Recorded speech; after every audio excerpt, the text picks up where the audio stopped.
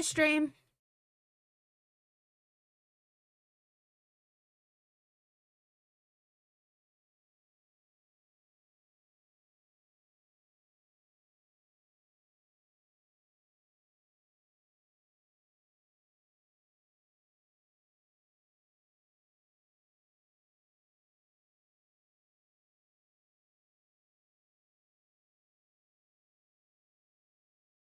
Oh, state I'm eating while streaming because I did not think that through.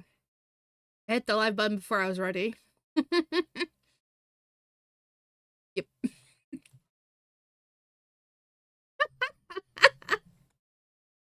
Oh, he says thank you for wearing clothes again today.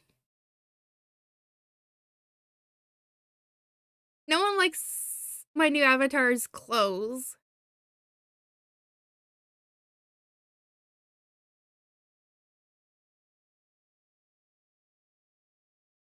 Hi, thank you. Mongoose hates the new clothes. He says it's not witchy enough.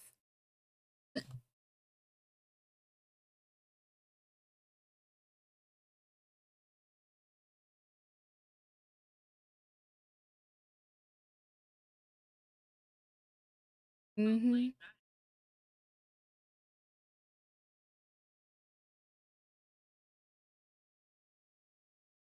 And this outfit has a lot more pieces than the other outfit. The other outfit has three components: pants, shirt, and jacket.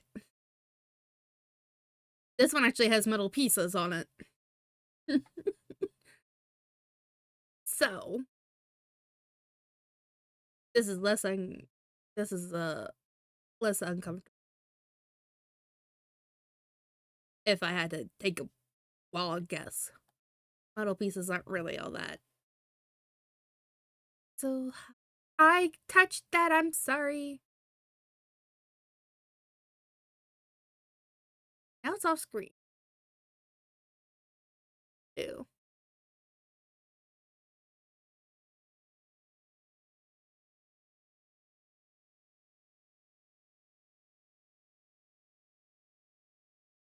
Sneeze.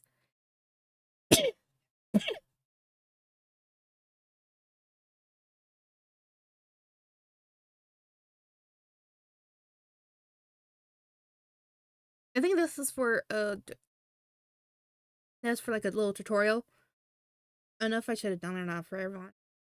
But I've already done through this.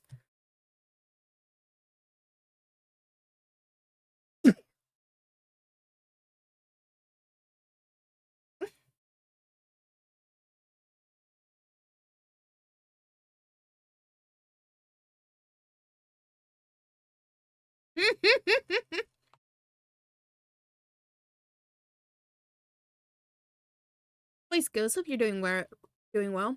Really appreciate having you as a friend. You're pretty amazing. Okay, back to picking on Beanie.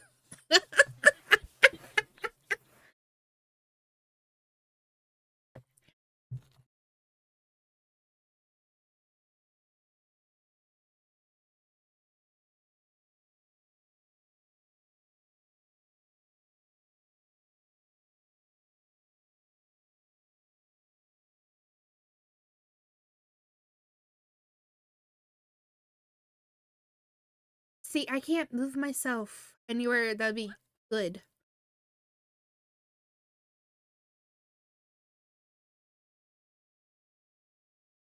That is interesting.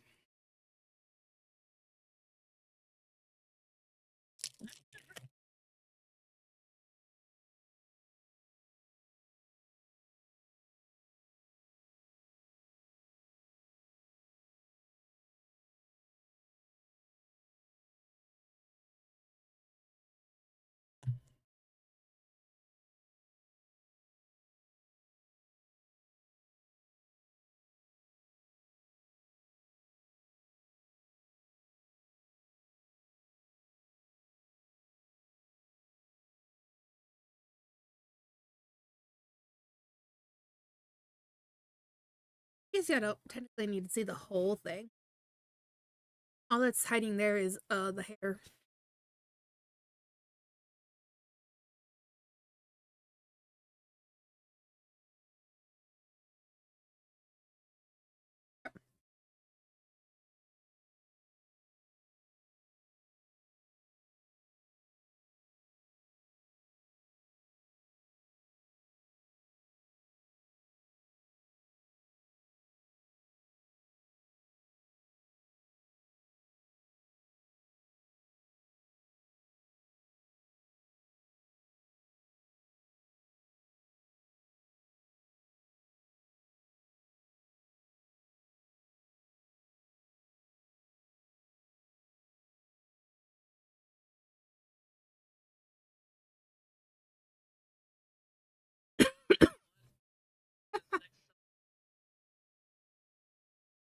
I didn't either.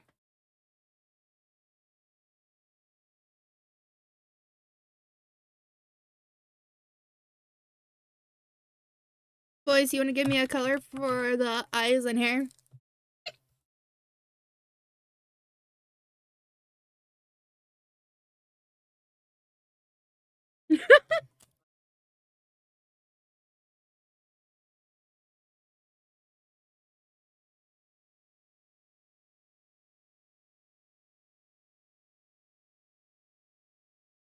Hmm.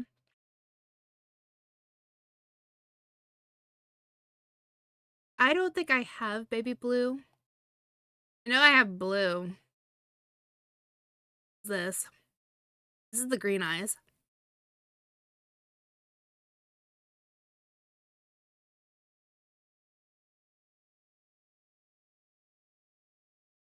Mm,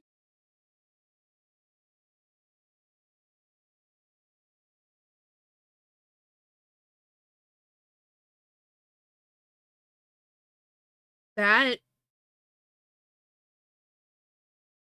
is insane. Alright. Risa can be the deciding factor. Green or blue?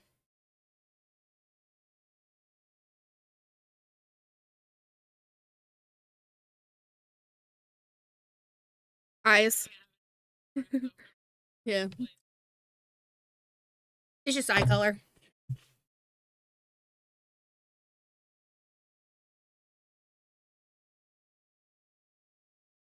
Got brown hair.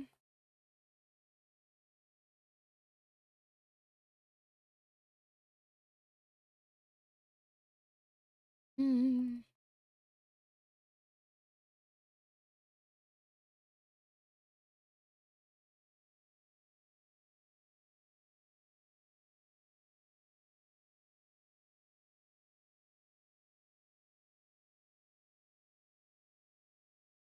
Oh, the freckles.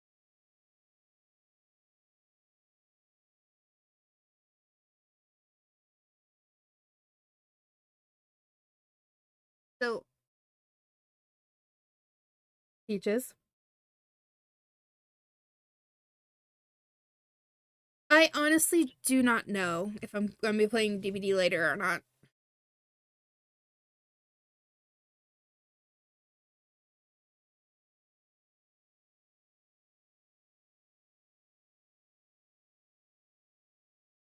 The person I ran into DVD a little bit ago, day or two ago, with Arrow.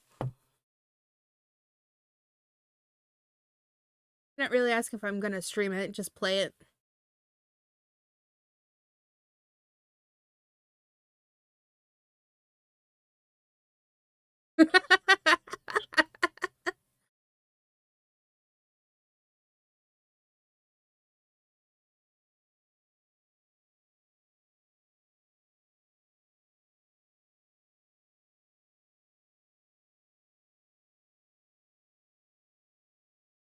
I wasn't streaming it either when I was playing with Arrow, but I still had TTV in my name because I changed it for something.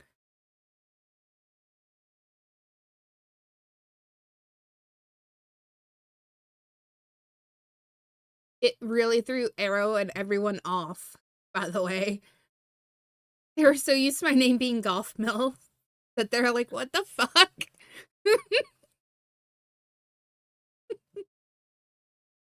And I threw them even more off because I switched from Sable to Rebecca. Everyone was being RE characters. And they were like, what the fuck? Someone was like, they're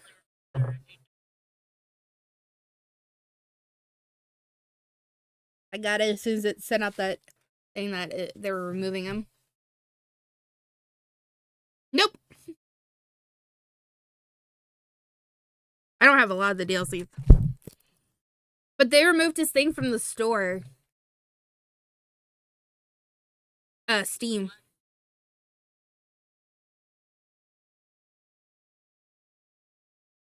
Yeah.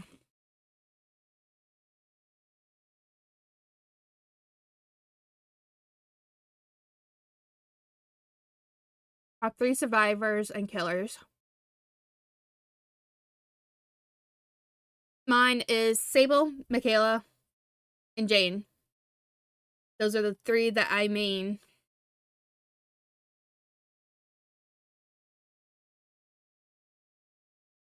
Please ignore what the hell I'm doing, because I accidentally did something dumb and now it's taking it out on the game.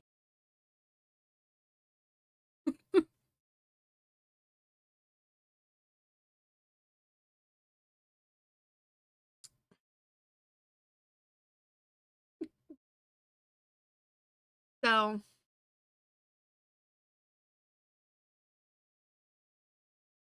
I haven't played Killer in a long time, but Risa may judge me for saying Legion. I main Legion normally when I play.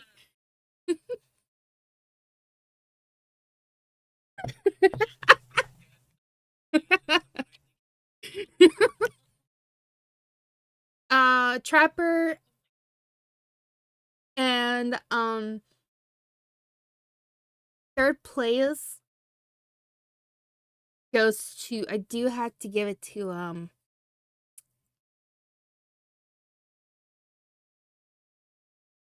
Huntress.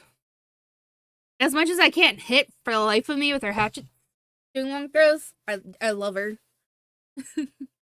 Mostly because of her thighs, but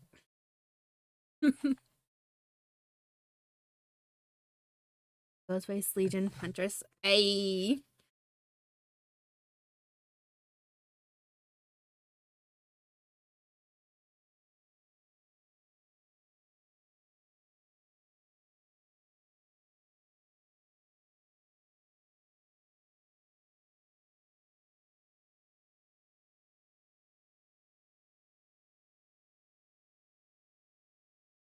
Peaches, can you stop walking across my food?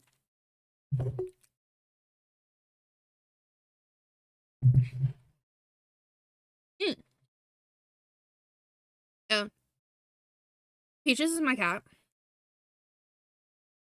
She's also on very thin ice right now. Because last night, while I was cleaning out her litter box and Wiggles' cage,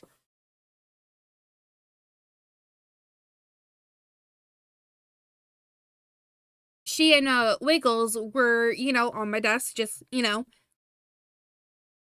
whatever. I let to go take out the trash. There's stuff in it. I came back, and their jar of treats is missing.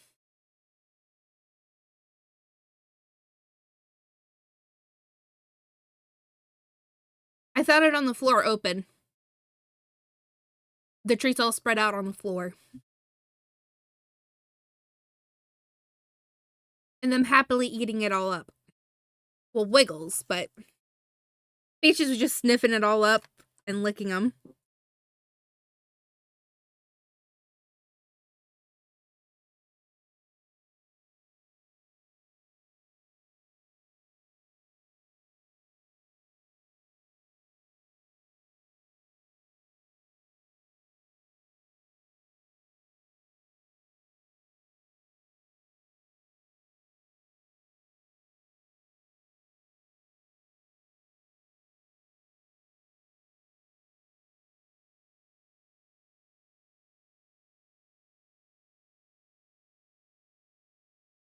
I have learned.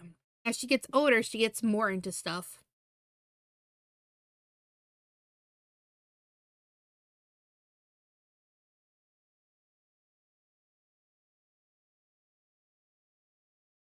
We'll give her freckles all over.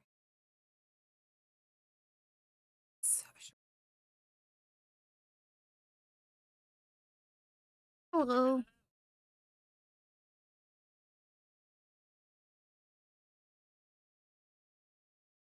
Bracelet.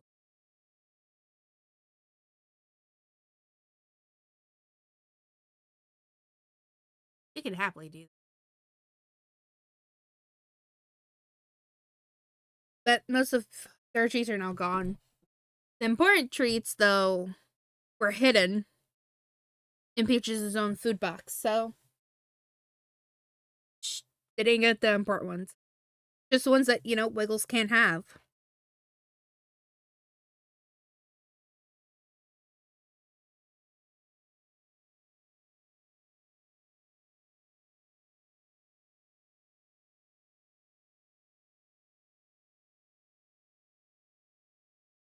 The puppers, doing good.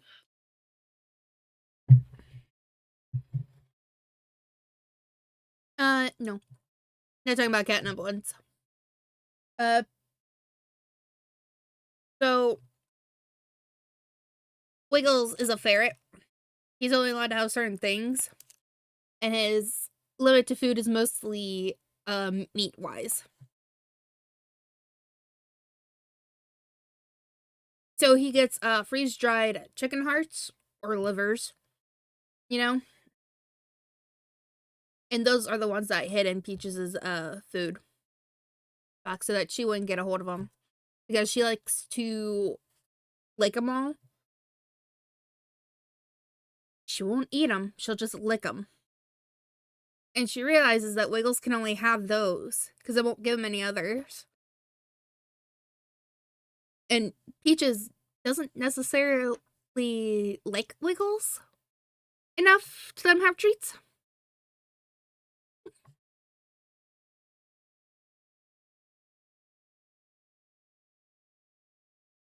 I do believe he can have them.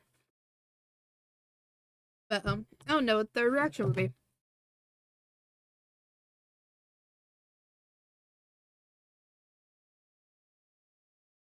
Peaches is not a mini baby.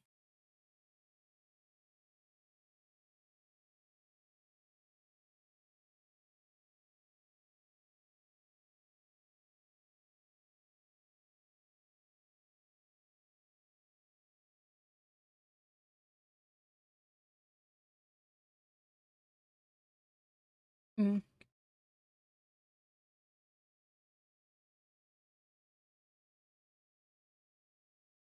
Wiggles looks like a little, raccoon. That's the best way I can describe him.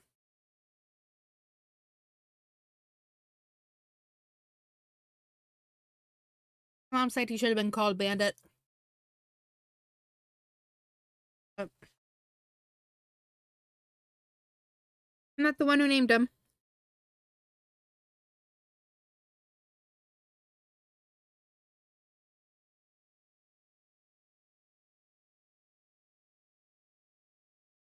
Also, I know I should be playing the game, but I want to eat first.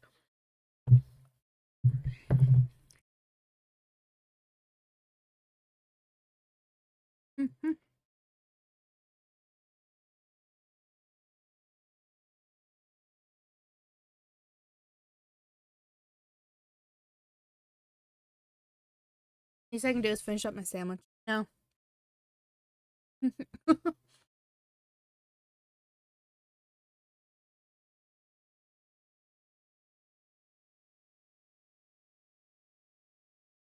Oh yeah, Chris sent me something. Very sorry.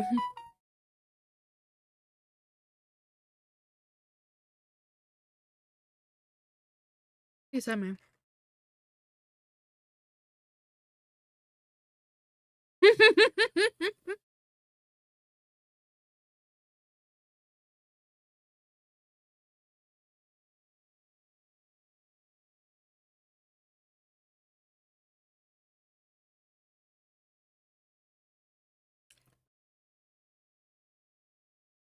That's adorable.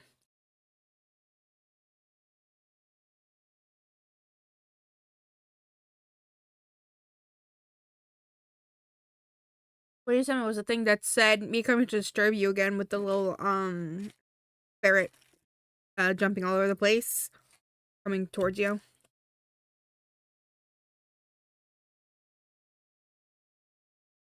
Adorable.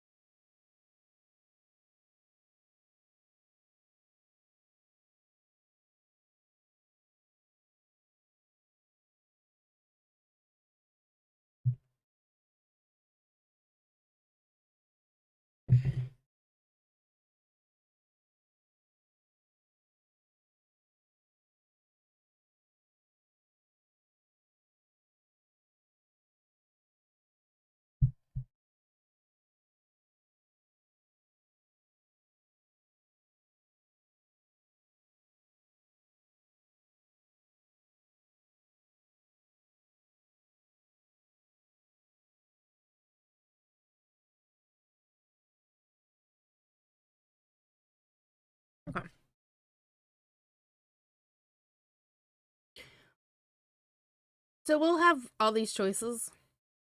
We'll have more as we go along. I don't know if I let Trek decide or not. I don't see why not. Nothing wrong. Yeah. You didn't really get why they always had to say hi. They saw you every day, but you nodded back at them anyway. You ended up saying hi to a lot of different people, since most of the tourists that came and went every summer were the same ones. You were too anxious to say hi back to most of the other residents that greeted you, but they all knew you well enough to expect that.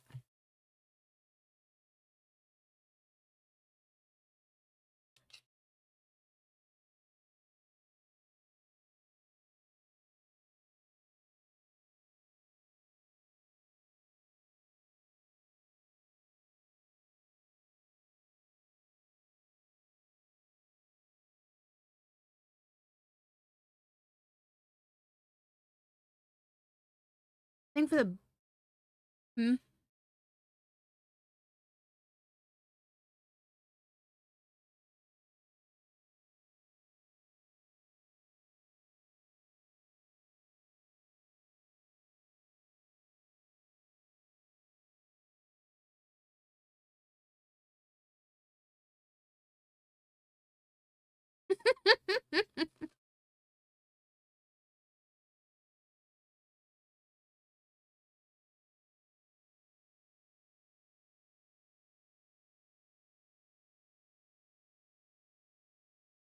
Oh my god, it's on auto.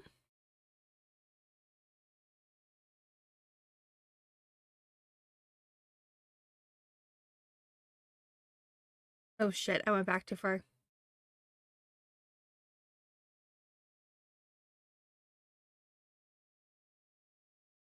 Boop.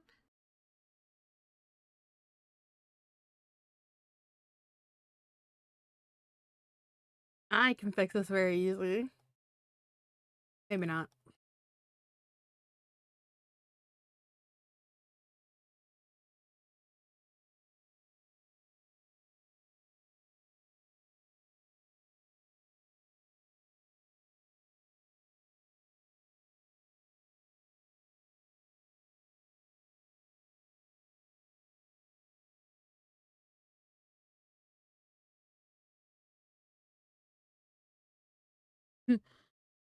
Tuna fish sandwich and some chips.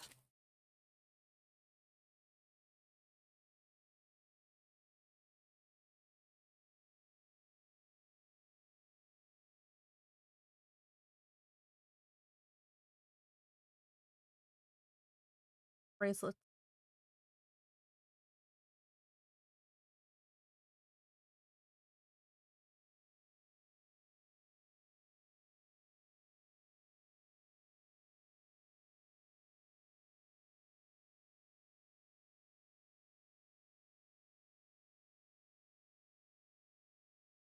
Now's not an auto.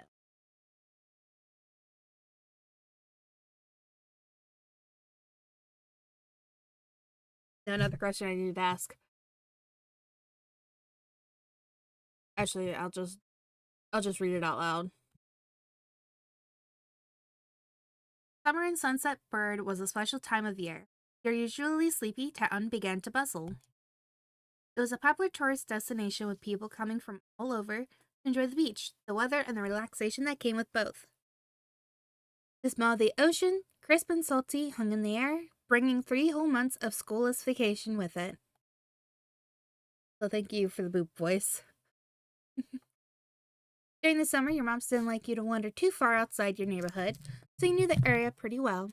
That included the people.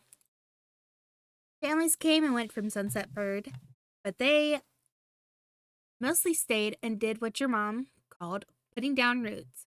They built businesses, they got to know each other, and they definitely said hello to the nice young kids who waved when passing their stores. It's gonna be ad in like less than a minute. Soon. Going for a walk around town mostly meant that the familiar, friendly residents waved or asked how your family was, or most just often just said hello. You didn't really get why they always had to say hi. They saw you every day, but you nodded back at them anyway. You ended up saying hi to a lot of different people since most of the tourists that came and went every summer were the same ones. You were too anxious to say hi back to most of the other residents that greeted you, but they all knew you well enough to expect that. The big decisions will be for chat to decide. All the smaller decisions, yes, fine. Like you enjoyed learning all about where they were visiting from and hoped to visit those places one day too. But today there was a man sitting on the curb outside your house. He was sitting with his head in his hands, his whole body slumped over, and you were wondering if he was even a real person, or a statue that had magically sprung up from the ground overnight. Whoever or whatever he was, you had never seen him before. One thing about knowing everyone in Sunset Bird was that people who you didn't recognize really stood out. It was rare for tourists to venture into the residential district, as your mom's called it. So for you, not knowing who a total stranger was set off a lot of red flags. Your mom's had a talk with you and your big sister Lizzie about this kind of situation before. You hadn't exactly been listening at the time, but you think it'd be okay to talk to new people. They mentioned that some people are good to talk to, but other types of people can help you, even if you don't know them. Remember that it's okay to run away if you feel uncomfortable. You don't have to worry about being polite then. You weren't sure about this man yet. Still, you felt a bit scared knowing that he was blocking the way to your front door. You were pretty interested. You wanted to know about what was going on. Whether he was nice or not, you didn't want to be bothered. You slowed down, your eyes remaining fixed on the man. There's a split second where your eyes met and you knew he was aware he wasn't alone on the street anymore. Hey. You raised your eyebrows at the shout. Did he want something? Is that why he was here? The man stood up, started to make his way towards you. Not wanting to seem too approachable, you folded your arms and stared. Still unsure about him, but willing to be friendly, you offered the stranger a smile. Your whole body was frozen in place as he approached. Still unsure. The man gives a grin of his own back. Look at that. That art style is just... Do you live around here? What's your name?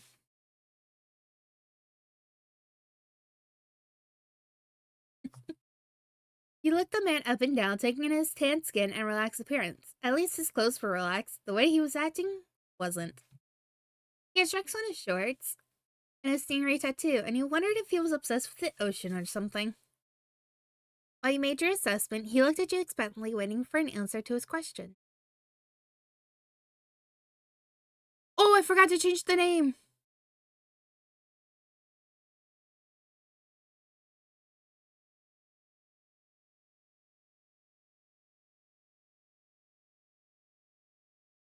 I never forgot to do something.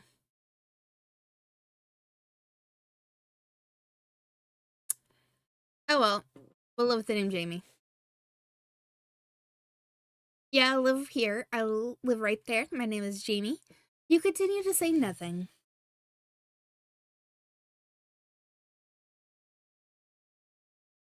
I live right there. My name is Jamie. Great. Nice to meet you, Jamie. He gave you a broad smile, relief settling on his face. He reached into his pocket and pulled out a clean $20 bill. It crinkled in his hand as he held it up to you. Even more confused than before, you looked back at him. Well, could you do me a favor? Nothing bad, sorry, I should have. Let me start over. He cleared his throat, stood up straighter from where you were standing, and made him look creepier. I have a son. His name is Cove, who's about your age. Cove, that seems like a strange name for an actual living person to you. You chew the inside of your cheek. This guy was definitely obsessed with the water. He thought that was pretty cool. He was definitely obsessed with the water. He wasn't the only person like that in Sunset Bird. We moved in across the street, see? His sister to the house that had been empty for a year. His watch catching the late afternoon sunlight and reflecting off the walls. The giant for sale sign was finally gone. You must be Jamie Last. I met your moms earlier and they told me you were 8, just like him, so... Took the $20 bill to bring it back to your attention. A hopeful smile, tilting his lips at the... Can you try to be friends with the boy? Just give it a chance and you can keep this. He's a good kid. You'll like him. But you gotta keep it a secret too, okay? I wouldn't be friendly to say his dad sent you. You eyed the man. You kind of felt sorry for Cove. Did other kids really get their parents to pay for friendships?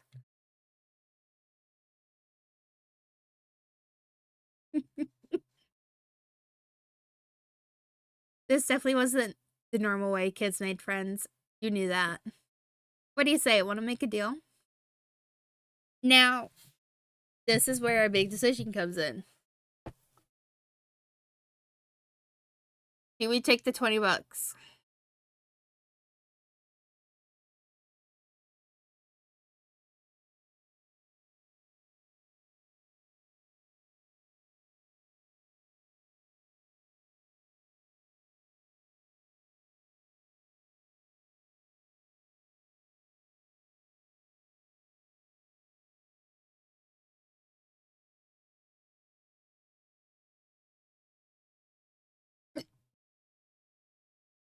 Oops. Very sorry.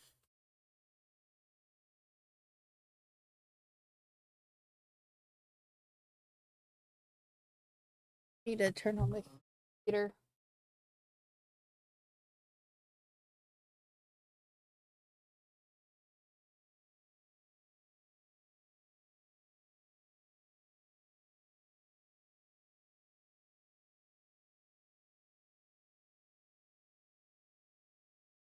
Oh no. We lost power again today. Glad it's back. That's. At least it's back.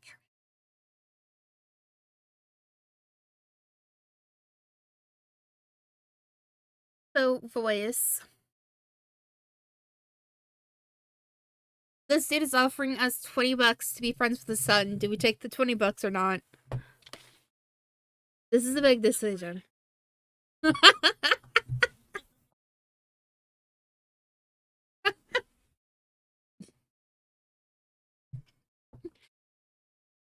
is $20, Beanie. That's not a yes or no, though. To an 8-year-old kid, though. What? Yeah.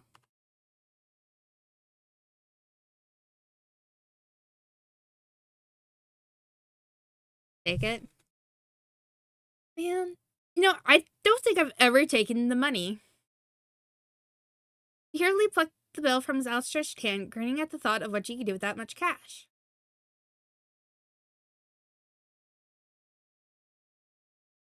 Oh my god. All the sweets you could ever want. You could buy a ticket for the newest movie at the cinema. There was a cute stuffed animal you had seen in a store in town. It cost a few dollars to set up a library card. With this, you can pay for yourself instead of having your moms do it. You weren't even sure yet. I'm gonna do the library card. Was once the stuffed animal.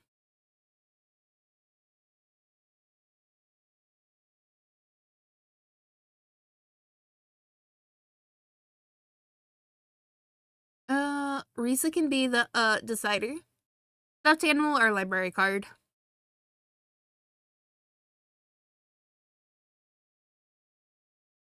Your stuffed animal, it is.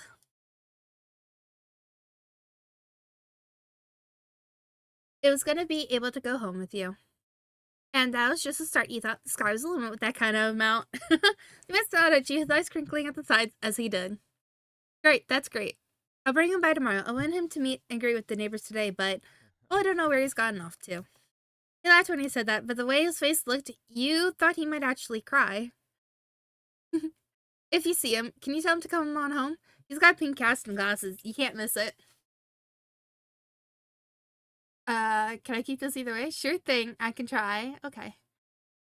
Sure thing. This definitely was the normal way kids make friends. You knew that, but you're still going to help. The man smiled and reached out to pet you on the head. Paused before doing so, then pulled his hand away instead. Mom's already checking around for me. Such a thoughtful group you are. Now I better go look, too. Can't put everyone else to work while I keep sitting here. I thought I might come back, and that's not what's important. I had to go. Thanks again, Jamie, so much. He jogged off down the street without another word. Stranger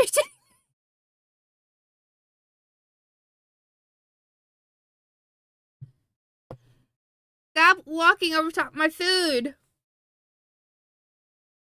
Stop it. Go lay down.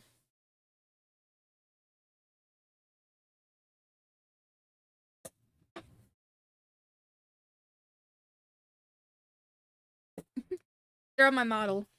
On my V model. I haven't done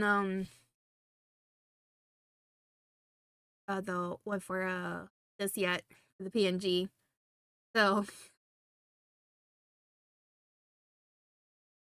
you decide to check the hills behind your house. Baby. You just want attention.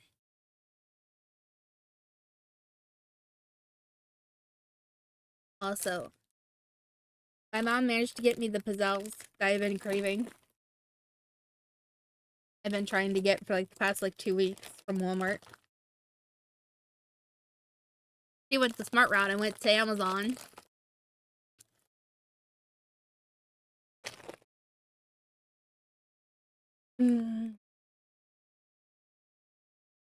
Because I didn't think of that at all.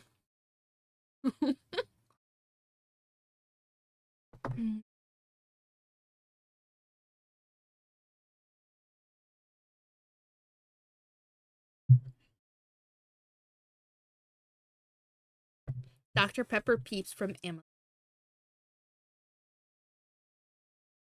Were they good? I don't like Peeps in general, so. Mm-mm.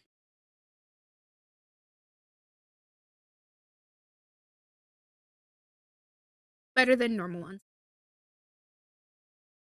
I'll take your word for it, voice. The chirping of crickets in the tall grass greeted you, quiet and familiar. From top of the hill, you could see the ocean. As you walked, you listened to the crash of the waves on the shores and the seagulls squawking as they settled down for the night.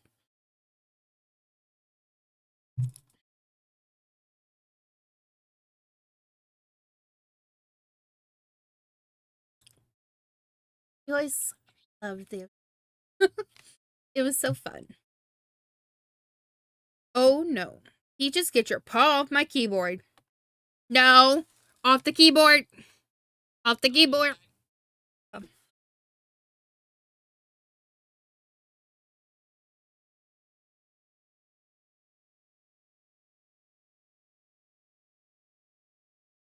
She's shoving her head into the Bazelle's bag.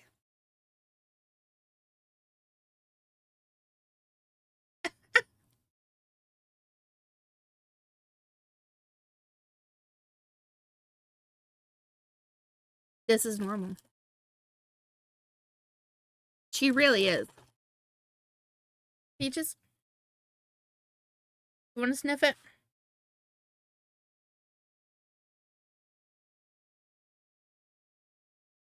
Chancey was like, that's the thing that was in the bag. I didn't get a chance to actually sniff it. Yep.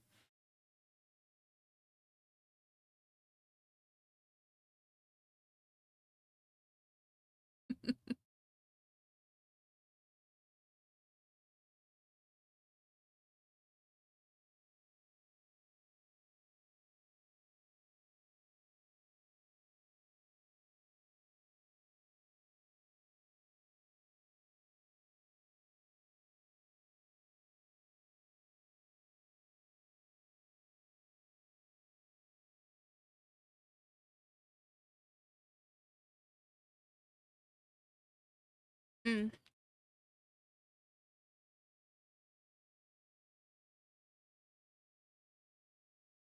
I'm sorry, I got distracted. You've always loved the ocean. It was so much fun. You love to hear stories about the sea and the merfolk and the sea serpents you imagine living far beneath the waves. You didn't enjoy the beach at all that much, especially the sand, which got absolutely everywhere.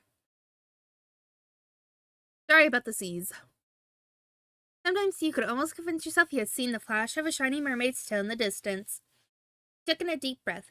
You wanted to try to relax and couldn't. You weren't sure what, but something told you weren't alone. So you glanced around. There was a boy sitting at the top of one hill, almost completely hidden within the long grass and white flowers surrounding him. His head was buried in his knees, staring ahead by himself. For whatever reason, this probably just that he wasn't paying attention. He hadn't noticed you yet. You watched him a minute longer, feeling a little bit like you found a deer in the wild. Though deer didn't have green hair, wavy eyebrows, huge glasses, pink casts, sad frowns. Sad frowns. But this new boy did. I wonder what could have upset him. For a few more seconds, he took a step forward, then another. And then he glanced you away. His aquamarine eyes reflected the light of the moon. You stopped, raising a hand to acknowledge him and show you weren't scary. Hi. Hey, Space Cadet. Are you lost?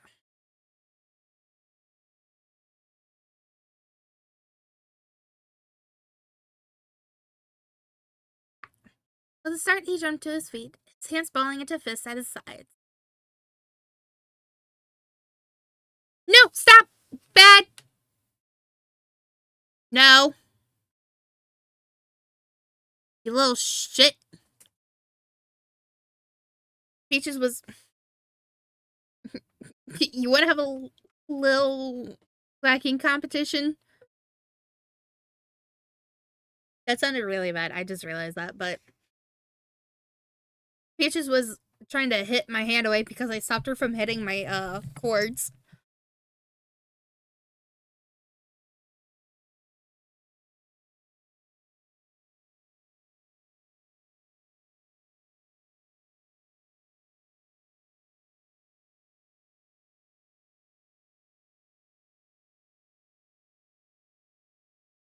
Could you lay down? What has got you all up? What's gotten you so up like that, huh?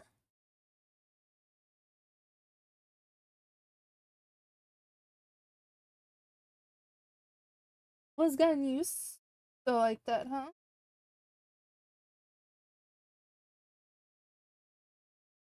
He didn't say anything, just stared at you in a strange way. He had been crying.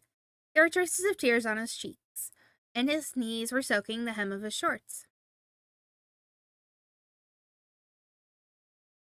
And his eyes were still shining with a few more. You'd obviously caught him off guard. I'd say maybe she is on Zoomies, but I don't think I have any catnip around. Who's my cute little tabby? Yeah.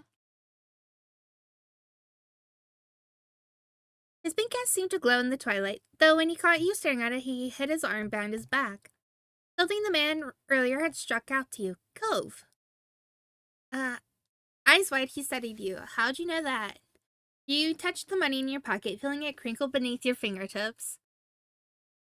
I met your dad. I'm all-knowing. Lucky guess?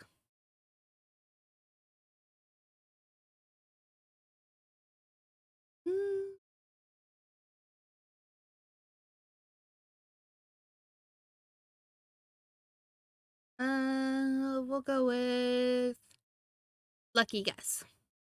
I don't think I've actually done lucky guess. No way, tell the truth. Hey, your dad told me who you were. Oh, I forgot, it's also voiced. Hold on. The voices. Do you guys want me to turn up the voice so y'all can hear them? Or... And I could possibly hear them if you can. They don't really talk much, but... So is this your hill? He gestured with his uninjured arm to the patch of grass surrounding you, face falling at the prospect. I can leave if it is. Yep, you can't own a hill. You shake your head. Why are you staring at me? Yes.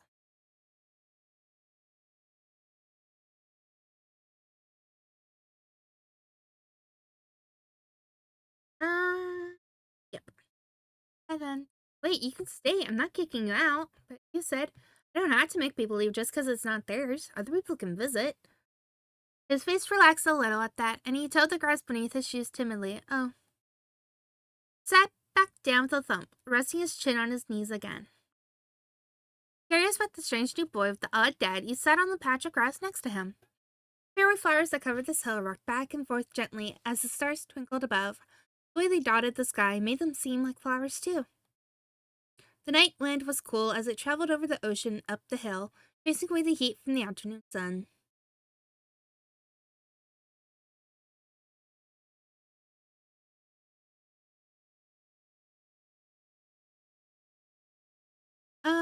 Why are you here?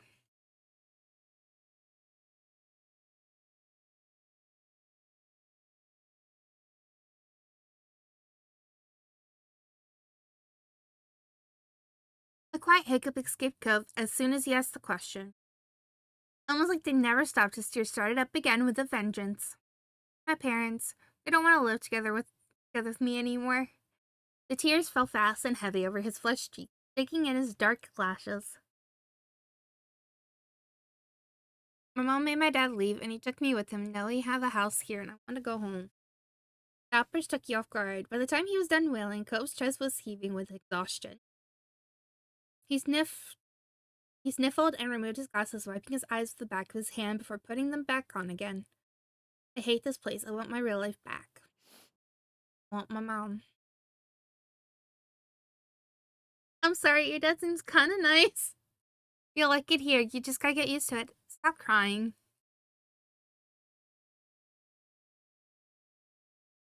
Your dad seemed kind of nice. He slipped his hands underneath his glasses and pressed his fingers against his eyelids. Cove wound himself up again for another long bit. Must be hard for Cove living here without his mom, but at least he still had a parent who cared about him.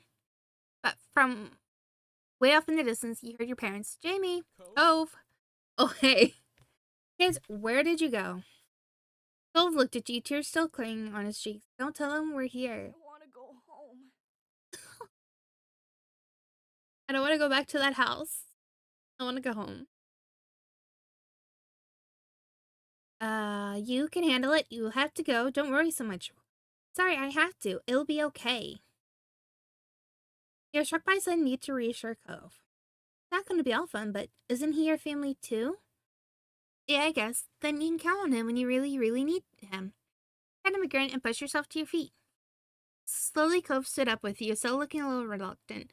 Dad's voice rang out again. Cove, can you hear me? He looked towards the sound of his dad's voice, then turned away while rubbing his not bandaged arm. Sorry. I still don't want to go. Get out yourself. You waited silently with him. You tried to convince him. You called out yourself. Wanting to go home, you raised your own voice. Over here! Phil's face soured. He said nothing, but his thoughts were probably pretty nasty at that moment. The trio of parents appeared over the curve of the hill. Instantly, all their eyes landed on you, and they rushed over. Both your moms were at your side in a split second, faces filled with worry. Timmy, you're here after all. I've been at the park to check for Cove, and then heard what happened earlier when you met the new neighborhood. I thought you might have gone off further away. No, we were just sitting in the grass. Why is everyone acting like this is such a big thing? We're okay, don't worry. Cove didn't want to go home just yet. Mommy gave Cove a small smile, and then she turned back to you. Thank God you're both fine. Were you two having fun out here? You looked over at Cove, who was wiggling against his dad's tight hug, pushing on his arms. You shrugged. Yes, I like him. He's good. I think I'm gonna marry him.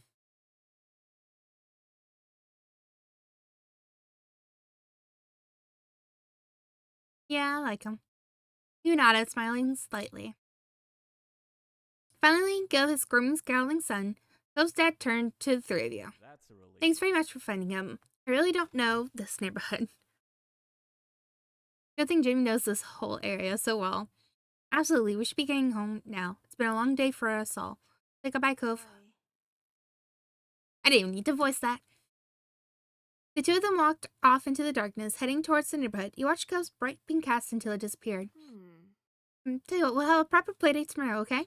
Your new friend's dad wanted to bring him by to see you and Lizzie. How's that sound? Sure, can I show him my stuff? Sounds like words. That makes sense. It sounds like words. You nodded, ducking your head down. Of course. Of course. Then okay. Both of your moms laughed, the sound overlapping into a warm, familiar chorus. Mommy put her arm around your shoulder and led you towards the path. Satisfied and more than a little ready to go to bed after your long, exciting day, you followed them home. Feelings. This is how you feel towards Cove for this step. It can change in later steps.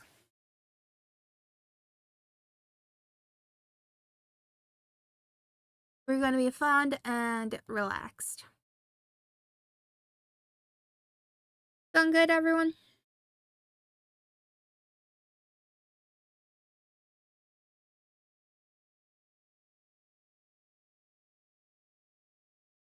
This is like staring at me.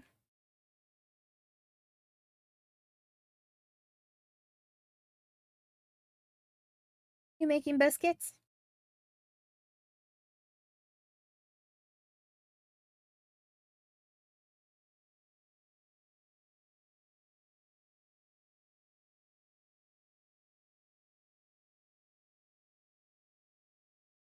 This is not my first time. I think I tried to play this a while ago on stream, but I took a break and then I lost a save file. So I had to switch computers and it did not save it. Because I apparently wasn't paying attention when I was doing stuff. So second time is the charm. Beanie looks like Chucky. Really? I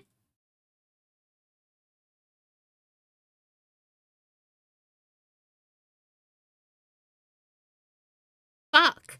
I can't unsee it now, voice.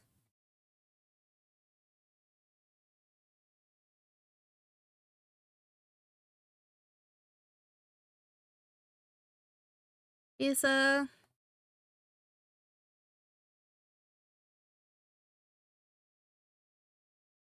my character look like Chucky? Voice just said Beanie looks like Chucky.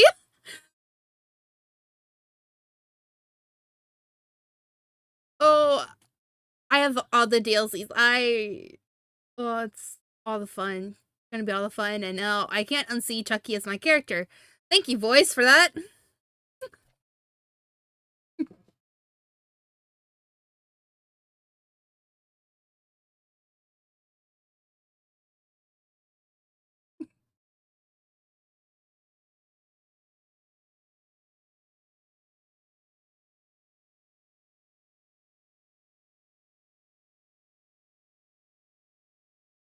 Yep.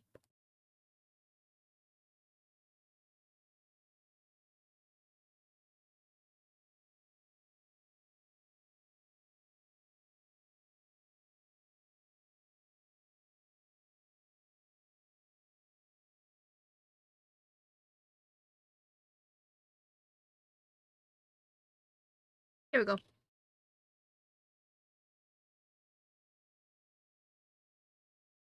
Yes.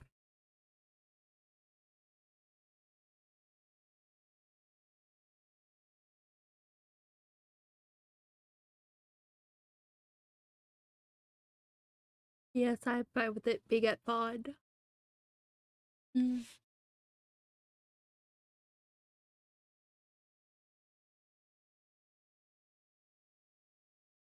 At the breakfast table the next morning, you finished your food faster than usual. Your sister Lizzie had run out earlier to go play, but you stayed put. Today, just like your moms had promised, Cove was coming over to hang out. Excited to see your new friend again, Jamie? Yeah, I am. How sweet. I'm so happy he moved in. Okay.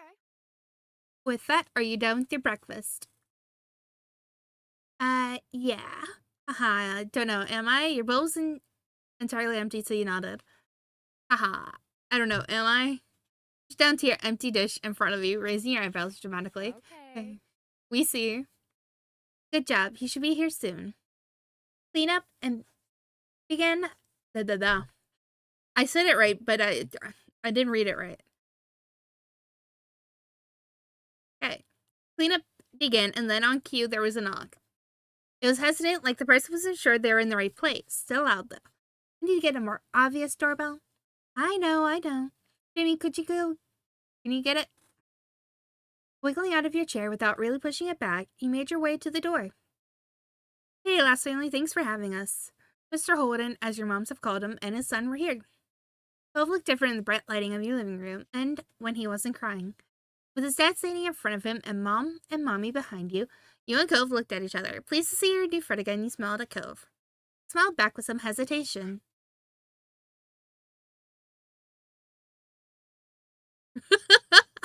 I don't have issues with it. You good, though?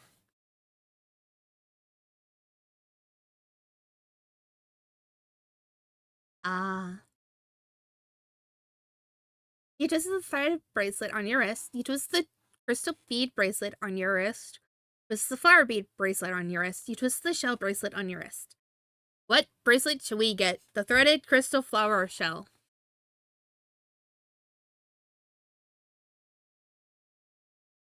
Let's go play in my room.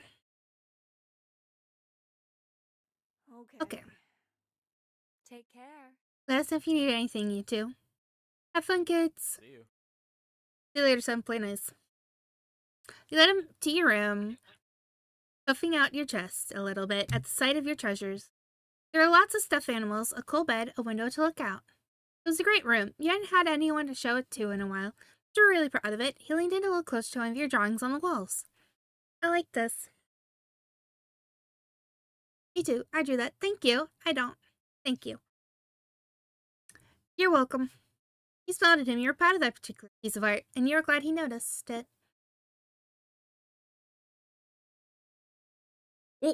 Oh, wait, no. That's fine. He turned to look around the room a little more, studying the books on your desk and the pictures on the walls. You started to feel a bit nervous. You felt the atmosphere was kind of awkward. You were glad for the company. You hoped he liked your room. You're glad for the company.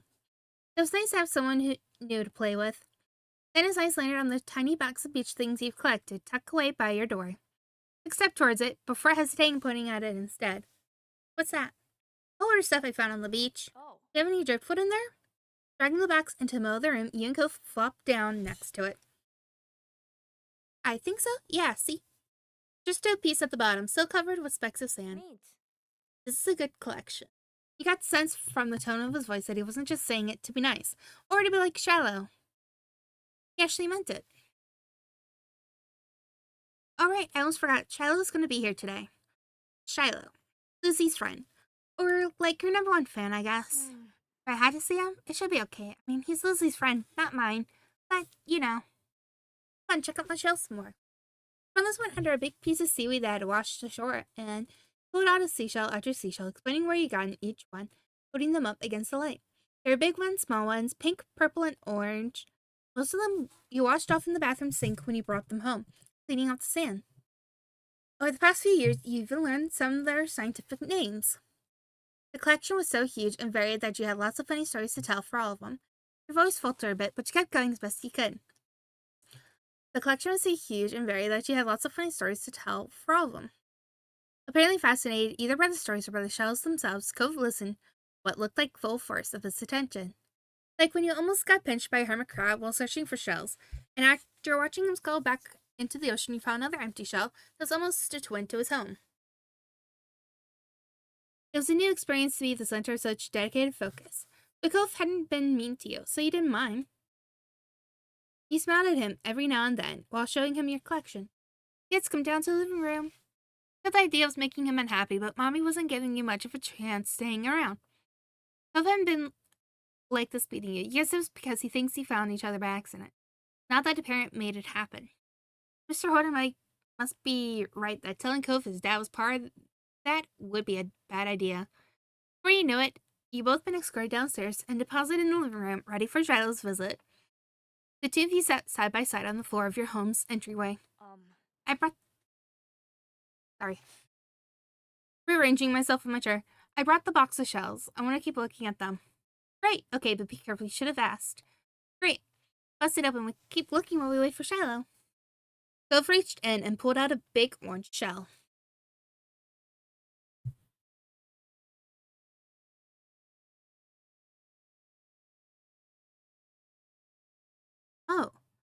Like he hadn't spoken out loud yet, he turned to you, held it up, his eyes shining. I think this one is the best of them. That's my favorite too. I like a different one best. I can show it to you. You can take it. That's my favorite too. Cove smiled at you, and you both admired the shell together.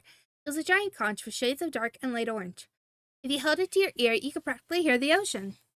Found that one last summer when we went to the beach on a picnic. The two of you were still sitting on the floor looking through your collection of beach findings. The doorbell finally rang.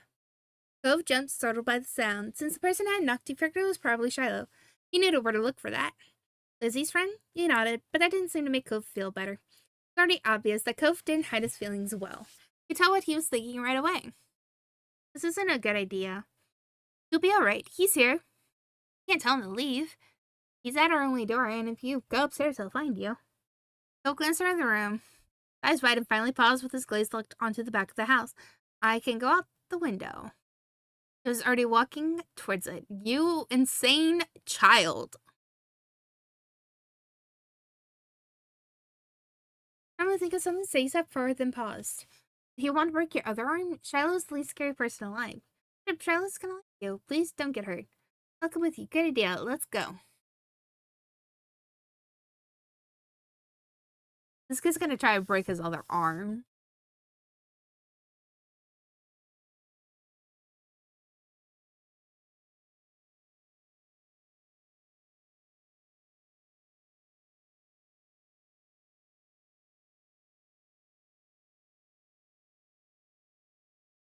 The least scary person alive. Every single bunny rabbit is scary, Shiloh. But I don't want to see him. I don't know. You teased him, you comforted him, you encouraged him. You encouraged him. Hey, if you do have the hard time with him, tell him to leave. Is that okay?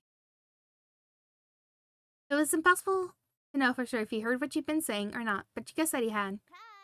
Hi, Jimmy. Hi, Cove. Cove shot you an uneasy glance. Hi. I'm Shiloh. Nice to meet you. Yeah, you have a lot of freckles. Right, I do. What are you guys doing? Looking at shells. Can I do it too? You? Aw. Cove shrugged and looked back at your box of beach. How about that one? The plan for the afternoon, at least as far as you were concerned, was to sit and look at the beach things some more. Weren't really in the mood to do much of anything else, especially if Cove was having fun. Hey, check out the scallop shell I found. Cool, right? It's a pretty color, kind of like my cast. Beautiful glittering pink did look a little bit like the wrap around his arm. Pink is a nice color. Okay. Oh? Is it your favorite? Not really. What is? Maybe green or blue. It might be yellow. Oh, those are cool. I guess. This kid is an awkward child. No lie about that.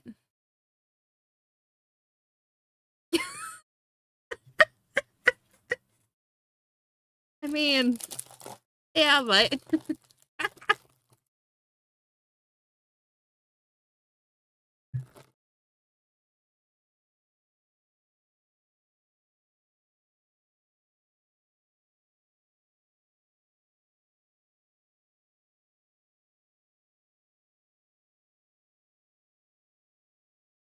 I like those colors too. They're better colors. Not sure I deal with the suddenly more awkward silence. You look back at your shells. I like those colors too. Shadow's voice is adorable. Can we just state that? I guess.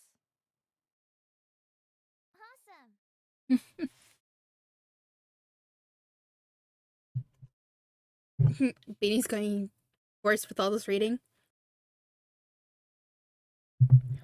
You'll most likely be right, but it's why I got my big cup of water.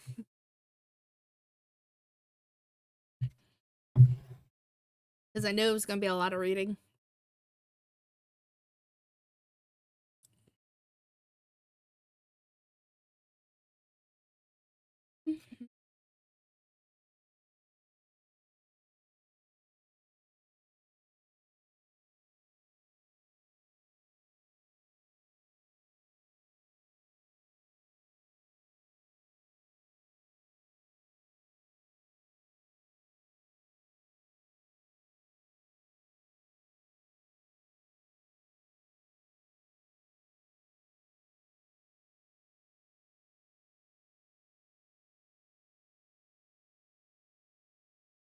Thank you for the hydrate.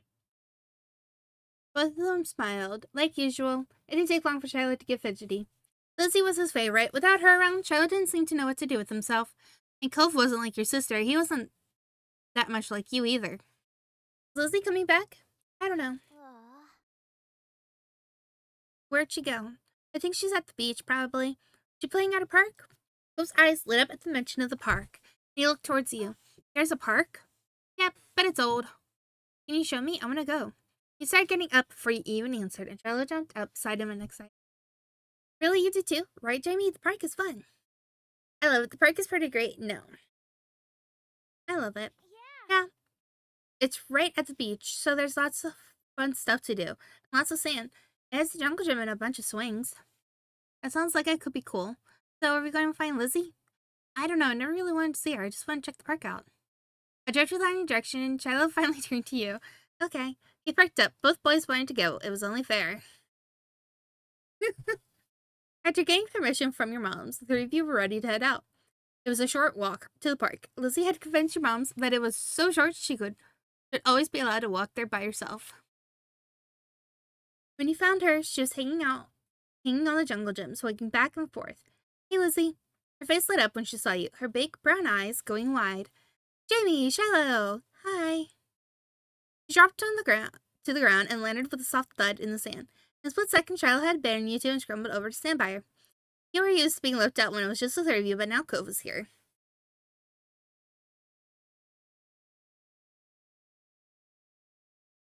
I wonder if you would leave too. Who's that? It's Cove. He's new.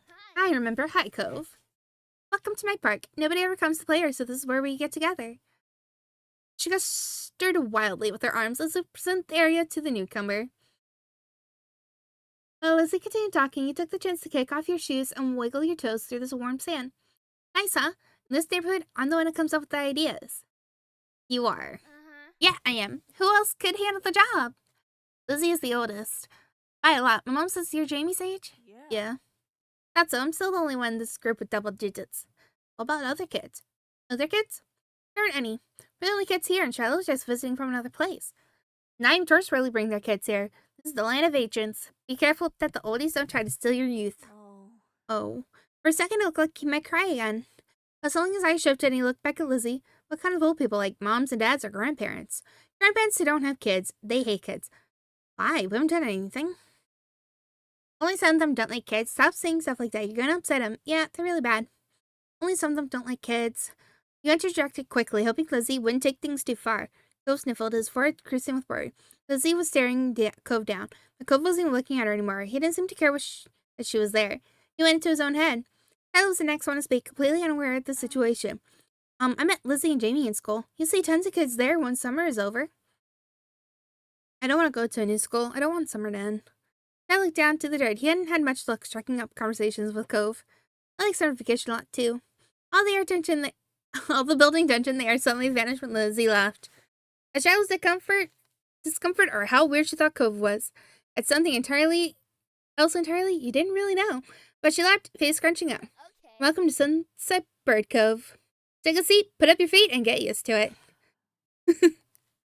You offered him a small smile at least looked to reassure him some. For the rest of the summer, Cove was always there. You saw him more often than Shiloh, and on some days when she was in a bad mood or busy, you saw him even more than Lizzie. He became a staple of your everyday life, the way sun and lunch and the beach were. During your first summer together, you really liked Cove. He was a fun person to play with, and he seemed to like playing with you too. Of course, that was only the start of things. And ba-da-bum! All of our memories that we can do. My nose is itching.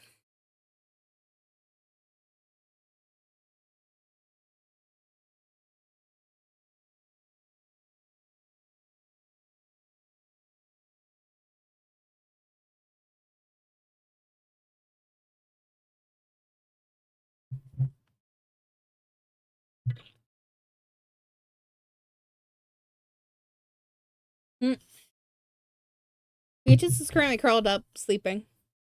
I think. Hold on. Yeah, she's sleeping.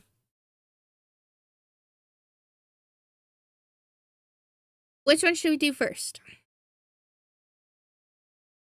The one behind me says sleepover, by the way. Let me just see. There you go. Saw that. And put myself back.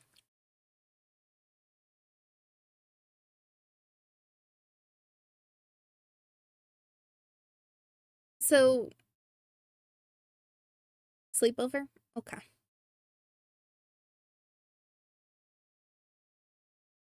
So, just as a reiteration, the game is free, the DLC is not. So, when you get the game, you get all the top ones to play. All the bottom ones will not be accessible. So, just an FYI on that. Ooh. Okay. I'll click on sleepover.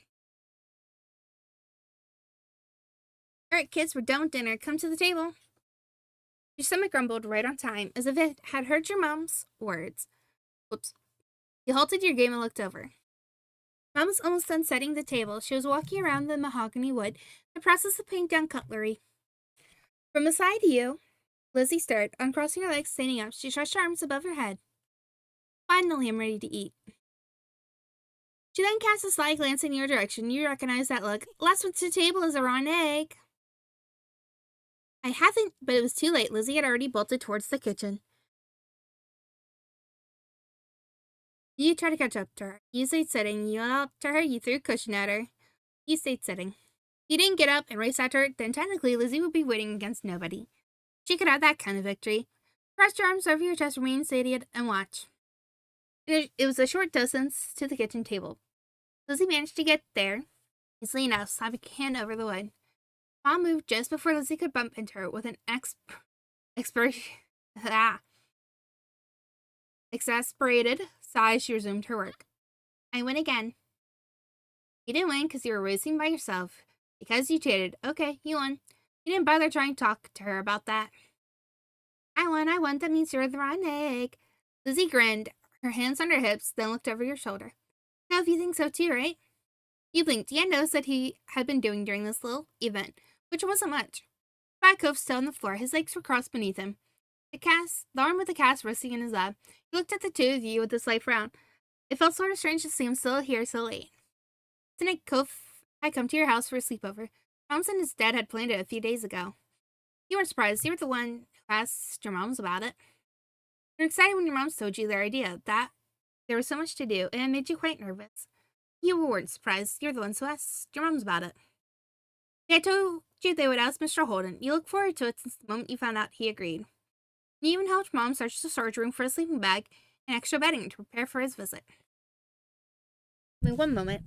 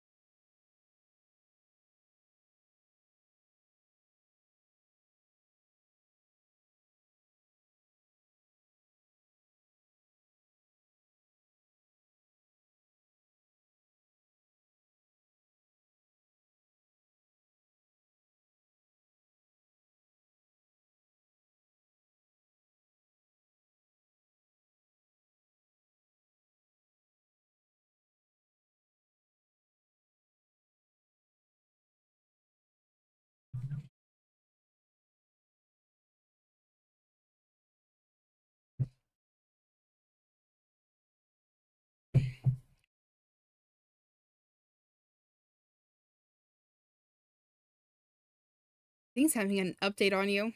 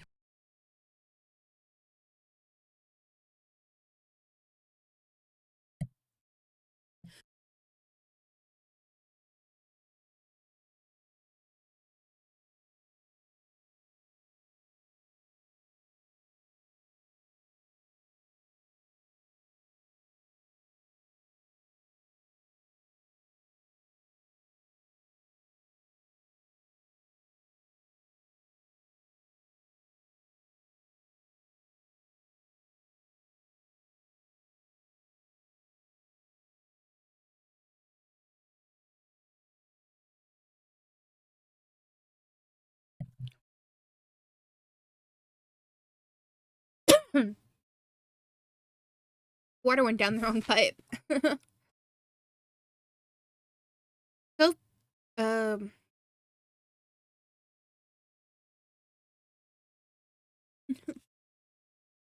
eh,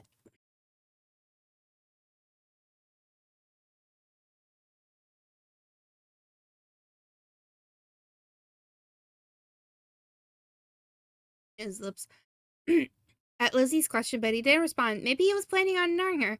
Not that Lizzie would make it easy. Well, did I win or what? No. What? I don't think you won. How come? It's not my fault, Jamie Slow. Cheating's cheating, and cheaters never win. You You always always. pick their side. Lizzie's voice this is also adorable. Her voice. All the kids' voices are adorable. I don't know if it's actually a kid voicing them or not. Cove snuck a shy peek at you before answering her. I picked them and they picked me. You're a couple of raw eggs then. That's enough. Nobody here's a loser or a raw egg. You're each farm fresh. Which is a sentence I never thought I'd say. There's a lot of sentences you think you'll never say, but you become a parent and you say them.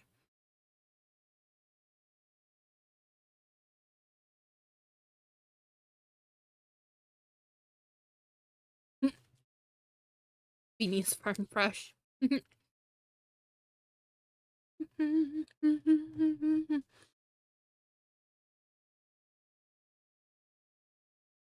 So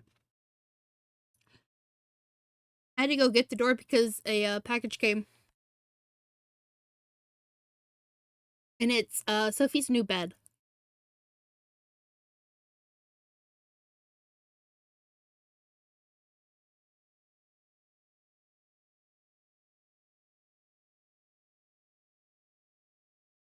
That's something everyone needs to know. Sophie has ruined her bed that we got her.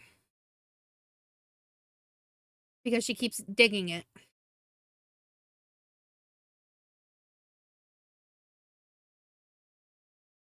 Yeah, but she has torn through uh the thing, the cover on both sides.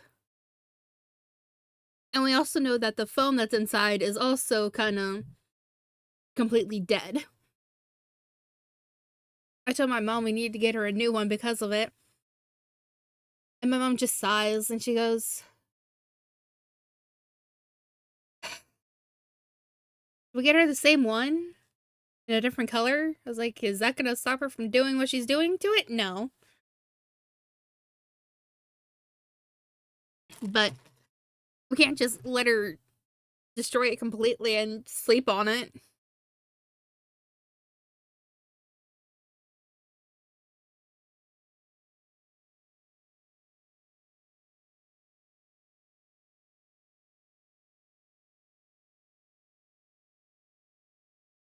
All right. Yeah. I had to drag that in. Which I thought it'd be a bigger box, but it is not.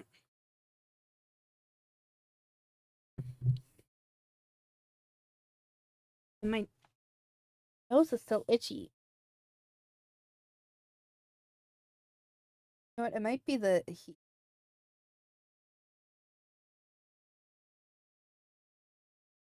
Okay. Now listen to Mom and come sit at the table for dinner, all three of you. You and Lizzie obeyed, sitting across from each other at the edge of the table. Lizzie blew a raspberry at you and Mom turned her back. Your parents brought the last of the food when they took seats further down the table instead of sitting right next to you and Lizzie. Only Cove was left out. He had stood up from his spot on the floor, but he hadn't made a move to sit towards the kitchen. Cove, you can sit too. Lily had the 4 seats that were left. Thanks to the new seating arrangement your parents chose, one for each chair was beside you and another next to Lizzie. The last 2 were on the other side of where your moms were sitting. So,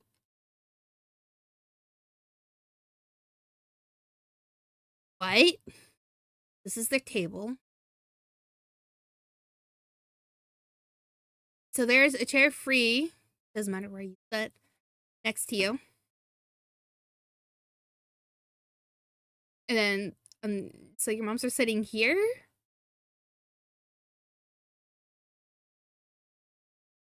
Possibly?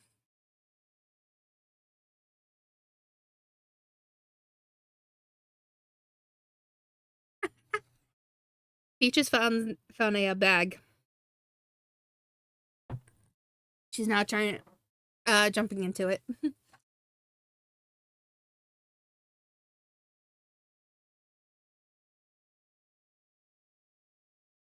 Sit next to me. You can sit anywhere you want to.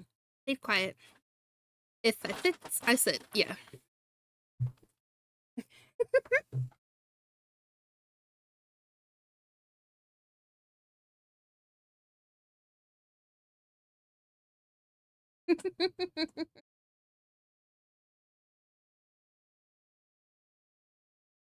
Hi.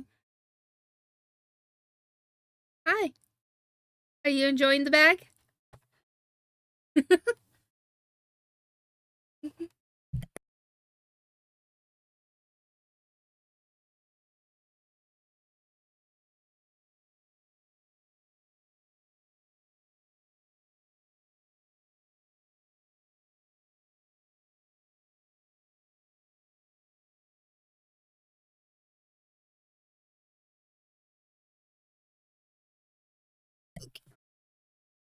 Sit next to me. You can sit anywhere you want to.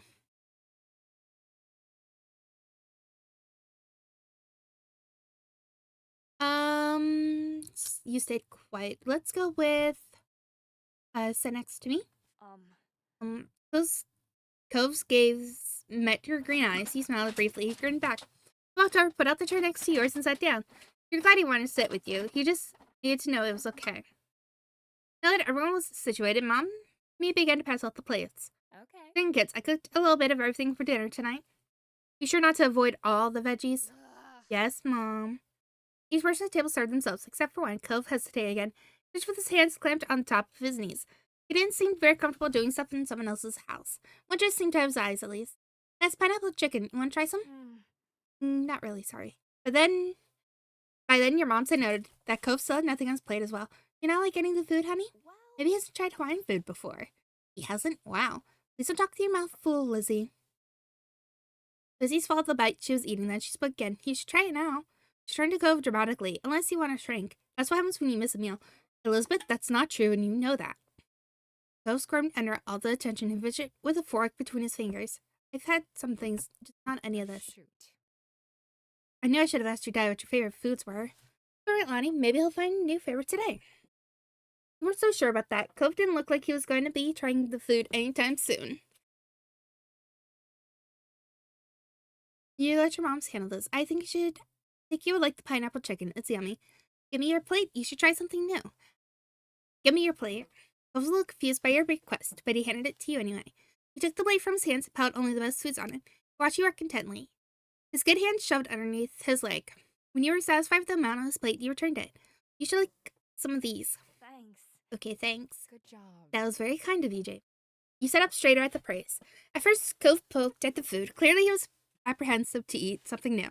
They took a few exploratory bites. Right? It's good, huh? You don't have to keep asking.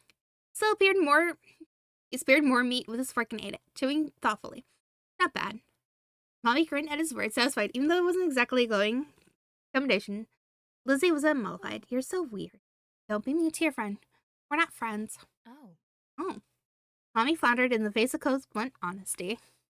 You weren't surprised by Cole's declaration. The more you got to know him, the more you realized he wasn't the type of kid to keep his opinions to himself. He wasn't easy to get along with all the time, though. Cove didn't make much of an effort either.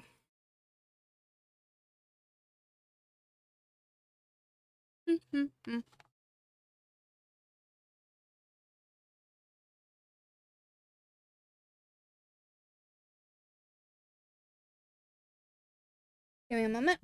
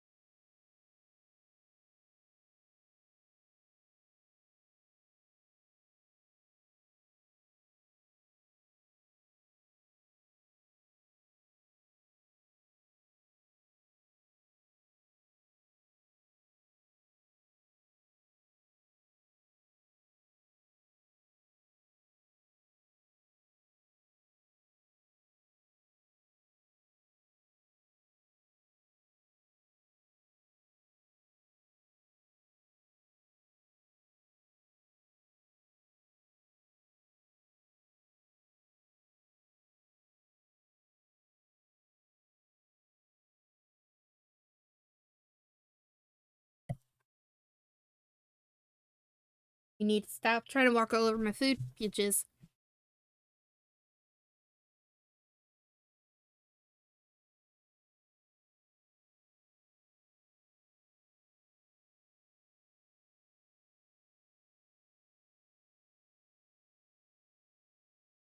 Staring at me.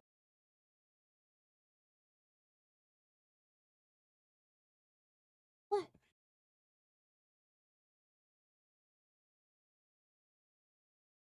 When pets. When pets.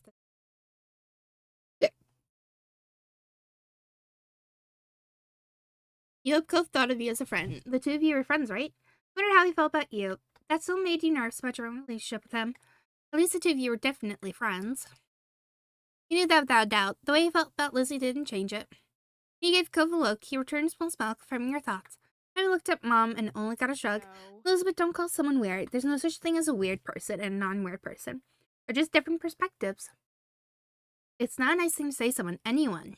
But Pam, Mommy tried to whisper exclusively to Mom. Her attempt to make it audible over the sound of clanking silver meant you caught the quiet words anyway. We're not friends, he said so. As parents, we can only try, and sometimes they fail. Not all kids can be thick as thieves. Now let's talking and we're eating, kids. You need to clean up and start winding down for bed soon. No buts. We've talked about this. Your bedtime will be moved back in a few years.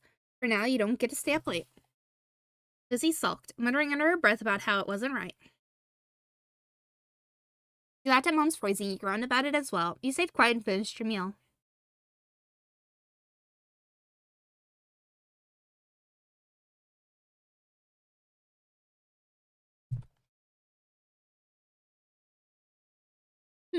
My nose is itching so bad. And I don't know why.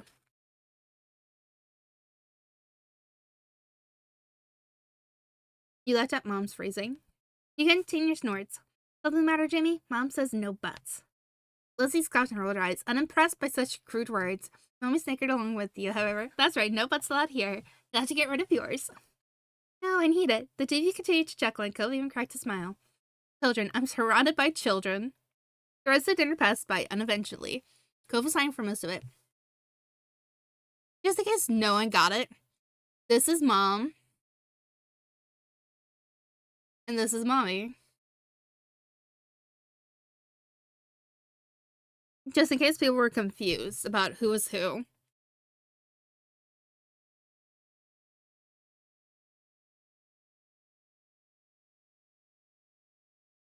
My God.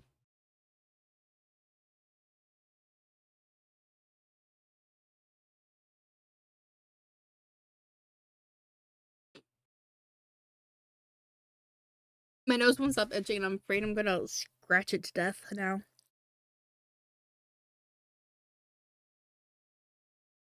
There's the dinner passed by uneventful. Cove signed for most of it, even when you nudged him to try again to talk.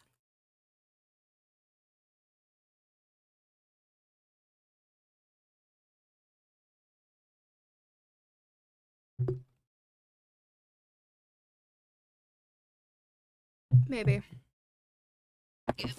Give me one moment while I actually possibly do that.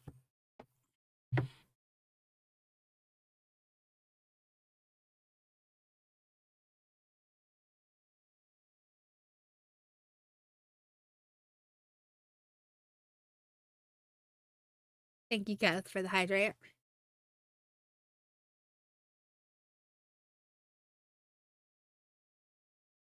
Peaches? No.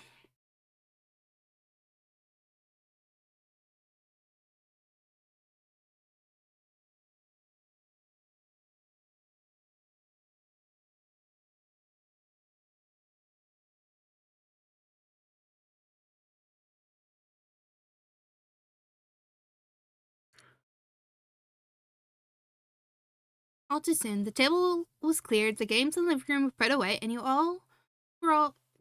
were all steered to your bedrooms. Mom finished tucking Peaches.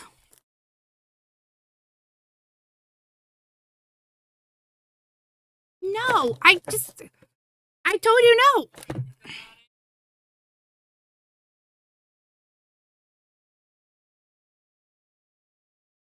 With Peaches.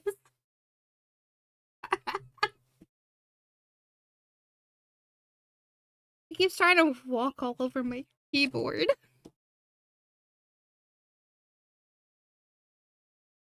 And she doesn't want to take no for an answer, so it's like, okay, I gotta, like, get on her. It's Peaches' world, we just live in it. Yep. That sounds about right.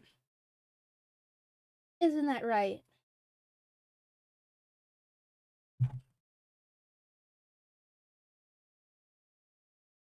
Mom finished tucking you in and kissed your brow just as Mommy poked her head in the room. All ready for lights out, you two? You were laying comfortably in your bed, the blanket hiked up under your armpits. You kick it off later if it got too hot.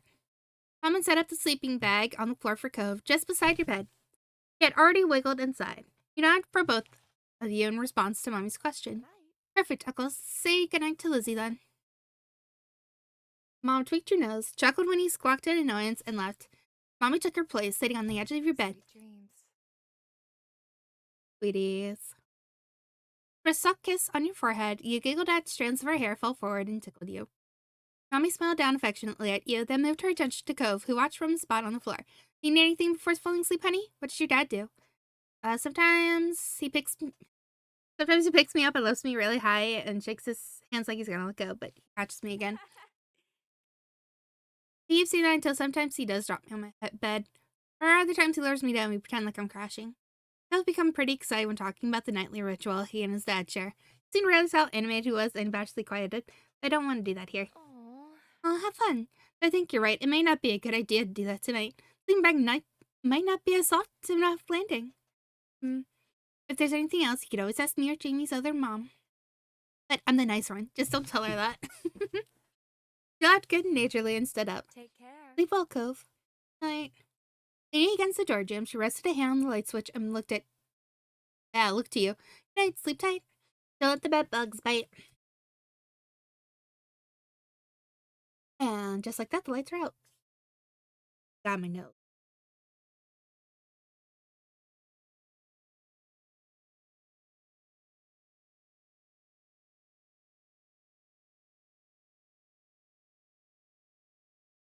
Last smile, Mommy turned off the lights and stepped out, closing the bedroom door behind her. Listened to her footsteps fade as she walked down the hallway.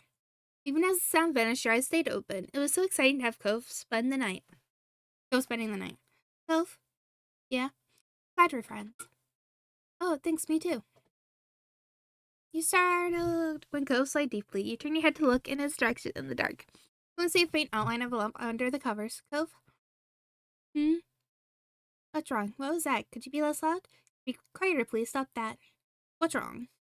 I can't sleep. Why not? Shifted, or at least you thought he did. You couldn't see anything since your eyes were still adjusting to the dark. You heard a sleeping bag rustle. Want to be in my bed. Oh. Cove sat up. Your eyes had gotten used to the low light level. You could see him better. He got out of the sleeping bag, walked towards the side table, and pulled open the top drawer. What is it?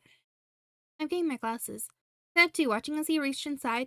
Paused for a second, then pulled his hand out and set up his glasses though he was holding a book. Cove turned it around in his hands. Trying to figure out the proper orientation for it. You knew, even without reading the title, which one it was. That was the one your mom would read to you. It was special.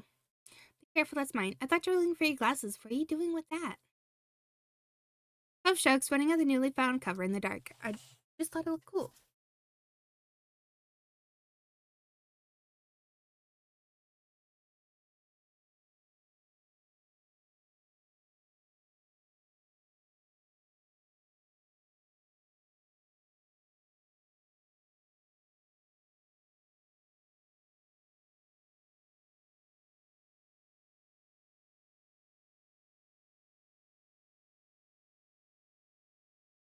Come here for it. You're supposed to like head grinning. Your confusion forgotten. It is really cool. Oh? Yeah, what's it about? Heck, story about a squire who wants to become a knight, and there's magic. Is that mermaids? No, but I love the main character because the squire's really brave and funny. It's a cool picture, so let me take up the whole page. Mommy reads it to me. She uses different voices for every character. There's a dragon in it, and crazy things happen. Fairy tries to kill her because the king wants the dragon dead. They have this fight. Sky finds out the dragon's really nice. They decide they don't want to fight her after all. The two of them become friends instead. Cove looks decidedly by your words. He flipped the book over and focused at the backside summary. He must be pretty interested in it. He reminded of the hours he spent hearing the tales. No matter how many times he read it, or had it read to you, you're still entertained by the story and pictures inside. Glanced out the window, the moon was high in the sky. Definitely the time when you're supposed to be asleep. You can keep staying up. You wanted to read the book with Cove. Climbed out of bed, padded over to your side table. You opened it and rummaged around. Which size of toys and crowns? Cove cut out to you in a confused whisper. What are you doing? You'll see. You let a quiet cry of victory when you found what you were looking for. Jumped back onto the bed before any hidden boogeyman could catch you unaware. Cove continued to watch you as you wiggled your way beneath the blanket you discarded earlier. You pulled it up over your head. What? Come on, check it out. Bring the book too. After a minute, the bed dipped as Cove got on it. Blanket shifted. Filled with the flashlight in your grip, feeling for the switch. That is a bright fucking yellow. You clicked the small space flooded with bright light. Cove sputtered, putting a hand up to shield himself from the beam. It went somewhere else. Sorry. Cove tilted the flashlight. You tilted the flashlight so it was shining down towards the floor of your blanket cave, and away from Cove's sensitive eyes. Is that better? Yeah. Now we can read, and my mom's won't know. I do this all the time. I've never tried something like this before. I do this all the time. Mom will normally check on me. I have to hide everything under the blanket, but I haven't been caught before. Want to try? Cove nodded. Pleased by his straightforwardness response, he placed the book between you and flipped it open to the first page. Meanwhile, he laid down on his belly and shuffled closer, picking up the flashlight to shine on the pages. His face was illuminated by a warm glow. He mirrored his position, leaning in so you could see the book better. Your forehead nearly brushed, until you shifted back a comfortable distance. You wanted the story to be narrated. You thought it was best to take turns reading the book silently, flipped to the pages to show Cove of cool pictures. The story to be narrative. You loved it when Mommy read to you. Why not read as loud as you dared this time of night? They didn't even need to study the page for long. There was once a squire who dreamed of knighthood. All they wanted was to do good. Philip came back when he began to recite the words by heart. He even pronounced knighthood properly, a word that had given you grief in the past. His direction encouraged you to keep going. Soon you got to the exciting part, the squire and the dragon's first meeting. The squire walked up to the fearsome dragon, their borrowed sword in the one hand and a torch in the other. The red scales danced in the light like flickering flames. Could you say the dragon's lines? You need to get your glasses? No, my head hurts. I don't want to wear my glasses for a while. I can kind of see things alright, but I don't know any voices. That's okay, it's fun anyway. Let me just go through the page, his mouth moving silently with the words. Eventually he nodded to himself and spoke them out loud. Who goes there? Roared the dragon. Who dares enter my cave? It was your turn. You went into the squire's famous speech. The next time you looked up on the page, you gaze landed right on Cove. His eyes were following the text, a soft smile lightening up his features. The lock of his hair fell into his field of vision, but he gave it no notice. He was lost in the story. You started. The Cove caught you watching him.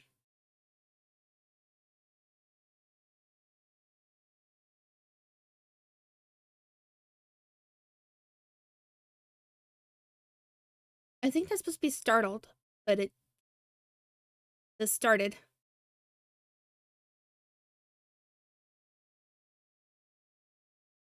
Or am I just not reading that properly?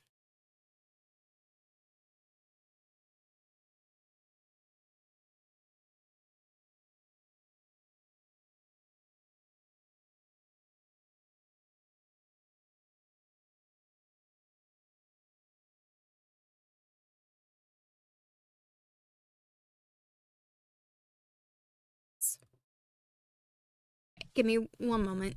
I need to go do something about my nose.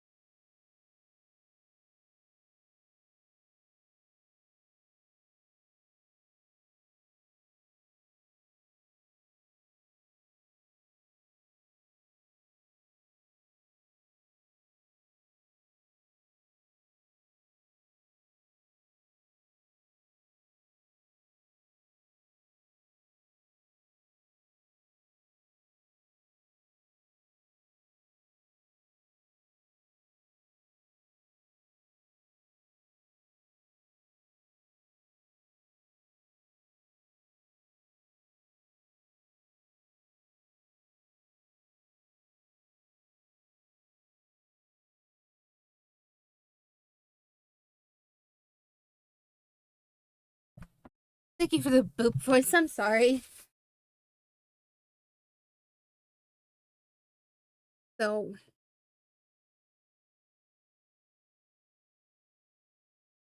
my itching nose, I rubbed it to a point where it started to bleed slightly. So,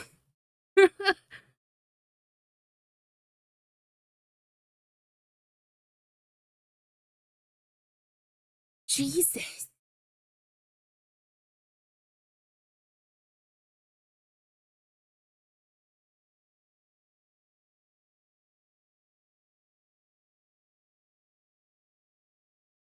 Let me tell you, boys, you're not the first person who said wrap me up in bubble wrap.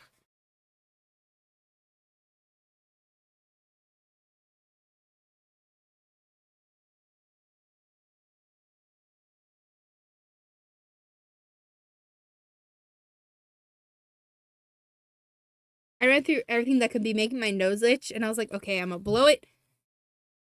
Just completely, like, wipe it.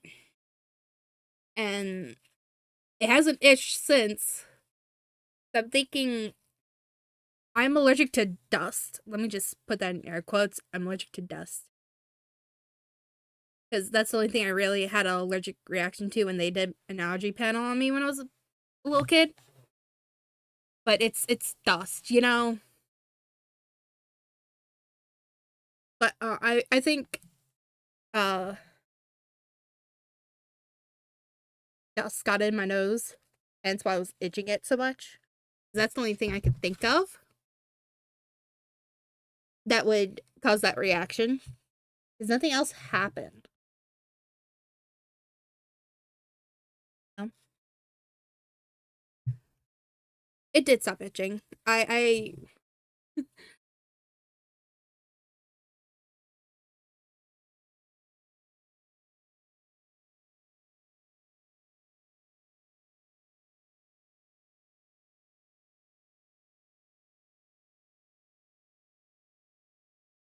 right about now it's just really raw.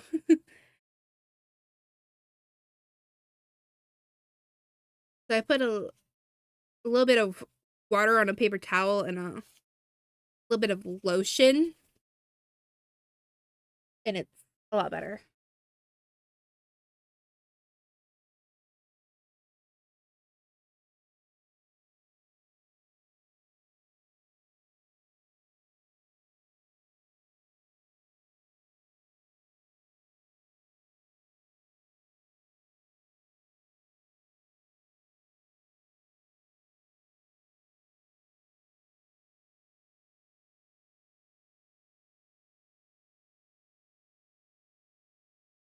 Okay.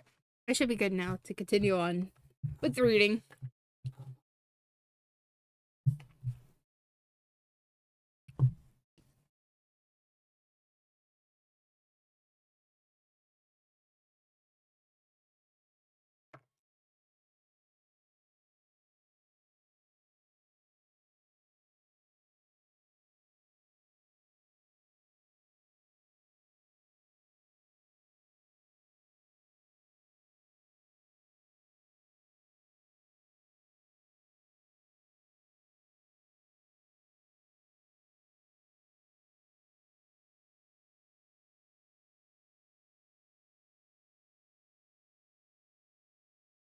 You good? You just laying there to lay there?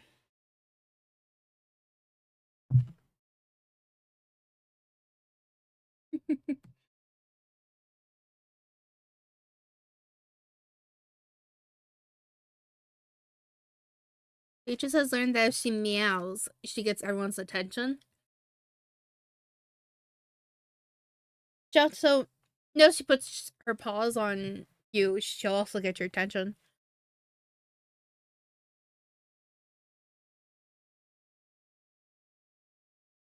Now, I like to also state, she meows whenever I leave her alone in a room.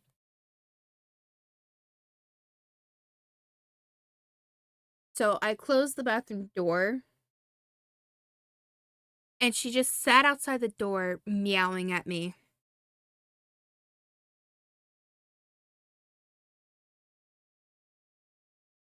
I had to open the door so she stopped meowing as I was trying to take care of my nose. Which is funny.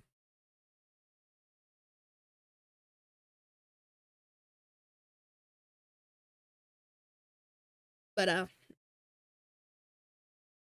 so I had the ottoman next to me, and she just put her.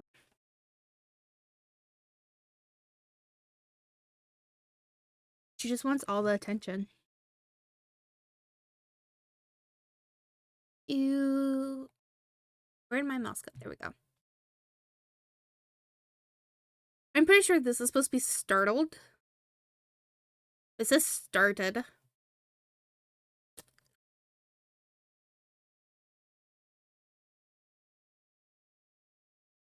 And Cove caught you watching him. You raised a questioning eyebrow. What? Nothing. Cove shot you a strange look, but he went back to the book. You did too, even as your eyelids started to droop. When your eyes opened again, your bedroom was pitch black and silent. Your head was smushed in your pillow, your pajamas were sticking to you, and your mouth was dry. Slowly, you raised yourself onto your elbows. You yawned, the back of your throat swinging as you did so.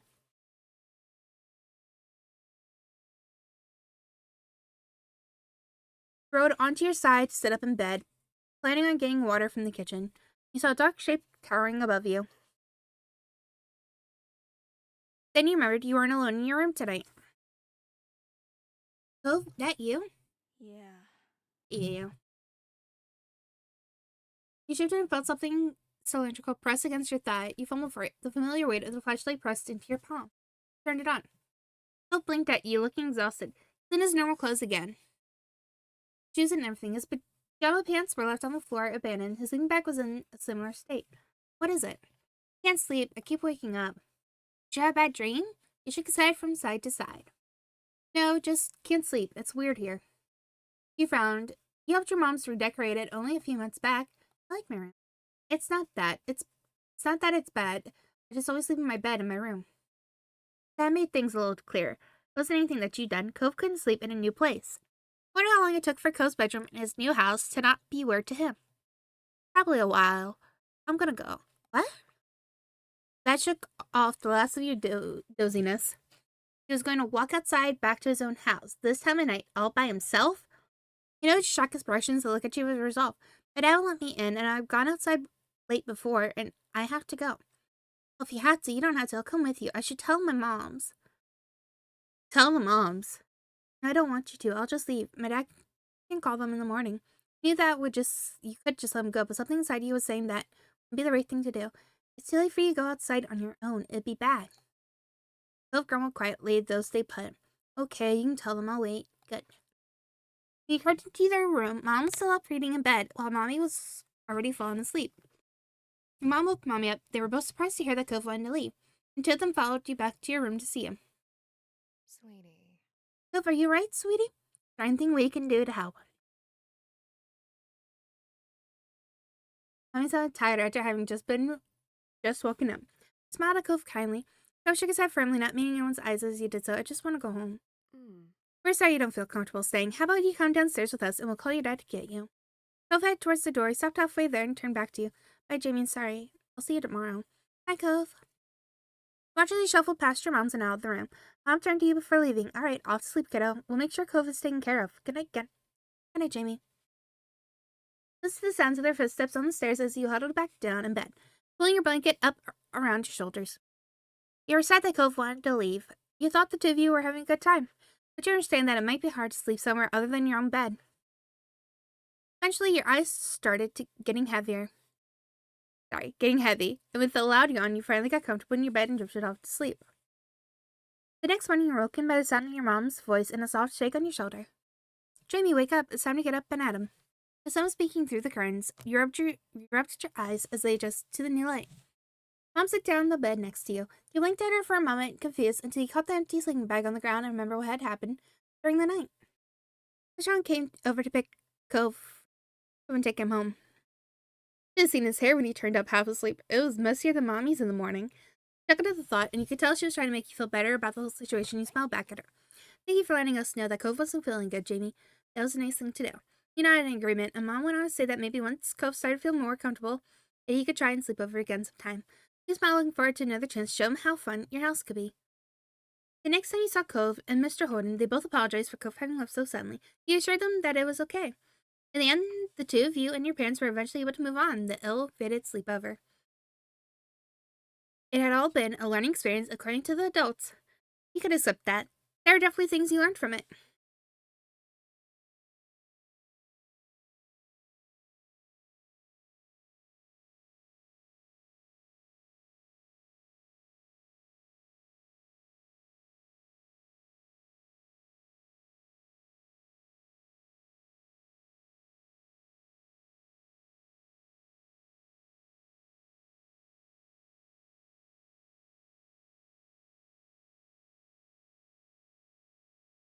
Um, Boys, which one do you want us to do next?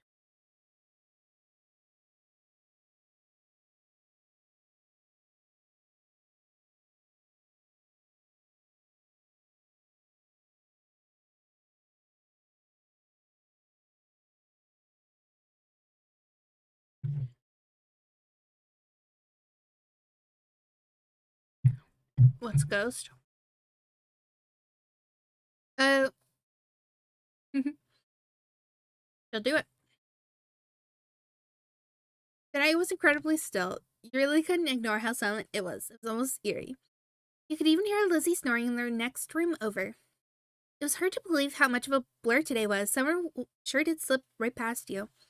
You looked through the moments like pages in a scrapbook as you laid in bed. The ones that stuck out all seemed to include your new neighbor, Cove. It was funny how he had become such a big part of your life in such a short span of time. You thought a lot about what adventures you could have tomorrow until sleep started to catch up to you. Then you heard something scrape against the window. It wasn't that common for the wind to push a tree branch against the glass. Then breezes were the worst sometimes.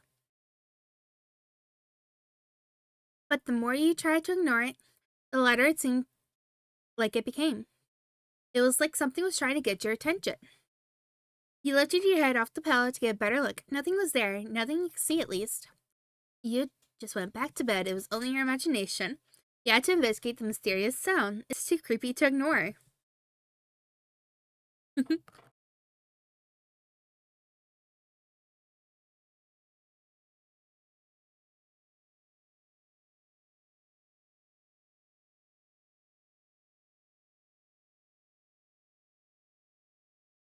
Happening?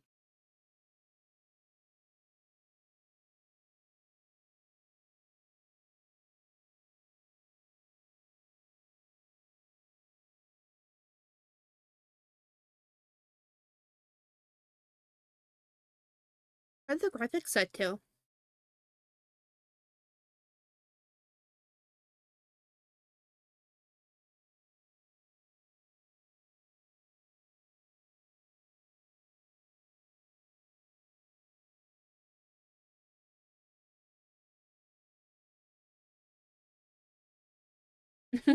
It's fast.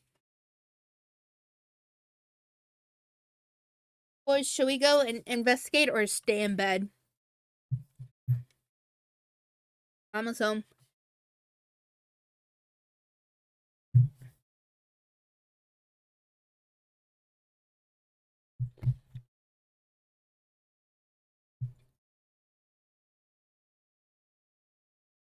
Down here.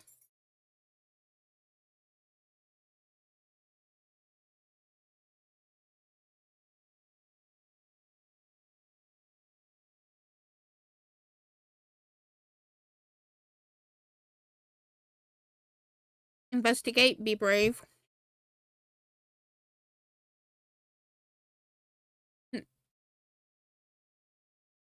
Dream says hi. Dream.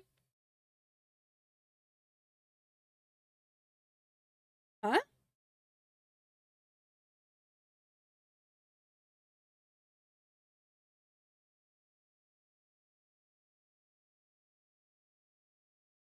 He's like been liking to lay there for a bit now.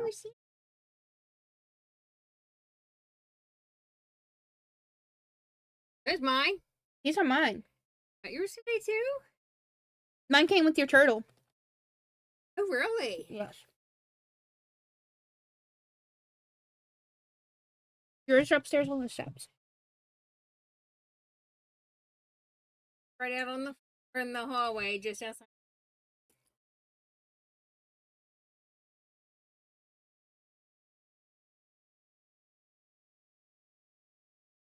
I believe it.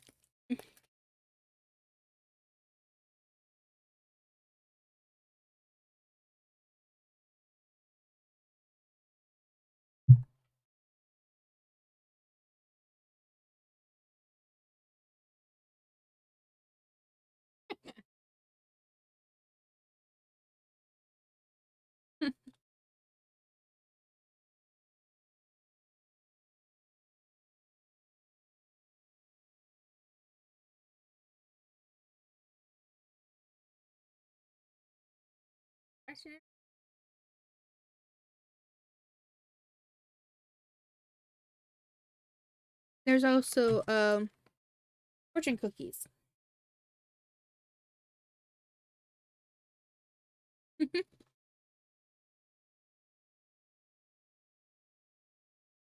Say hi, Mama Beans. Hi, stream. Happy Friday.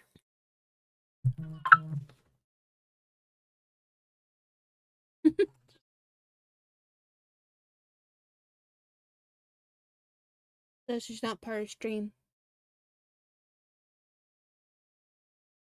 She heard that part, I think. Did you hear the hi, Mom? No, I just heard her say something. I couldn't hear what she Oh. said. Well, she said, hi, Mom, I'm not part of stream.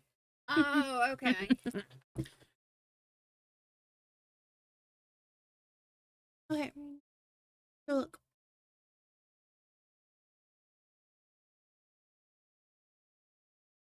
I have it set up so people can send me stuff. Oh, twice. Look at this.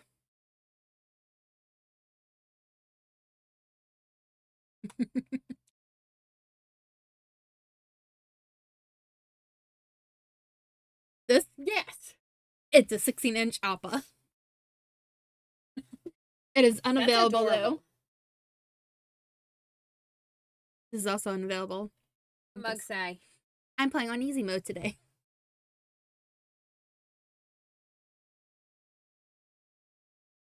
Pro sent me that. Put on it. Cute. And then I have a 0.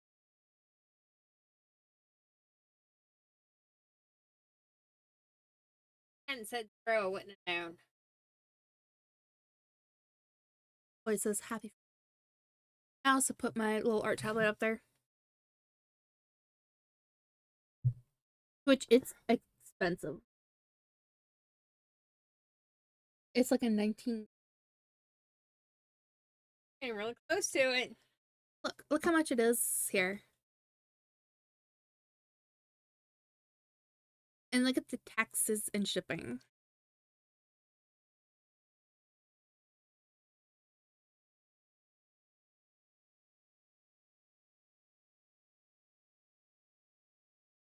Voice says happy Friday. Voice.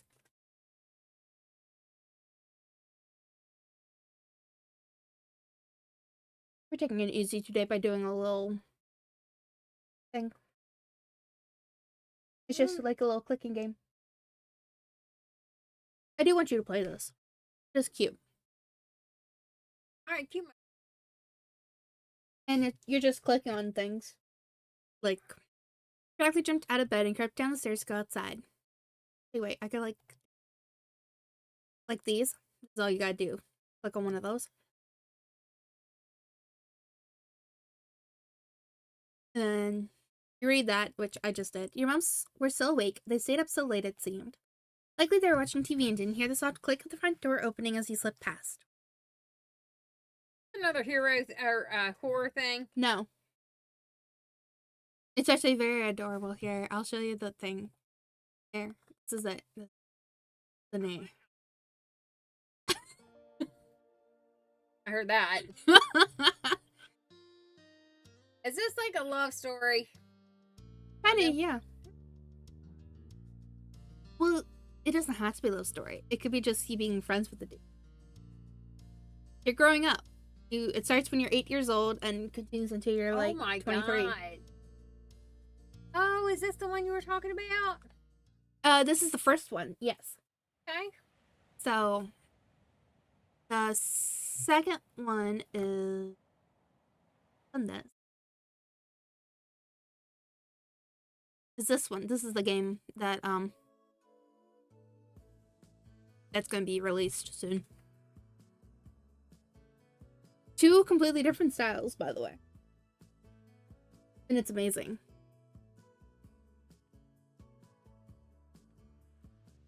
So in this one, you're 10 years old. The OG one, you're 8. And Voice says every game Beanie plays is a love story.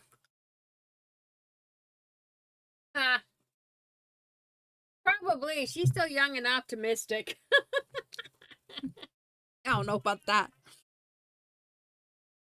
But she said. She said she thing to say. No.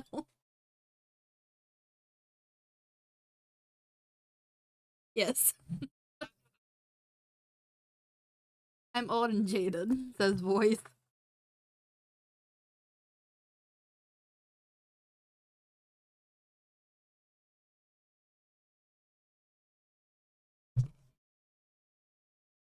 Right, I think coffee. Mhm.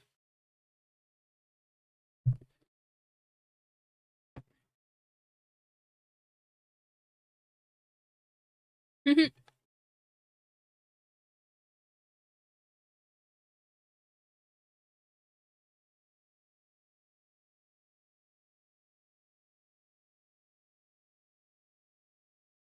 Look around the neighborhood for a few seconds, checking over each individual house. It looked normal, but it didn't feel that way. You knew you weren't supposed to be out here right now. Exhilarating, it made you regret your decision and scared you. Exhilarating. Your chest was light and you couldn't keep the grin from your face. No one had permitted you to go out. In fact, no one even knew you were out. And yet here you were. Wonder what else you could do. What other rules were so ingrained that you had never even considered that they could be broken?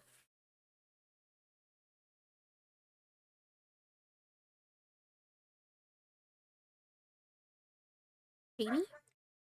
You twitch at the sudden call, immediately calm down upon seeing Cove walking up to you.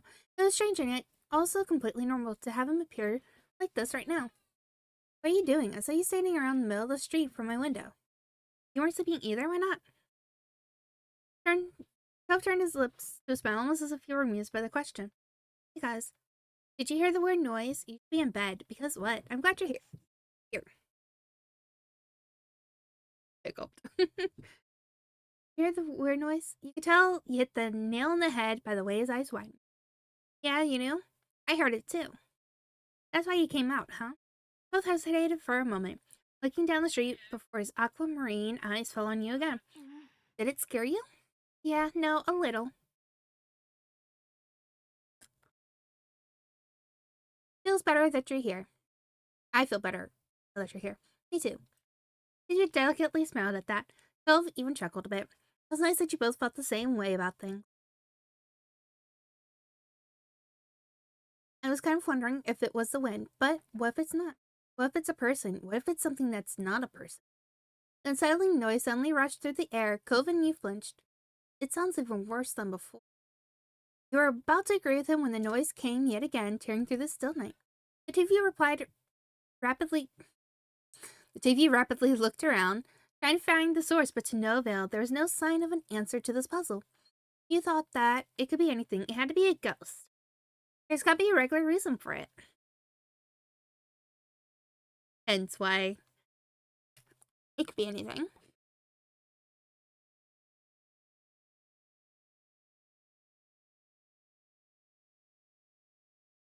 You weren't going to rule out possibilities yet. It was a mystery. Do you think it was a ghost? I feel that every time.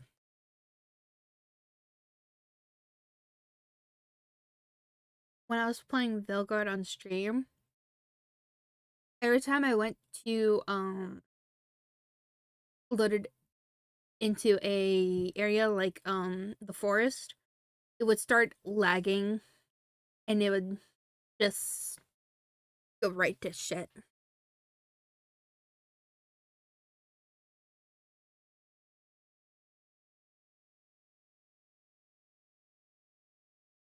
I had to uninstall it and reinstall it.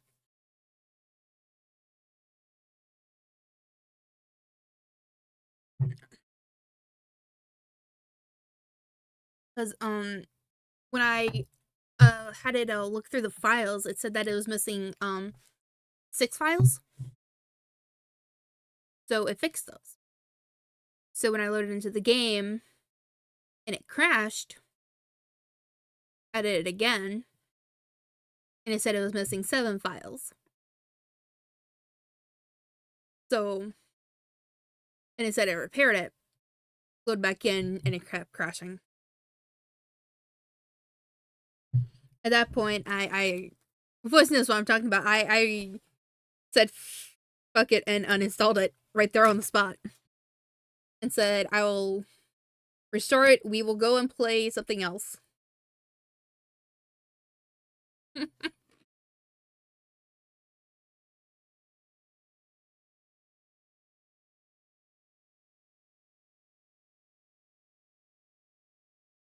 Voice says that was a salty day.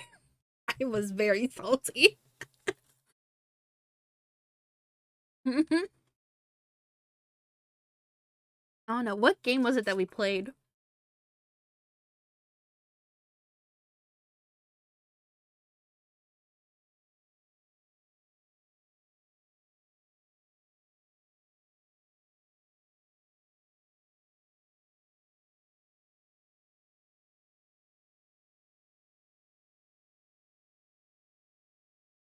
Oh.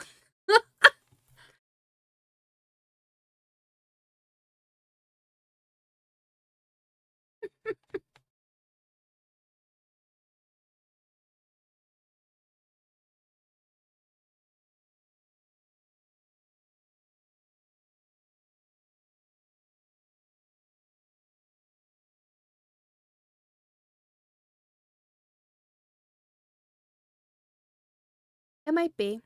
I don't know. Some say ghosts aren't real. Might be. You never know.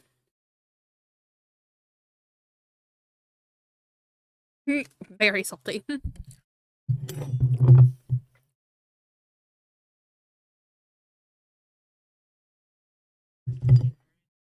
Yeah.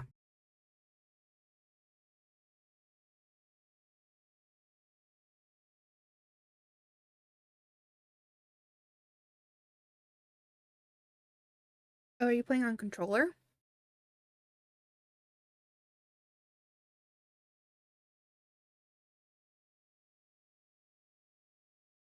Mm.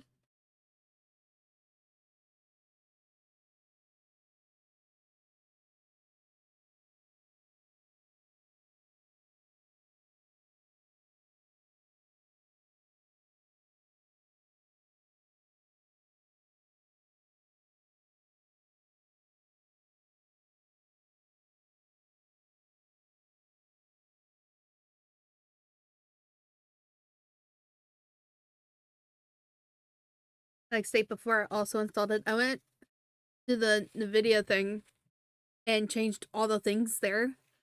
So I was like, maybe if I just set everything down to low, it will let me play it.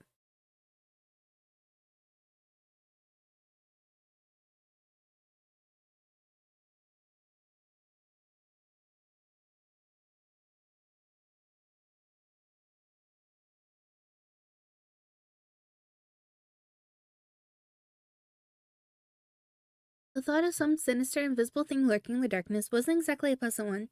Phil seemed downright terrified at the notion. At least as long as the two of you stuck together, everything would be okay. Hey, can you tell where it's coming from? Not really. Then we'll have to look more. Somewhere else. Maybe we'll see something. Okay, let's go. Clustered together as you walk the familiar streets of your neighborhood, drawing strength from each other's presence. Shadows cut corners and angles where you didn't expect them. distorting the features you saw every day. The noise came again, shrill and hard. It set your teeth on edge the way it ground its way through you. Cove's throat bobbed. His eyes glistened in the dim light. You stayed frozen, but you took a deep breath to calm yourself. You comforted him. You offered him your hand. You focused ahead. You offered him your hand. You're the one to be there for him, one to show that. Your hand was left up for him to take. Phil's mouth opened wordlessly. There was a pause, but ultimately he accepted the offer. His hand was really sweaty, but it didn't bother you.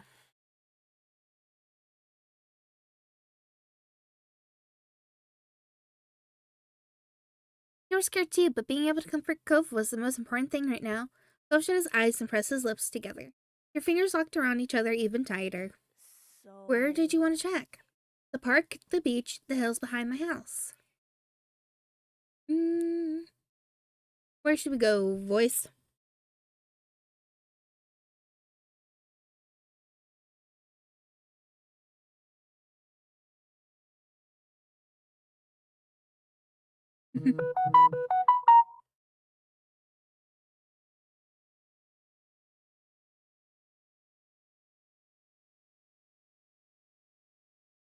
Hill. The hills behind my house? Yanko ascended the hill, lit only by the stars in the night sky.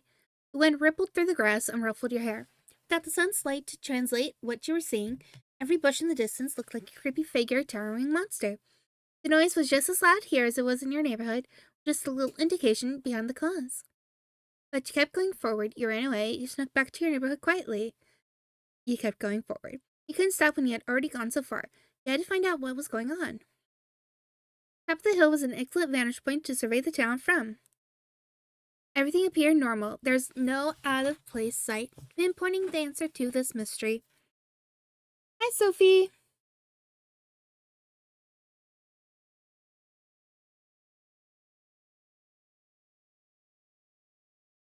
Sorry, hold on. I'm picking Sophie. Hey, stay out of the trash can. You know better.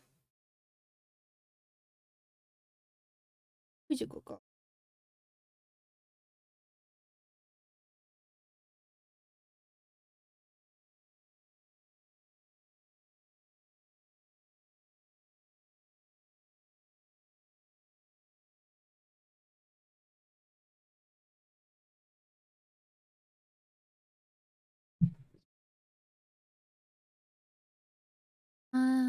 This mystery. Without visible markers to guide your way, you suppose it was up to you and Cove to deduce the source of the sound. The hill had many great hiding places, and you intended to check them all out. Check them all. You upturned rocks, peered up trees, and rummaged in thick grass for anything that might bring some closure in all this.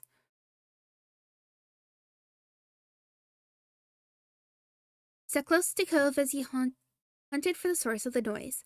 When the shrieking noise shook the air, seeing him beside you calmed your racing heart. Seeming to ease your nerves and put aside thoughts of what might be out on this dark, spooky night, you decided to strike up a conversation. Your search for a topic was more fruitful than your search for the noise.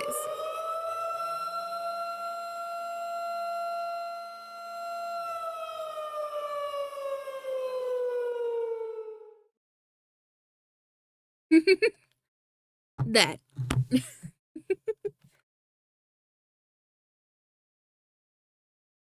Hmm? Oh.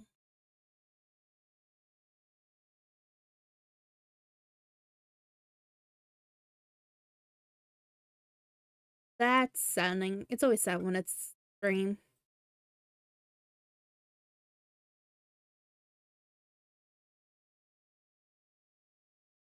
Yeah, I didn't see any. Do you have a bardic inspiration away there? I have. Take a hit, Cookie. Hit. I I was can't take kidding. it. It's just the one where you say take a hit, Cookie. As you are. I... The clip it's showing is the one where you say take a hit, Cookie. I'm so sorry. I thought you still had the. I thought I still spawned immediately as well. So that's why I feel like it lift very quickly. I'm so sorry.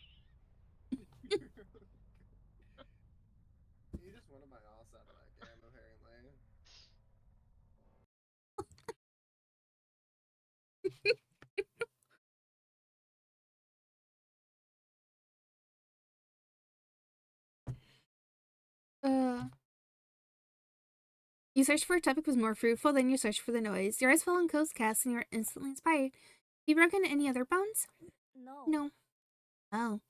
Turned out that wasn't much of an engaging topic for him after all. I broke my leg once. My arm was broken before, too. I never broken any bone. I sprained my ankle before. My arm was broken there before. Really? Before you moved here. Wow. Wow, we're the same that way. I put an end to your injury discussion, but Cove's calmer mood alleviated the bleak atmosphere that like you hoped it would. Cove cast his eyes out into the darkness, feeling bolder. Does this make you feel strange? We were people who heard noises at night and were out looking for what it is. It's like we're at the start of a book or a movie. We're the main characters. Bone.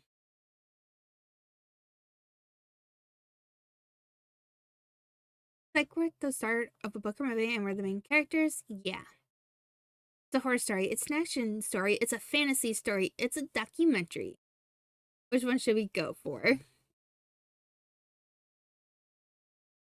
Peaches? Stop it.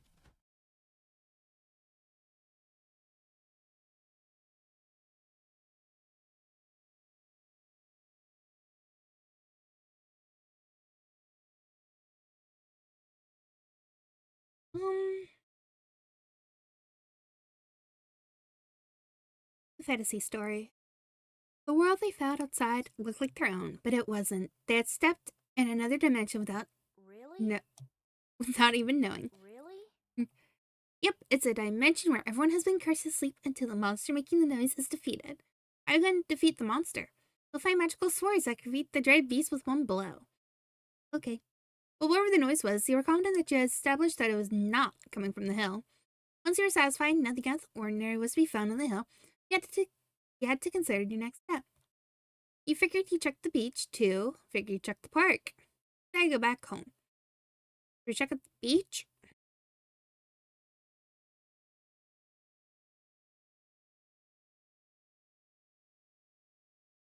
The beach stretched out in front of you, nothing in sight along its sands no matter which way you turned. Part of you had imagined the noise as some creature of the deep, washed up on the shore and calling for aid. That theory had to be taken off the list for now. Still, you spent enough time on the shore to know that the real finds often require sharp eye and careful attention. It sounds no more than a whimper now. Emboldened, you kept your head high and walked along the sand. Let's see if there's anything here. You began to comb the beach for clues. You follow suit. Fingerings sent grains of sand rolling across the beach like waves. They'd clear the water, which was rough and choppy tonight. Clear the area for hints as what might be happening. Saw something glint in the sand, full of promise, but when you eagerly uncovered it, you found that it was just foil from a chip packet. You sewed it away with a sigh. Did you find something? Just trash.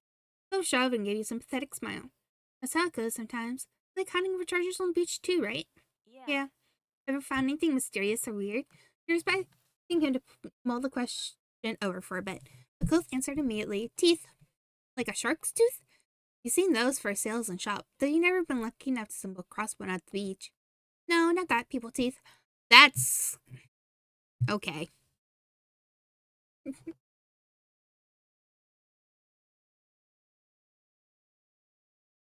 No. Yeah, you know how grown-ups sometimes don't have their own teeth any longer, and they get fake ones so they can still eat? You know, listening to fascinating horror. Found some, the top half. How'd you know it was the top half? It had the pink bottom of the mouth bit, like this. Open his mouth wide and point at the roof of his mouth. Let it squeal. What'd you do with them? Mom took them from me. I don't know what happened to it after that. That was too bad. Think of the prank opportunities. The right thing to do. Gross. Way stranger than the stuff I've seen. Still not the strangest things I found.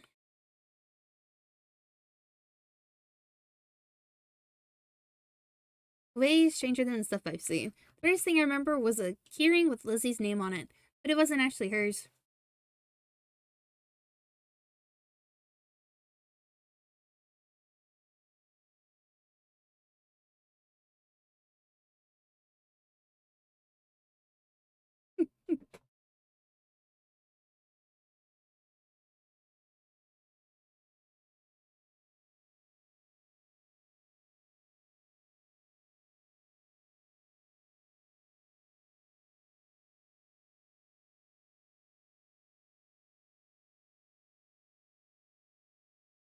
The coincidence was made much less special by the fact that it actually said Liz, a moniker your sister had never taken. Neat.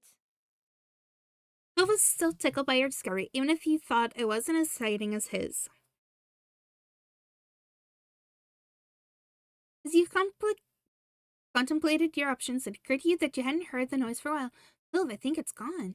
Phil pricked up at this. He watched as he listened for the scary sound that had been background noise to your adventure. You're right. You both stood awkwardly in the now silent night, without the mysterious call to lead you. There wasn't a reason to stay out here any longer.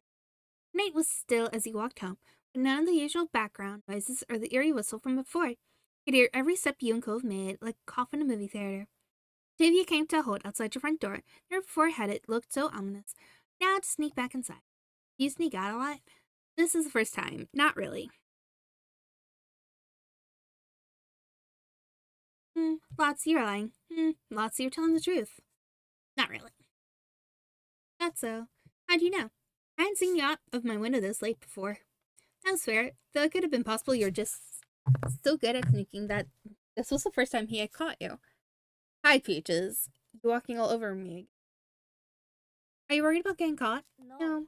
He was so forthright that you believed him completely. Dad, won't he get mad or sad if he catches you? He's never happy with what I do. Oh. You sympathize. You encourage Coach to say more positively. You stayed out of it. You didn't know how to react to that. Your dad's just worried about you. He cares. It doesn't matter if he worries. If he's the one who makes things worse. Alright, I'm going in. Okay, good night. Good night, Cove. Thanks for coming with me tonight. I'm not sure I could have done it by myself. I wanted to go with you. He beamed at him. Turn the doorknob as slowly as a clock's minute hand, holding your breath for the telltale click of the lock, then nudge it open. When all that happened was the door opening rather than the blaring alarms that you'd feared, you melted with relief. Back inside your house, you were surprised to find your mom still watching TV. Weirder still, looked like they were on the same shows they were watching before you left. Yet you were positive you'd been out investigating for hours. Perhaps you could use their distraction to your advantage. You're sitting on my phone. If you could just get up the stairs, you would be safe from suspicion. But how could you get there? Try to sneak past. You decided to walk in your own house. You couldn't. You had to give up and come clean. Sneak. You hugged the walls. You crept delicately around the perimeter of the room. Hi, are you trying to lay down? You are. You're laying on my phone and my mouse.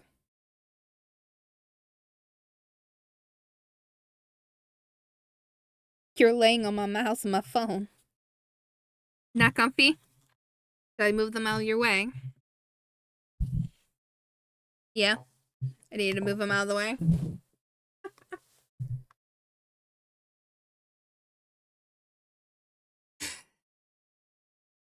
Better? Okay, it's not better. You're getting up and leaving now. Can you make up your mind?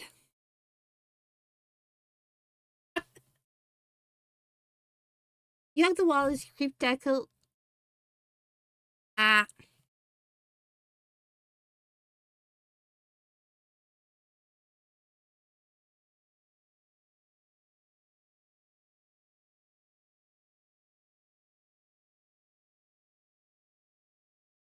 You hug the wall as you creep delicately around the perimeter of the room.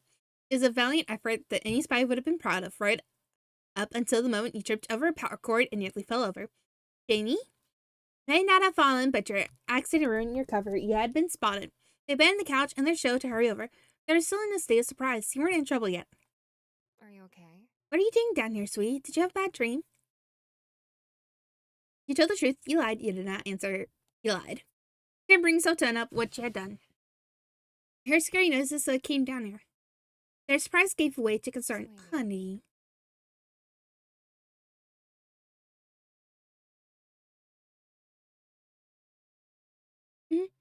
Mom took you by the hand and led you up the stairs. Wolf, your hand is cold. Why didn't you come over to us? I was supposed to be in bed. Jimmy, you won't ever be in trouble for coming to us when you're afraid. We'd much rather you came to us than try to solve things all by yourself. Hello.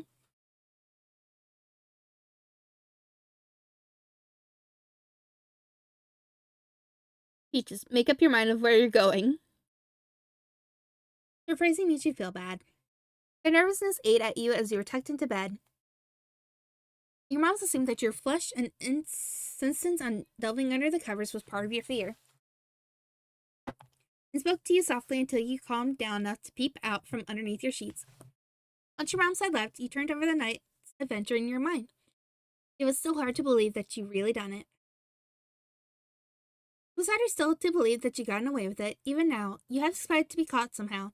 Perhaps you left the door ajar, or trailed sand where they've already swept up. Hope the Cove had gotten home okay. Though he hadn't been worried, being told off was never fun.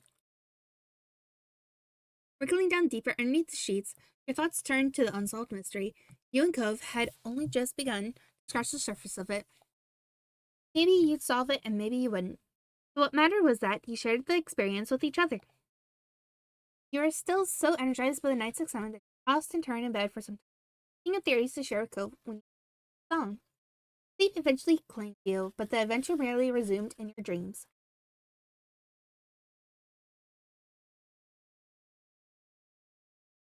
The next morning proceeded mostly like usual, though your mom seemed to be giving extra consideration since finding you last night. Later learned Cove didn't end up in trouble for the nightly escapade either. It was unclear whether that was because his dad chose not to punish him, or if Cove got away with it. It's amazing to you that it all worked out for you.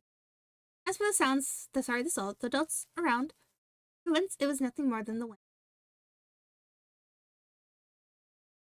For your imaginative mind, that wasn't nearly enough. How could they accept something so simple so easy?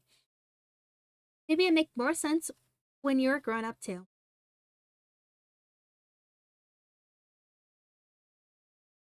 Hmm?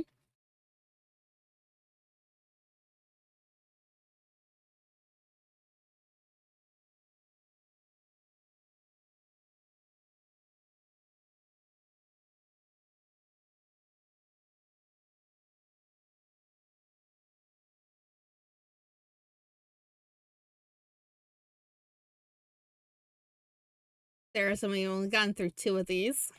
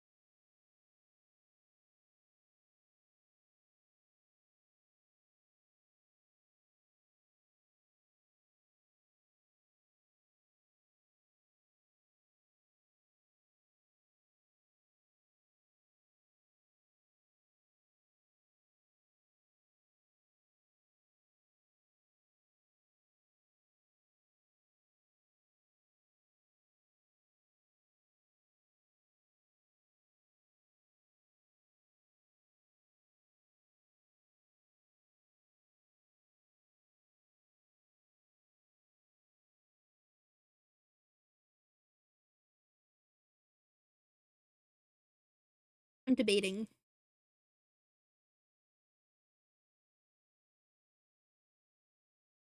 Mm,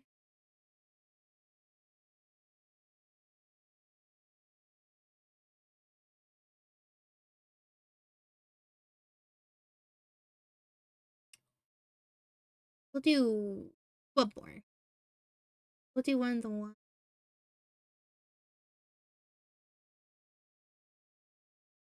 Do shopping. Come back before it gets dark. Alright, sport.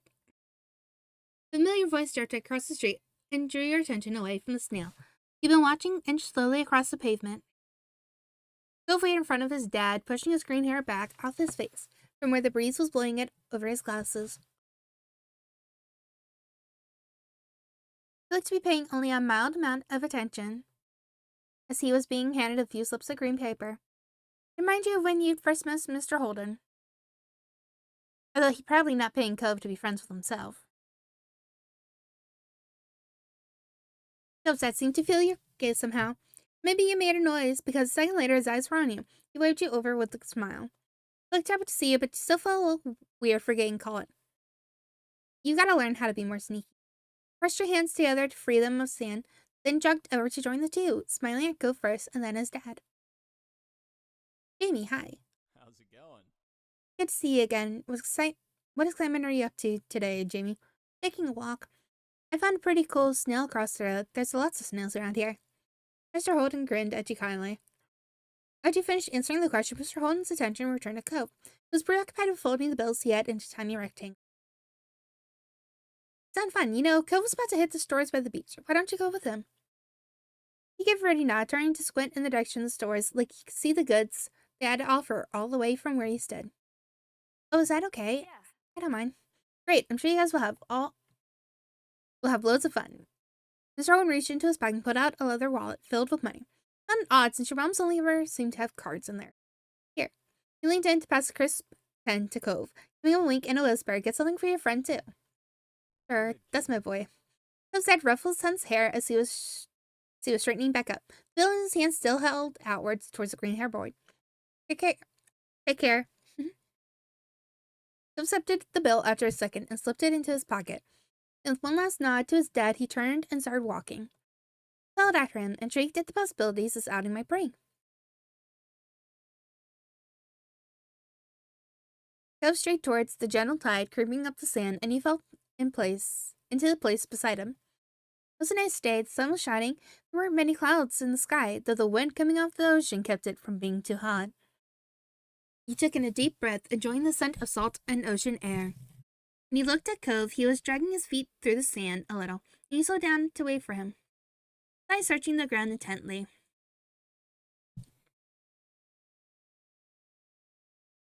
Are you looking for snails? Are you looking for shells? What is it? You didn't feel a need to ask why. What is it? Nothing. Kept staring down at the ground, though. Bit down your lip a little, wanting to say something else, but not knowing what. The comforting sound of the waves filled the silence with pleasant white noise, and you played a little game with yourself as you walked along, getting as close to the water as possible without getting wet. Resulting in you having to run up the sand quickly when a wave rushed in, more than a few times, and although Cove threw a few glances your way, he didn't say a word. You didn't either. What do you want to go to the shops for? What do you usually do on the beach? I need a new sand pail. Yeah, what happened to your old one? Cove narrowed his eyes, seeming to think deeply for a second. It Whoa. disappeared. What, really? Cove ducked his head down, lacing his fingers behind his back. It didn't seem like he was going to continue, so he nudged his arm. How did that happen? Well, he opened his mouth and shut it again, concerning. I took it to the beach one day. Huh? When I got home, it wasn't anywhere. You left it there? Nope, it was on the beach when I went back. Then you lost it. It disappeared. What about you? What do you do out here? I don't come to the beach a lot. That's a lie. I like swimming. I like looking at fish. I like to build sandcastles. Nothing. I like to build sandcastles. Last summer, Lizzie and I built one that was as tall as me. Sometimes they have sandcastle building competitions down by the boardwalk. Oh, I bet you could win. Smiled at Cove. Maybe the two of you would build one together one day. Once you reached the shopping area, the noise level grew exponentially. No longer just waves and footsteps, but the chatter of people enjoying the lovely summer day. The call of birds trying to find bits of food left behind, and lots of salespeople trying to get attention. You sniffed the air as you walked beside Cove. You could still smell the ocean, but there were other scents now too. Pizza, pretzels, hot donuts. It was nice. It was not very nice. It was alright. It was nice. Energy surrounding the area seemed to fill you, and there was a bounce in your step as you began looking at all the familiar sights. There were so many things to do, you didn't know where to begin. You looked at Cove, hoping he was just as excited as you were. Cove was glancing from one side of the street to the other with a look in his aquamarine eyes that you couldn't quite work out. What's that? He pointed to a large crowd of people gathered near a few tables with large colorful umbrellas blooming from their middles. You couldn't see past the adults who were blocking the way, but you knew there must be something worth seeing. Without another word, the two of you hurried over to see what was all the commotion about. You fixed your eyes on the amazing Alexander. In the center of the crowd was a man with a tall hat and a funny green coat that had 3 long tails.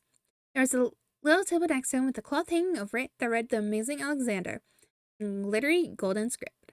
Why tell people his name if it's already on a sign?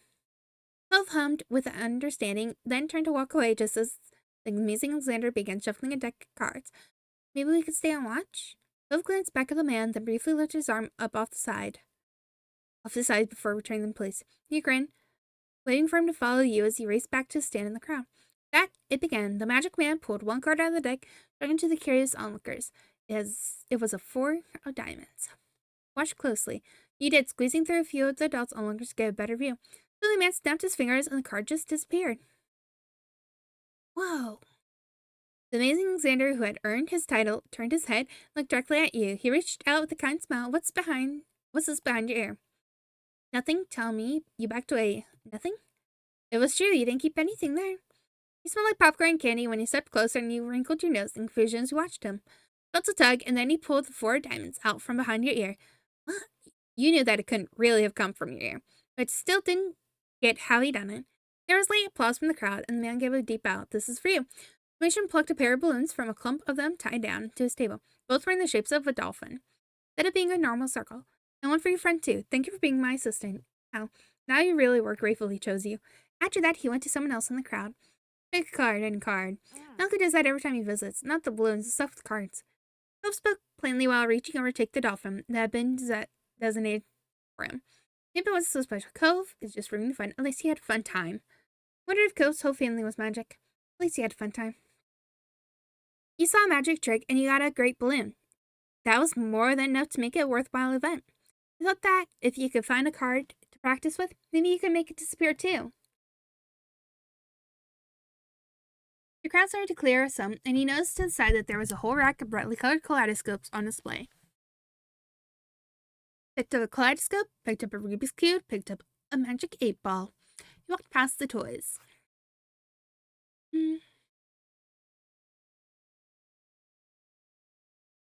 Oh, these are cool.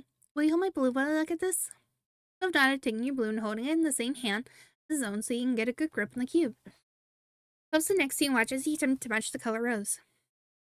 He managed to line up all the green squares on one side of the cube. There are still 5 more sides to go. Find that was something that you should continue another time. Put the cube back on the rack and took your balloon from Cove, who moved to the other side of the stall. He went under the awning, careful of his floating dolphin, and you joined him. You have places like this in your old town? Are you having fun? I don't really like it here. You said nothing. Do you have places like this? Cove blinked at you for a moment, and you wondered if you shouldn't have asked. You know how much you missed that place. Not really. You nodded in understanding, looking over the stalls nearby. Oh, those are all so cute. While Cove looked at the sand pails, you were drawn to the table with colorful keychains leaned out on it. They were sewn in the shape of sea creatures. There was a plaque that read handmade, standing proudly in front. There are lots of different types. You saw a dolphin, a shark, a crab, a turtle. You picked up the dolphin, you picked up the shark, picked up the crab, you picked up the turtle. Which one should we do?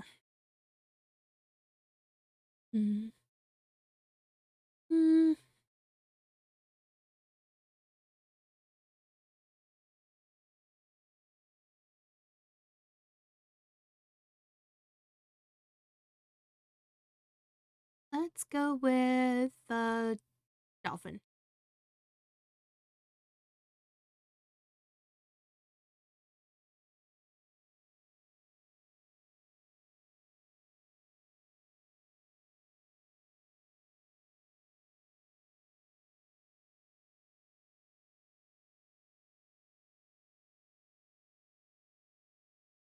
I should take it back on the shark. Ian snapped on the shark, a devious smirk filled with sharp teeth on its face. You weren't supposed to go near sharks in real life, but there was something about the shark you liked. The fabric on its back was soft when you picked it up. You were instantly enamored.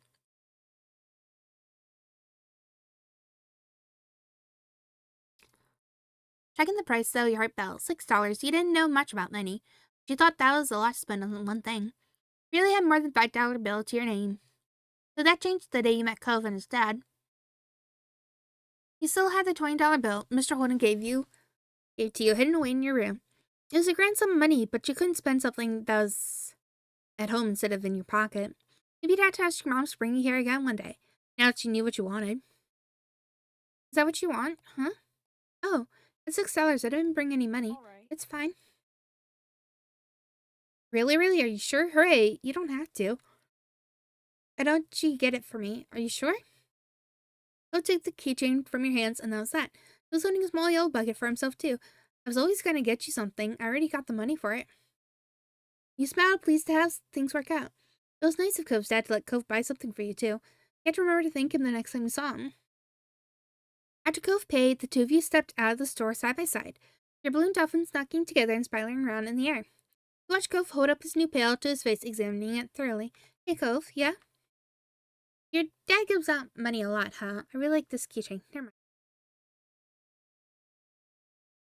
mind. Really like the keychain. Thank you. It's nice. Cove looked for it down the street where different food carts were lined up. He rested his non-cast arm over his stomach. Just as he did, yours let out a light growl. He hadn't eaten since breakfast, and after all this wandering around, you're definitely ready for some lunch. Let's get some food. Yeah. You two wandered around a short while, looking at all the delicates that were available. Everything looked delicious, and as the different smells, both sweet and salty, wafted over to you, your stomach growled even louder. After passing up hot dogs, snow cones, ice cream, and pizza, you both agreed on pretzels. Both got something sweet and sesame, and you got plain one, got one with cheese, one with sprinkles, one with chocolate. That's the same.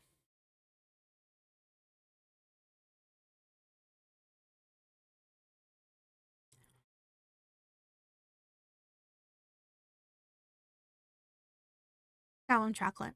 You licked your lips hungrily as the vendor handed your pretzel over, ready to take a big bite. It had tiny marshmallows on it, and it was dripping with chocolate, just how you liked it. Your mom didn't like you to eat too much sugar, but this was a special occasion. You found an empty table close enough to the beach that the grit of the sand made terrible noises when you dragged the chairs out to sit down. These spoons are going to make it hard to eat.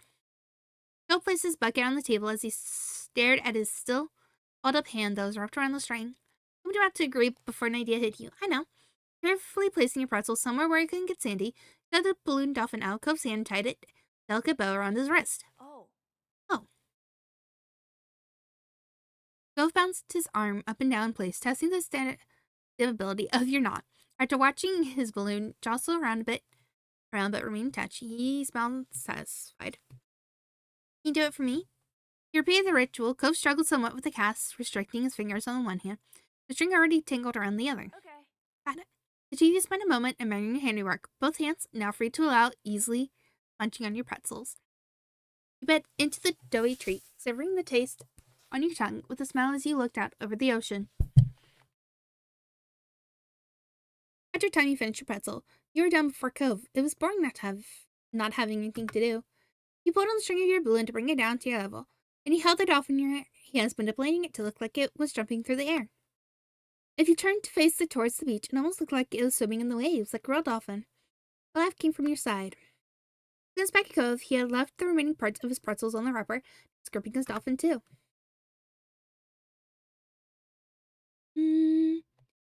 Mine's name is Merryweather. He's the prince of the dolphins. Mine's name is Splash. They star in movies. Mine's name is Sherry.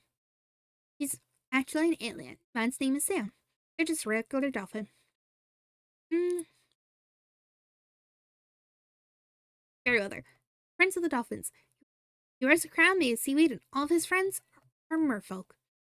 Every now and then, he'll make friends with a kid and let them ride on his back. He sighed, wishing he could meet a real dolphin like Merryweather. What's yours? Phil considered this question, placing the dolphin against the table, resting his free arm across it in contemplation. It's with a loud pop. The dolphin exploded into ribbons. Oh no. For a second, all Cove did was gape in shock, like you. Then his cheeks puffed up, squinting his eyes, and you saw tears start to glisten. Jamie, you made a joke. You offered to find Alexander. You offered to give Cove your balloon. Didn't say anything. He would be alright. You looked at Cove, then up to your balloon, bobbing gently in the air above you. You can have mine. That was better than letting him cry more. Cove sniffled, glancing up at the balloon at the back of you. No, it's yours. I don't want to take it from you. It's okay, really. Cove shook his head. Even though it wasn't your fault, you felt bad. Still, the offer seemed to lift Cove's spirits, and that was good. The passing of Cove's balloon was the last major event of your adventure. In the end, the two of you headed back late that afternoon, separated on the beach, and while Cove went straight home with his brand new sand pail in hand, decided to sit for a while, watch the waves and the sunset filling with your new keychain. Another summer day was drawing to a close. It had been a good one, except for the sad final note.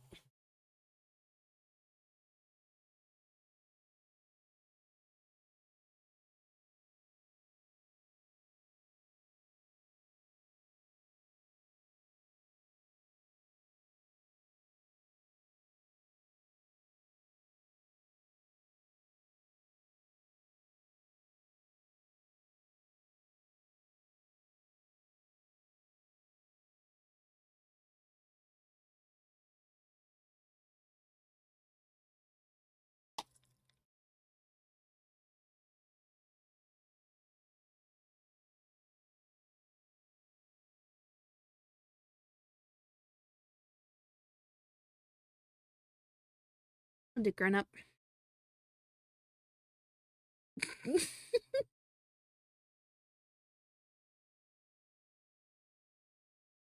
Then jumping jacks coming right up. Leave me alone. I'm not touching you. She's touching me. I'm not touching you. Touching me. I'm not Touching. Touching me. It's free air.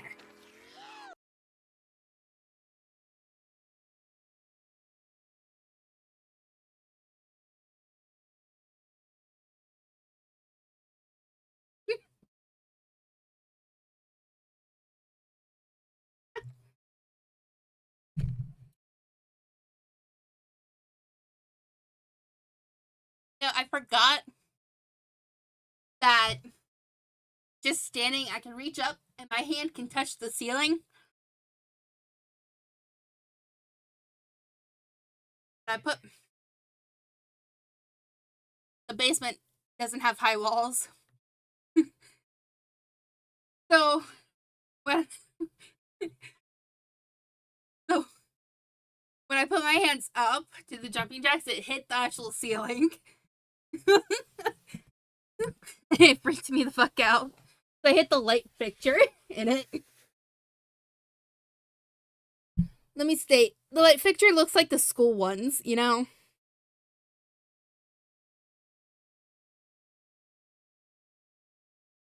Beanie is not a giant. Beanie is short. And now I get to do lunges. I just sat down. 1, 2, 3, 4. Legs.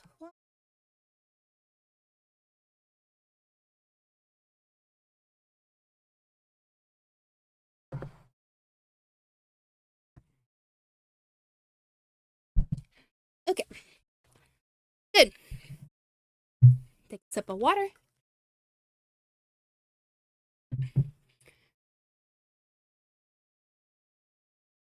Your rich hat just makes you tall. Yes. That is exactly how it goes.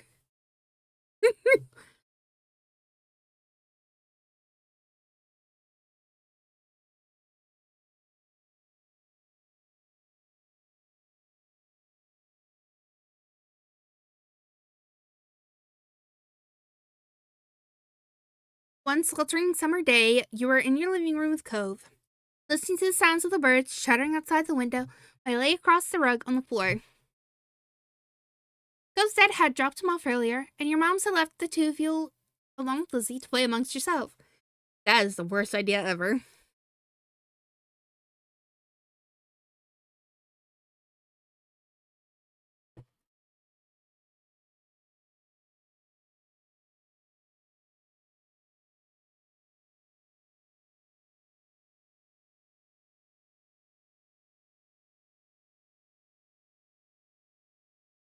It had been too hot to go outside in the afternoon, at least according to Mommy. So your sister was starting to get impatient, waiting for a golf class that evening.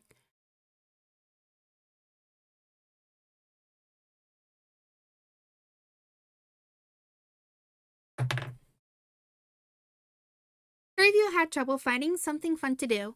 The beach and the playground were off limits, and you felt that it was too warm for anything like playing with your fuzzy toy animals. Then suddenly a light came to Lizzie's big brown eyes, and her smile spread wide across her face. Having an idea gave her a new wave of energy.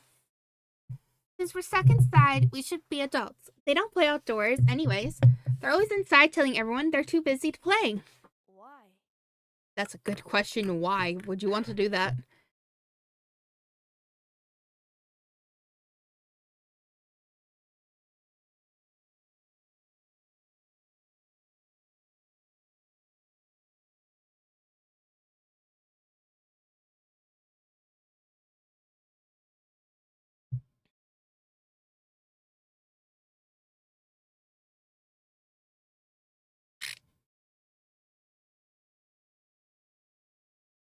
Duh.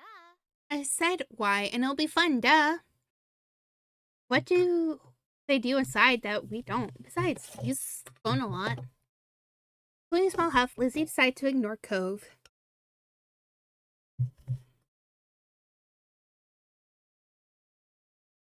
What do you Jamie, what do you think? You want to?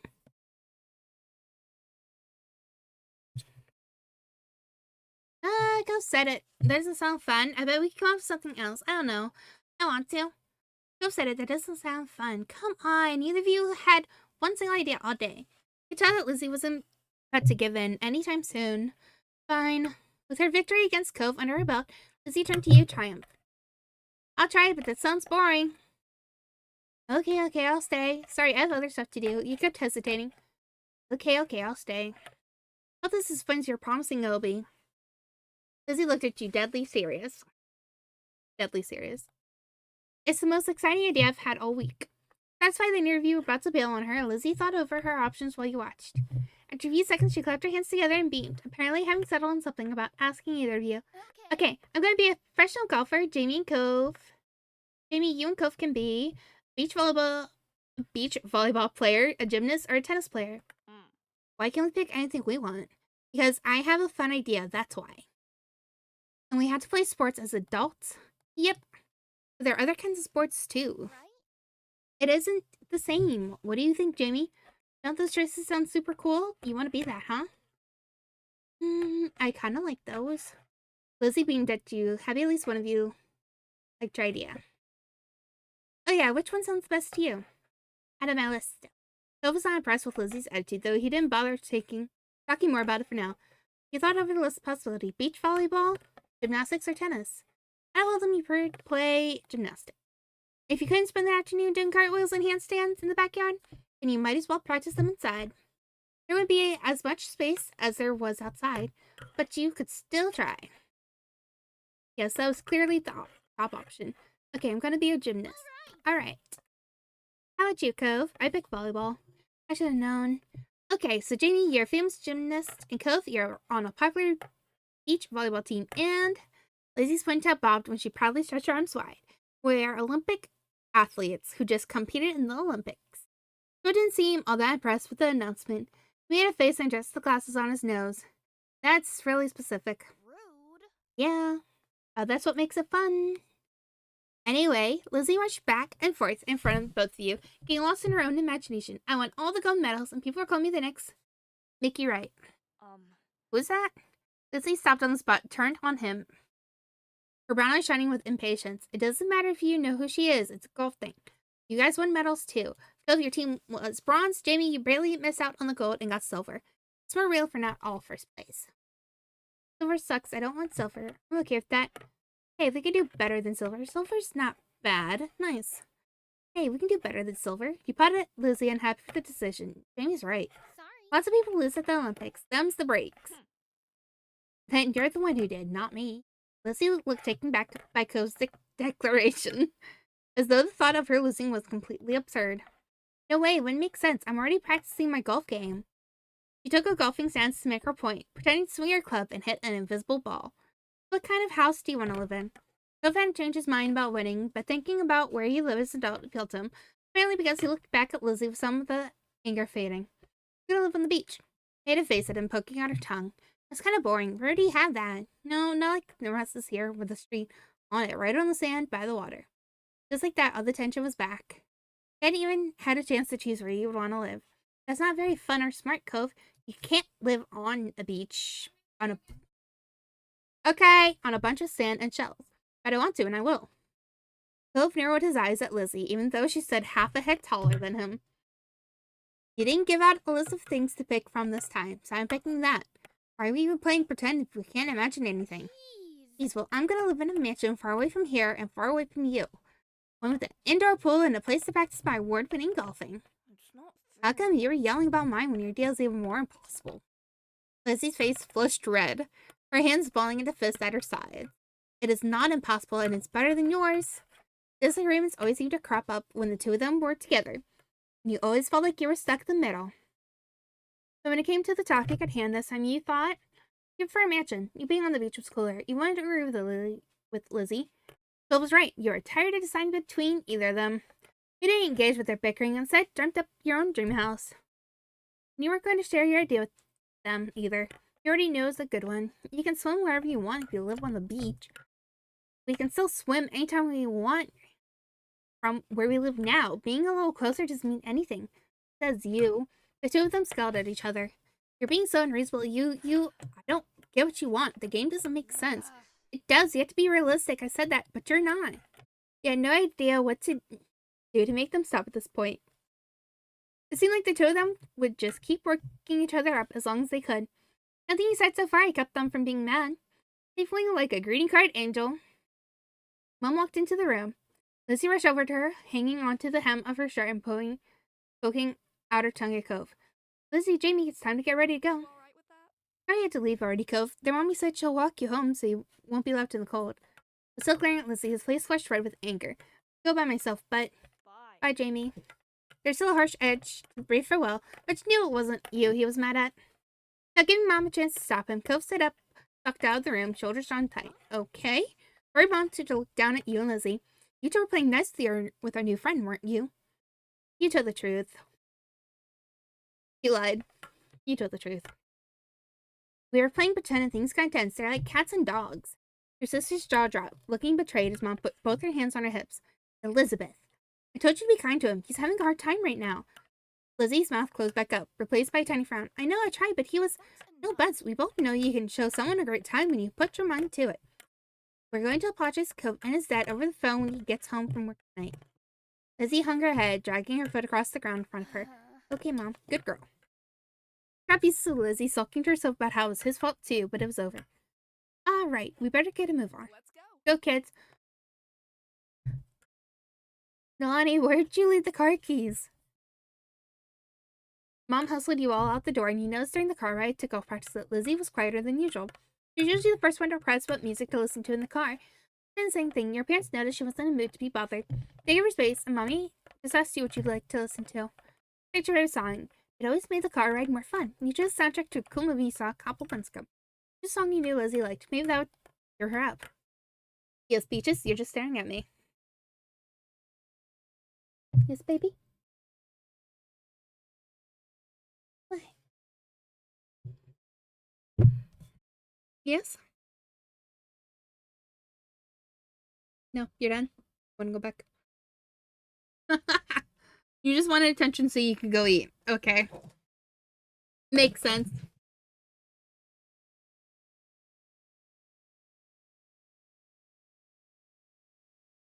Makes all the sense.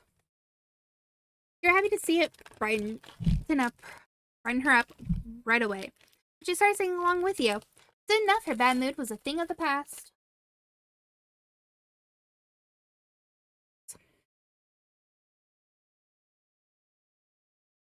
When the car ride was over, you spent the twilight hour watching Lizzie hit things with other girls her age.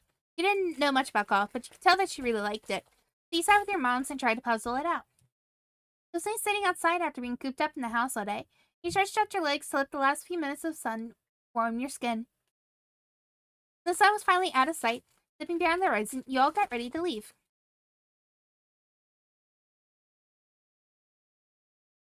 Instead of going straight home, your moms took the family out to dinner. We went to a restaurant you have all been going to ever since you could remember. The whole afternoon had been a bunch of shouting. You hadn't been able to stop, but you couldn't tell that all this helped Lizzie be less angry. Her ride home was quiet, with only the radio providing escape from the silence. Lizzie had been in better spirits now, but the closer you got to your own neighborhood, the more she wiggled in her seat and frowned out the window. She knew it was coming when you all got back home. Clearly, she was dreading it. Soon enough, Mom was turning onto your street, then reversing into the driveway. Once she cut the engine, it was dead silent. No one spoke, only unbuckled their seatbelts and opened their doors. Lizzie was the last one out.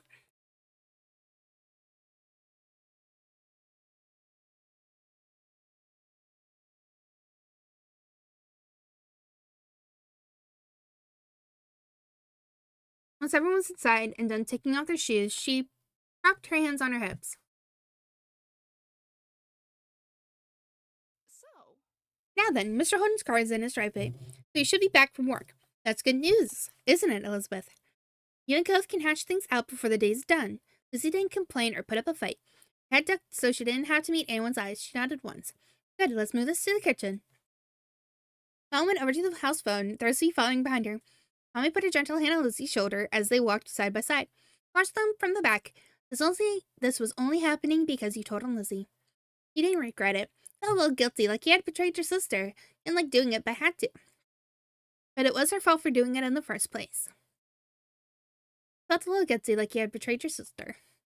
Still remember the look on Lizzie's face. There was no doubt she felt that way about it. You and your sister didn't always get along, but you cared about each other. This one changed that, you thought. Four of you stood around the kitchen in a lopsided square. All eyes were on Lizzie, who kept her gaze on her feet. You remember the number of Cove's house, don't you, honey? Lizzie shook her head in another nod, sullen. Without further prompting, she stepped forward and began to dial.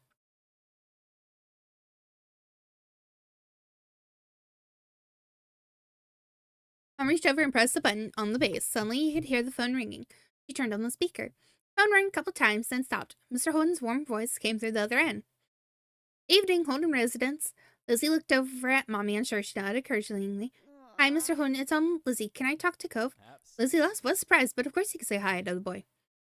He said cherry as usual, though definitely meant it when he said it was a surprise. He thought hard, and you were sure that your sister never called Cove's house before. Mom spoke up before Mr. Holden or Lizzie could say any more. Her arms were crossed over her chest, her lips pursed. Hi, Cliff. Nolo. Nolani, Jamie, and I are here, too. Good evening. We're sorry to bother you so late. He spoke up to say hello, too. You said nothing to Cove's dad. Hi, Mr. Holden. Gang's all here, huh? Is something the matter? His voice grew a bit concerned. Mommy was quick to reassure him. No, well, yes, but it's going to be okay. Lizzie and Cove got into a bit of a fight today. We're hoping that the two of them could talk and make up. Is it a good time for you and Cove? What? A fight? Cove didn't tell me a thing about that when I came home. It does explain the funk he's been in tonight. He chuckled lightly. Despite that, it didn't seem like he really thought it was funny. Anyway, it's good. You didn't catch a bad time. I'll go grab him for you.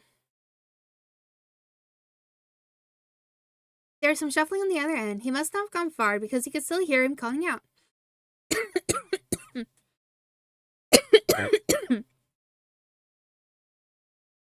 So, there's someone on the phone for you.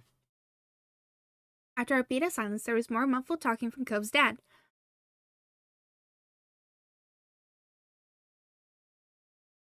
Come on, bud. Lizzie called just so she could talk to you. Jamie's on the end listening too. Don't you want to say hi? Notice how they had to use the other kid, yourself, to get him to come to the phone.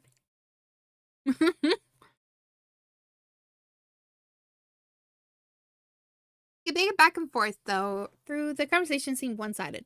She couldn't hear Cove properly. Eventually, Cove took the phone from his dad. hi. Hello? Hi. Hey, it's Lizzie. Yeah, no, Dad told me. Cove's tone was defensive. Lizzie turned to Mom, scowling.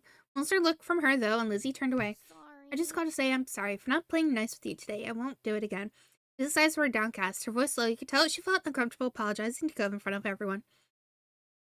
She was still being genuine about feeling bad. Cove must have realized that too, because he sighed quietly. You and Jimmy should get gold too. That's right, Lizzie. I kept denying you two what you deserved.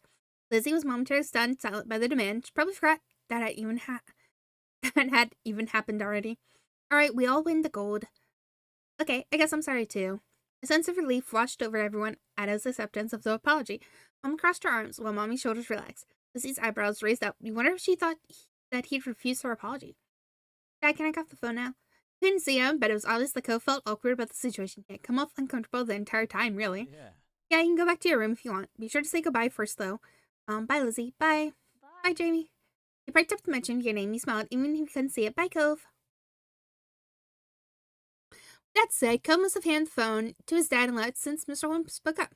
That's a relief. All well ends well, as they said. Thanks for arranging this. I'm sure he appreciates this. As Mom replied, Lizzie tugged on Mommy's hand to catch her attention. Can I go now, too? Good job. Sure, sweetie. Thank you very much for apologizing to Cove. Mom flashed a brief smile at Lizzie and nodded her agreement. Given permission to leave, Lizzie scurried off towards the stairs. She seemed to be feeling much better with the incident behind her. Mom and Mommy returned to the phone, taking it off the speaker. They continued talking to Mr. Holden. You can tell what about. You're glad that was the end of it all. Lizzie and Cove may not get along, and probably still won't, but they weren't mad at each other anymore. Mom and Mommy weren't upset either. Everything was finally back to normal. With that thought, you retreated to your own room with a spring in your step.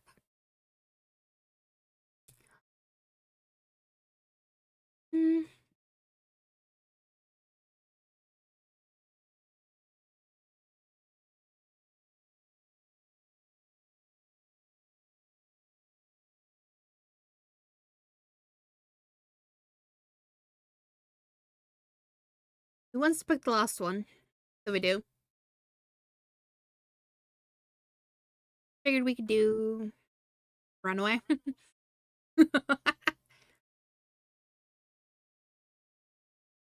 Do 5 now, 5 next week.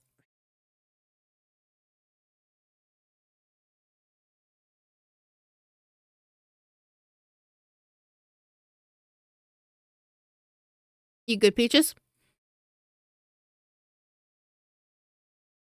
Okay.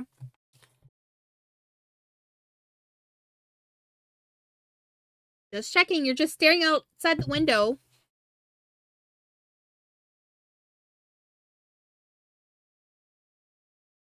It was early and you were on your way to the playground. Lizzie planned on joining you there later. You weren't sure what she was busy with right now. Older kid stuff, you imagine? That was okay. What was forefront in your mind was if Cove might be free to come too. As you walked the familiar street, wondering how you might find your neighborhood, he had appeared right in front of you, almost as if he was mind reader. Hi, Cove. Could you come to the playground with me? No. No, sorry. Cove looked strangely serious. It had been an even bigger deal than whatever mystery thing Lizzie had to do. I'm leaving, Jamie. What? Where? He shifted and your gaze was drawn to the backpack slung over his shoulders. Cove liked to stuff things into his pockets from what you've seen, but people sometimes carry bags with them. It hadn't been very attention-worthy until now. The backpack was decorated with cartoon waves and dolphins. He gripped one of the straps tightly with his good hand. I just wanted you to know. Cove didn't glance up and meet your eyes. You started to grow worried. I don't get it, but where are you going? And I go, oh, can I go too? I'll come with you.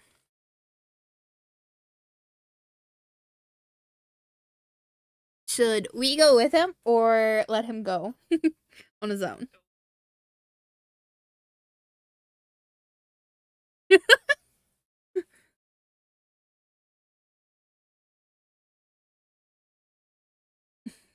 Voice is going,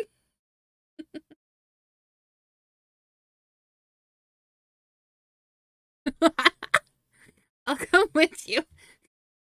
He looked up at that. You hoped you would agree, Ben said. He shook his head. I'll come back, though, sometimes. I don't know when. But we can do stuff then. He directed a fragile smile your way. Without another word, Cove turned on his heel and started to walk away. Bye. See you when you're done. Wait, you couldn't say anything else to him.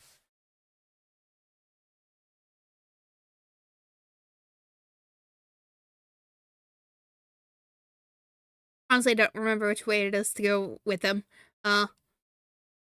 Clicking on random, and he kept going. What was that about? Watch as his back grew smaller and smaller, then you realized that you were still standing in the middle of the sidewalk. You thought about your earlier plan of playing at the park. Suddenly it didn't seem as fun as Bart, now without Cove. But it wasn't like you could force him to play with you. He had things to do. Went to the play at the park, you stayed there.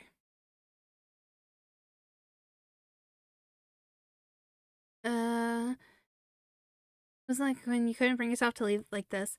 You moved from your spot, you just couldn't look on quietly. Oh. Yeah, this is the right way. You could play at the park some other time. It wasn't like it was going anywhere. You couldn't bring yourself to leave like this. You didn't move from your spot, just continued to look on quietly. It didn't take long to realize that he was just going up the street. You're positive there was nothing good over there. Not the park, or the beach, or the store street, or his house or anything. He was new. He might not know what you did. You jogged down the street to catch up with him. You slowed down once you reached his side. He glanced at you from the corner of his eye and frowned. Go away, Jamie. I just want to say you're going the wrong way. There aren't any places that way you're going. Not twisted further. He didn't appreciate your warning. I'm still going. Why? What are you doing? Walking. Why can't I come with you if you're just walking? Go let out a deep sigh. You got the feeling that he was starting to get mad at you. I told you, I'm leaving. I'm going to be gone for a while. You stopped pushing him go. I still want to go with you. You can't. Why not? Came to a sudden stop. You almost kept walking ahead of him because you weren't expecting it. My dad doesn't know. If you come, you'll get in trouble when he finds out. You felt knots start to grow in your stomach. You're not supposed to be leaving? The expression was grave. He shook his head. Dad isn't home right now. I left him a letter so he won't get confused when he gets back. But you can't tell anybody about this, okay? You can pretend you never saw me.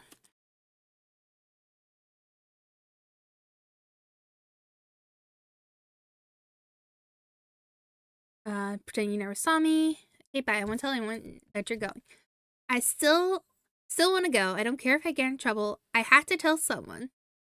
And of course we go with them, right? Don't do it all by yourself. Hillstar's expression wavered. You could tell that he expected you to say that. Really? Really? You don't think it's a bad idea or something? Nope. It's like we're going on an adventure. It's not a big deal, right? We're gonna have fun. I don't know, but if you're doing it anyway, I should too. Might be a bad idea, but...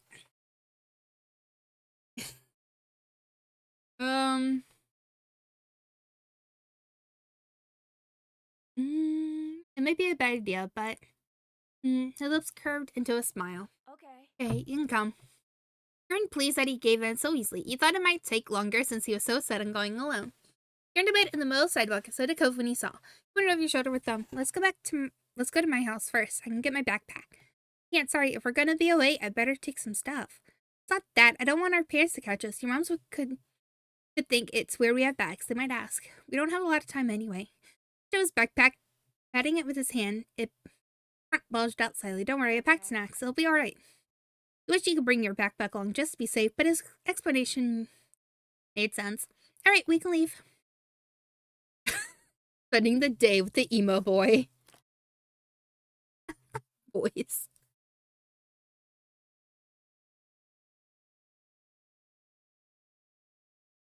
You turn the heater back on.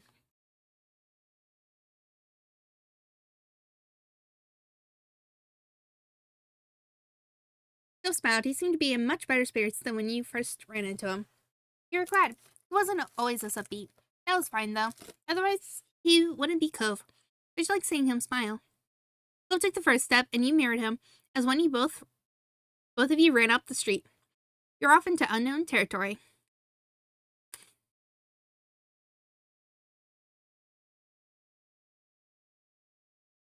I will offer you the cells I have.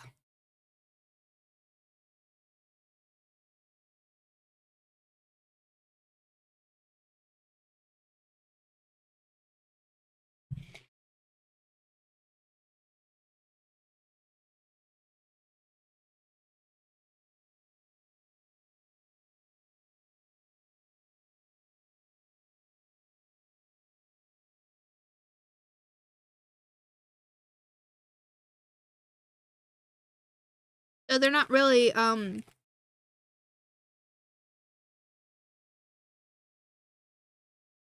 filling, you know?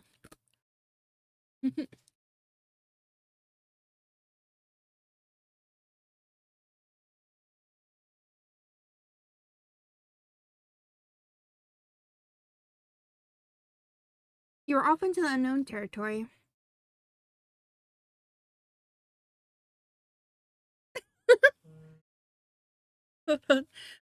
Yes, Kens?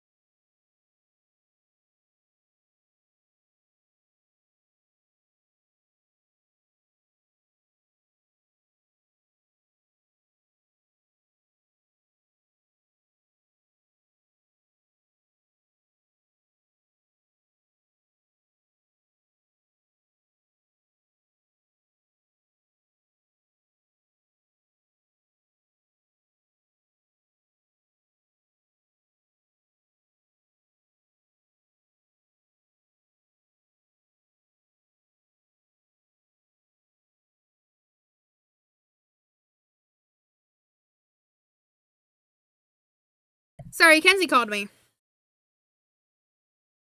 she caught as soon as you said that. That is.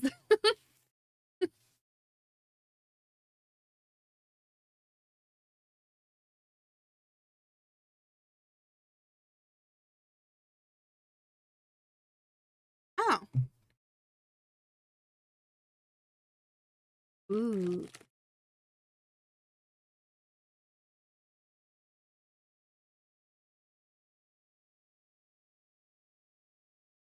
So Kenzie has practice until just now, getting out of practice. And normally on these days they stop to get food. So they were calling to see if I wanted anything. Yeah. Food is food.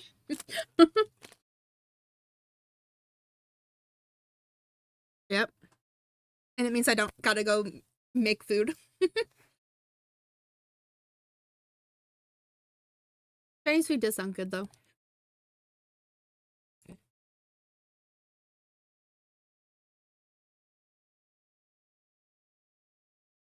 You ran through the first few neighborhoods like that, your feet pounding on concrete. Whenever one of you got tired, you'd take a break for a minute. When there was a sound, you'd be off again, in case someone you knew might realize what you're up to. So how cautious you were, the two of you didn't run into anyone, not even other kids enjoying their summer. It was like you had suddenly become criminals, always worried if someone was on your tail. As tense as it was, you were so glad when you got the opportunity to take a proper break.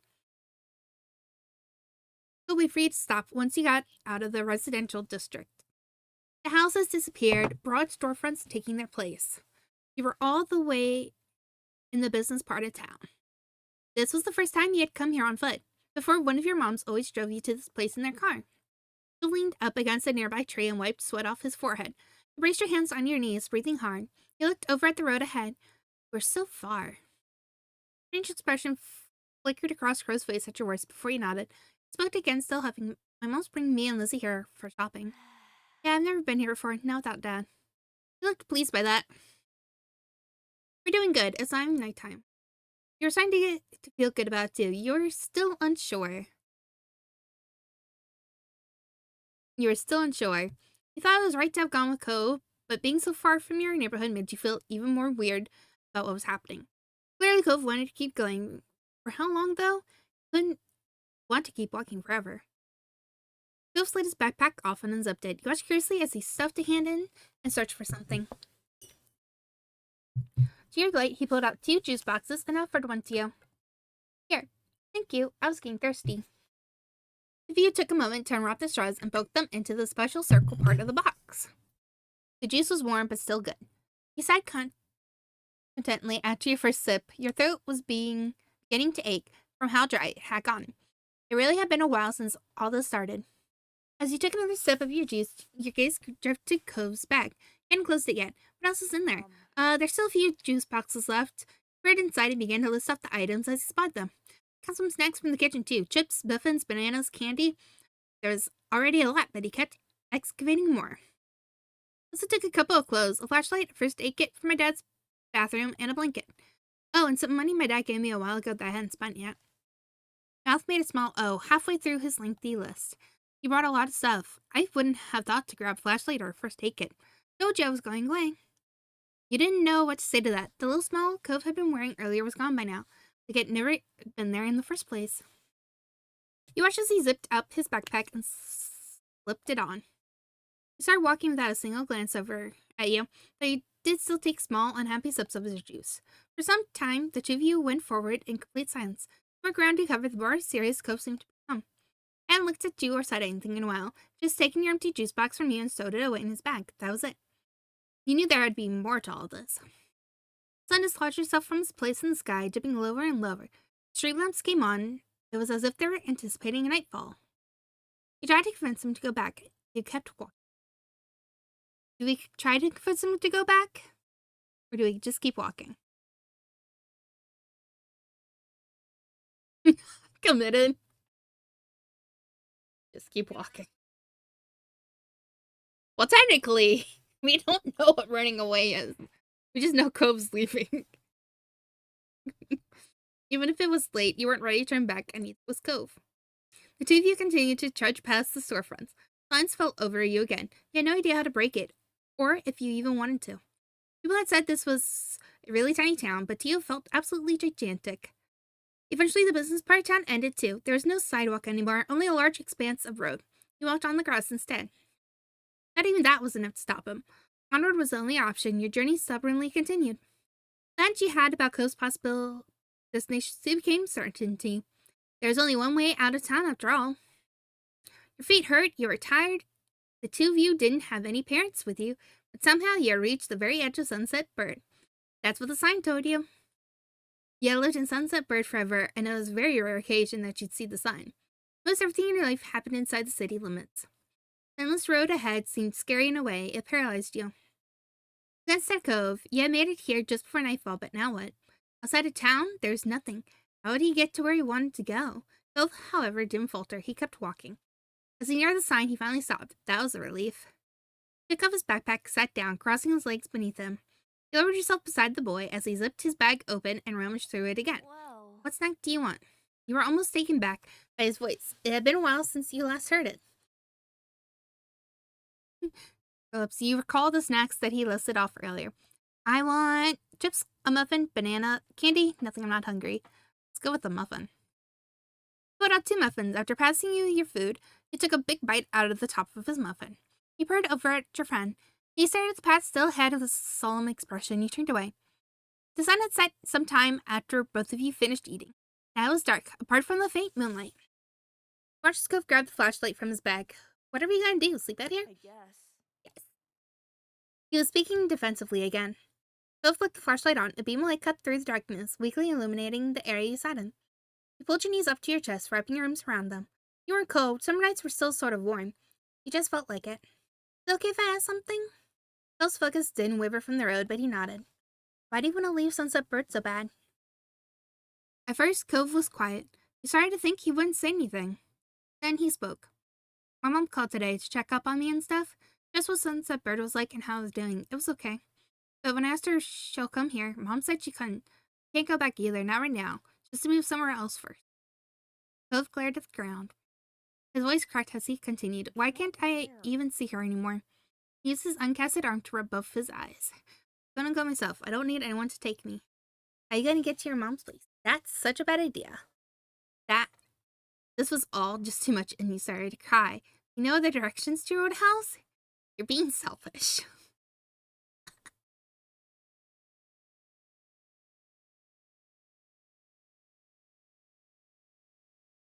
I mean, he is being kind of selfish. Don't think I'd actually downright say it, though.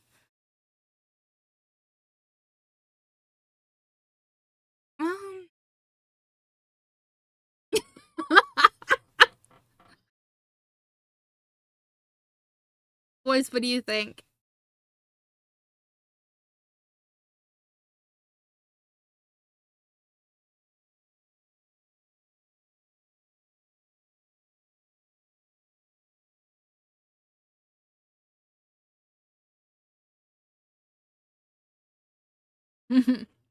Cry.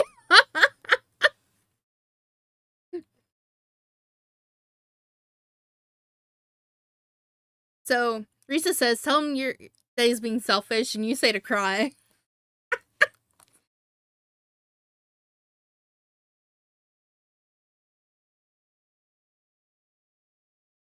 Oh, yeah. Wait, 1 moment. I need to grab a drink.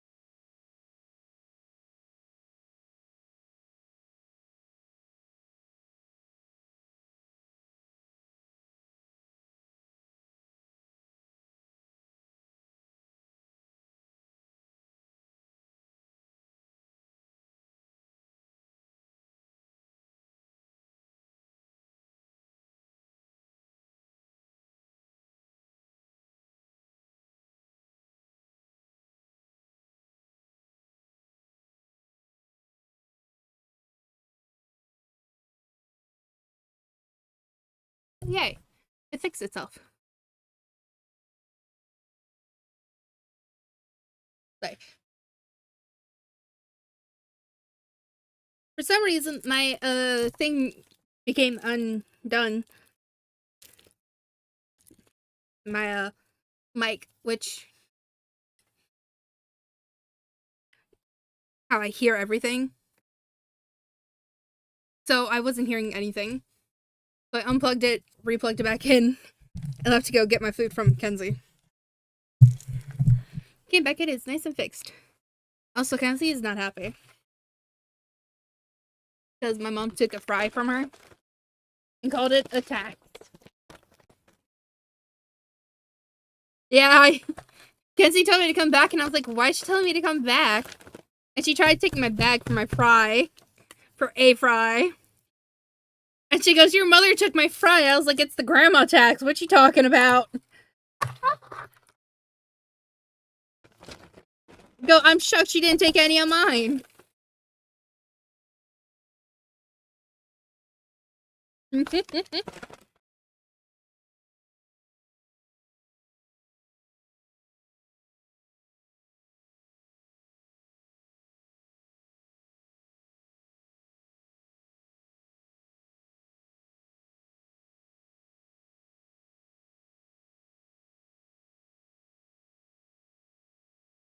Don't try going to the bag while it's up there.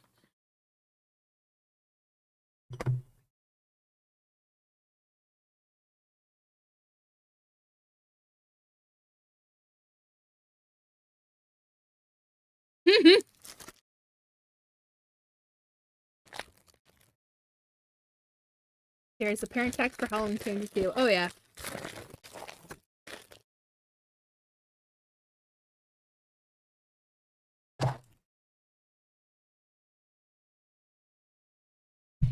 There's a parent tax for everything.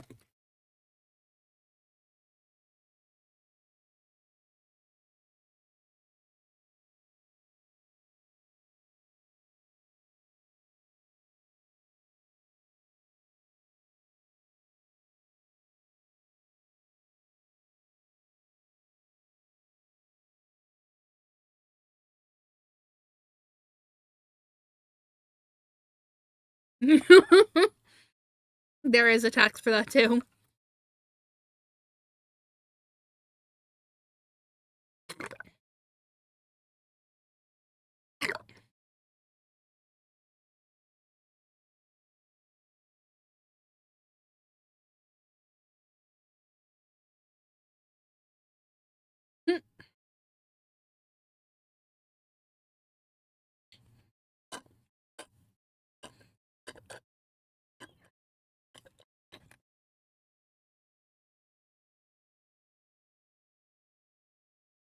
Love juice boxes.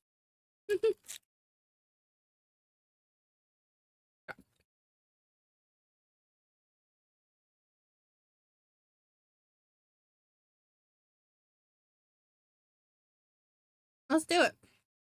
We do the cry one. Hope's eyebrows shot up, as though he hadn't expected you to have this kind of reaction to what was happening. What's wrong? You didn't give him any answer. When the sprites were off, he tried more softly to coax a reply out of you. You okay? No, I want to go home. No, I don't feel good. No, I don't want you to go. No, you shouldn't do stuff like this. Simply shook your head no.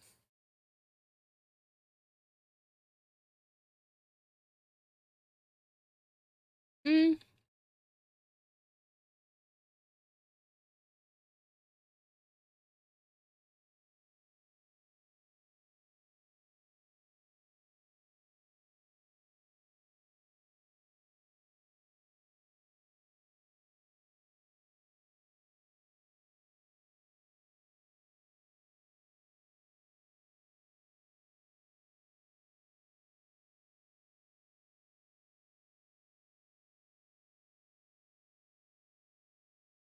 Shake your head no.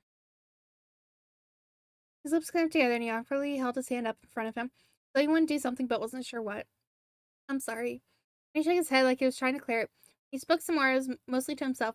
If I don't go see Mom, then she's... Fresh tears glistened in Cove's red-rimmed eyes. He suddenly tried to blink them away, but they slipped down his cheeks.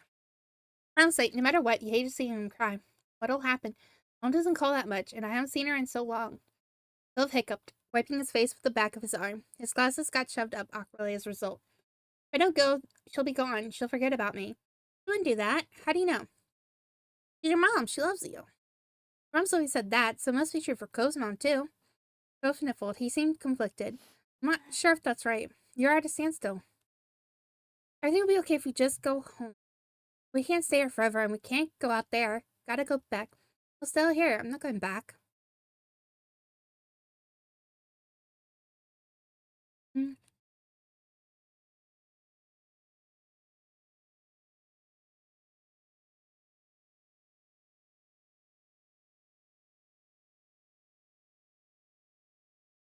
Mm.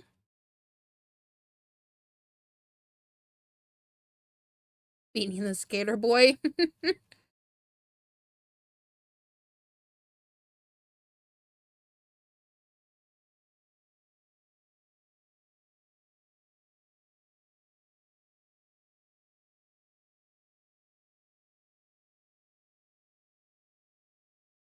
Can I help you, Peaches?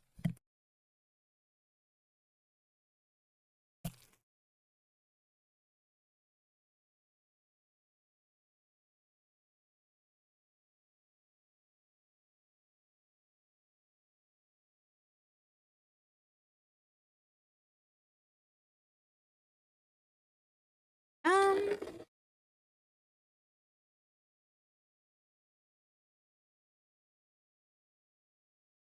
Yeah. Yes. He is.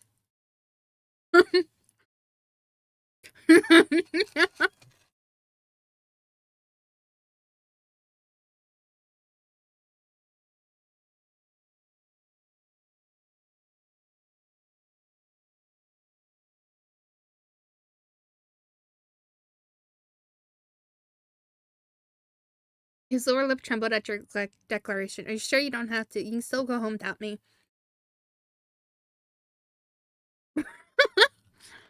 You didn't leave a letter or anything, I'm sure. Thanks.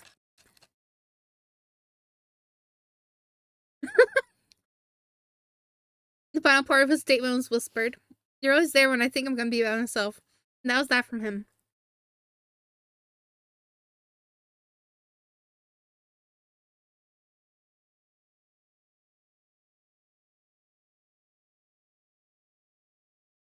The quiet resumed, and it wasn't as awkward this time, or so you thought.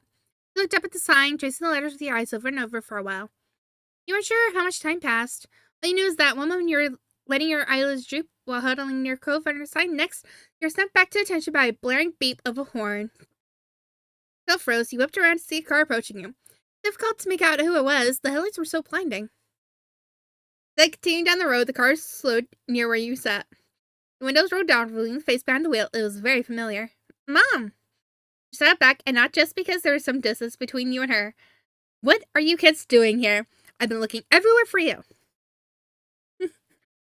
We were gonna come back later, but she stopped looking at you and said, staring heads parked straight ahead. Both her hands are gripping the wheel. Guilt ate you up from the inside. Get in. Let's get you two home. That at least made her showing up worth it. We were aching like crazy from all the walking you've done today. You yanked open the side door and slipped inside the back seat. They clambered over so Cove had enough room to climb into. Followed him wordlessly, tucking his backpack near his feet. Your mom looked at you and Cove in the rearview mirror. The two of you had us extremely worried. That wasn't a good thing to do. Not at all. Shamefaced, you both nodded as one. Sorry, Miss Les. Sorry, Mom. She saw him immediately. Not enough to actually let it go, though. You'll have to apologize to everyone else, too. Yeah. Oh shit, Beanies and Child Mom is loaded. Look at those leather seats. I mean, from my understanding is that where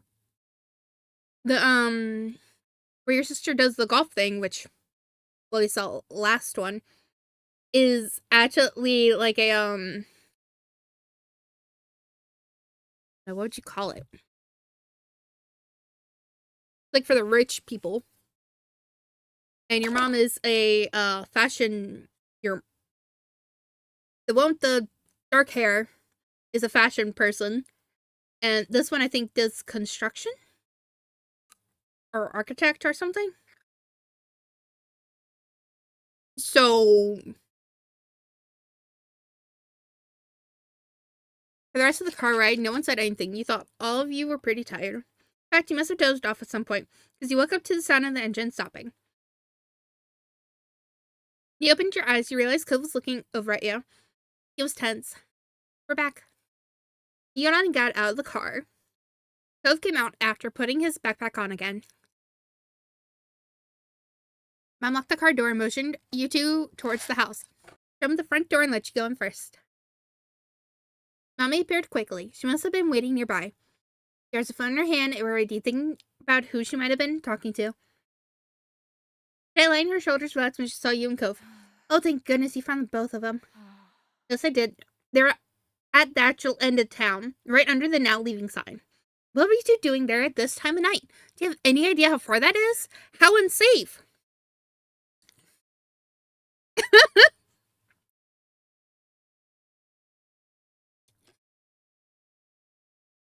Hi!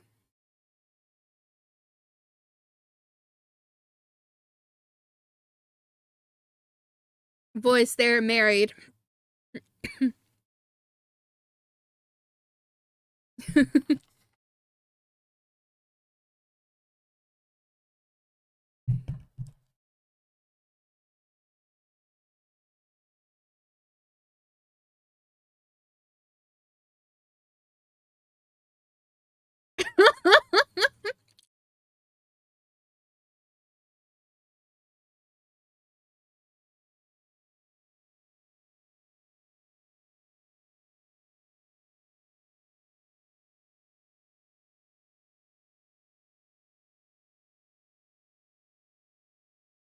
Do you have any idea how far that is? How unsafe? You peeked at Cove. He still looked exhausted. His eyes were puffy and there were dry tear bags stuck to his cheeks. I had to see my mom. Jamie didn't want me to go alone.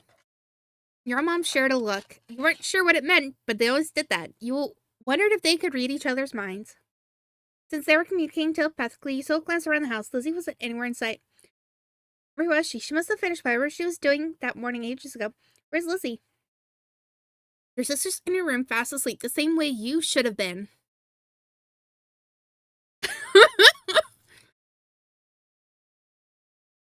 Voice, dummy mommies.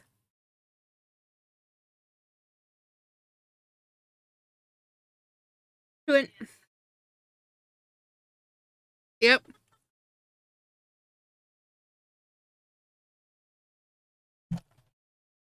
Went out earlier to look for the two of you when she accidentally found out you were both missing. She tried to pretend otherwise, but you made her sick with worry. Then she checked all over the hiding places she could think of, but couldn't find either of you. You and Cove exchanged remorseful glances at that. Mommy knows the discomfort. Okay. You two must be sleepy. You can sit down wherever you like.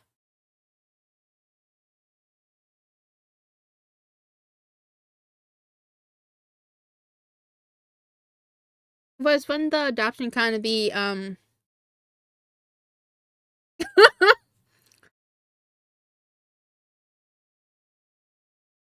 Risa can adopt me.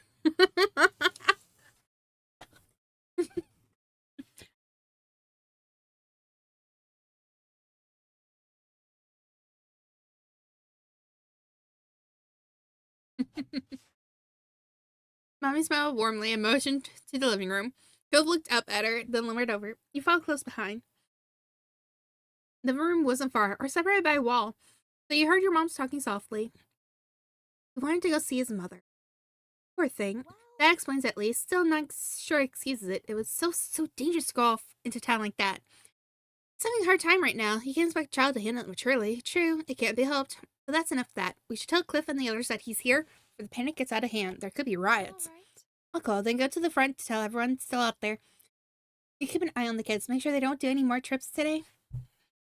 Got it, hun.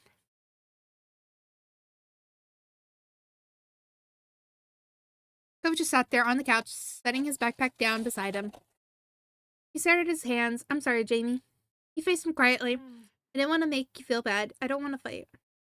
You won't do it again? I'm sorry too. You took in his apology wordlessly. Why am I apologizing to him?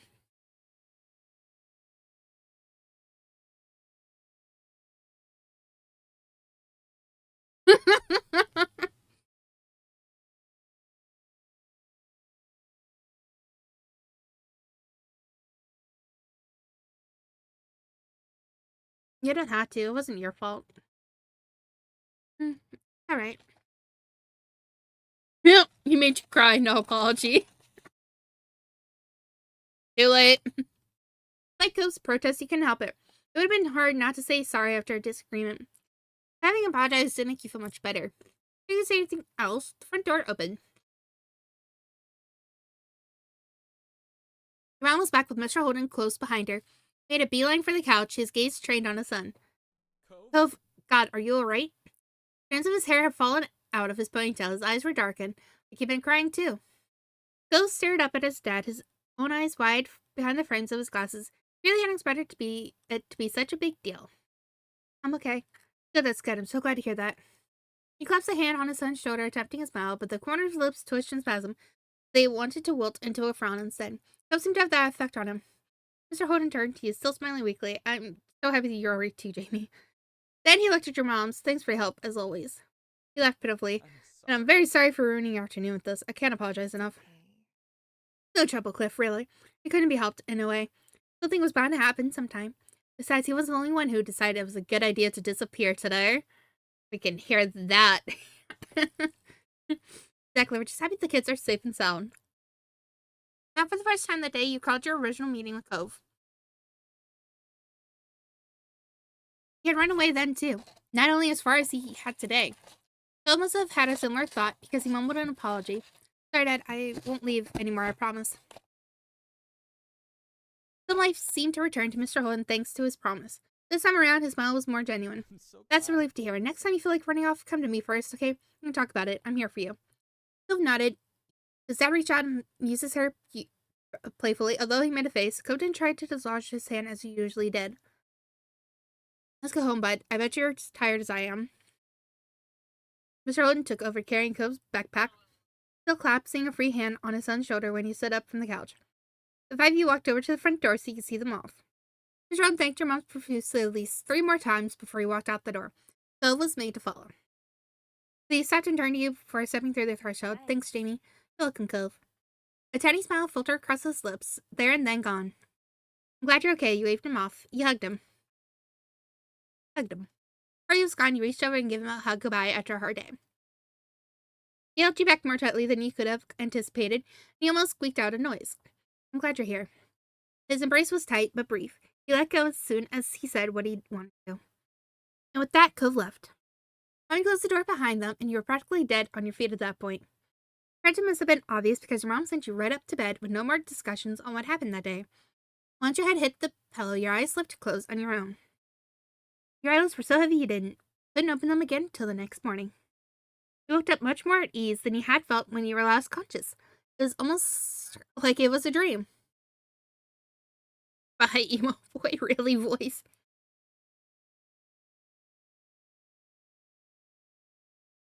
It definitely wasn't. Your mom's faces when you saw them assured that.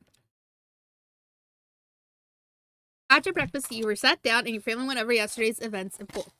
There were none too pleased that you joined Code despite knowing that he wanted to leave. As punishment, your mom took away your TV privileges for the next few days. Lizzie was annoyed that she couldn't watch your shows with you around, but she adjusted. Whenever you expressed disappointment, your mom's reminded you that they weren't punishing you for no reason. It was dangerous to go out on your own so late, and without telling anyone. You could have gotten hurt or worse. As upset as you were, you understood. Mr. Holden talked to Cove about what happened too. He didn't know what he said exactly, but Mr. Holden forgave Cove immediately. He didn't do anything to punish Cove for running away. He blamed no one but himself for Cove's desire to leave home. Got your moms discussing it once in hushed tones, frowning at each other. It was pretty serious. There were words used he hadn't heard before. Self-flagellation. I said that wrong. Voice.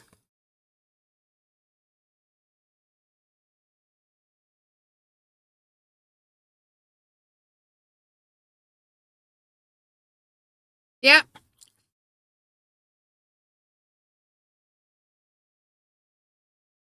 I was like, this is the most innocent game I got.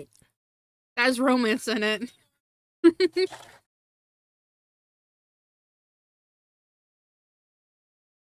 Stand in the corner.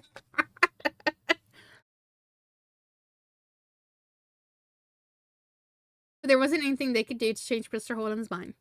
Your neighbors talked to you and Cove often for the next week or so to express their concerns and disapproval of the event. Still, as they always did, days continued to pass, so did talk about Cove running away. Things eventually returned to normal as they had to. Summer kept going and kept having experiences he shared with Cove. Yay! Save, and we will go to 3. Okay.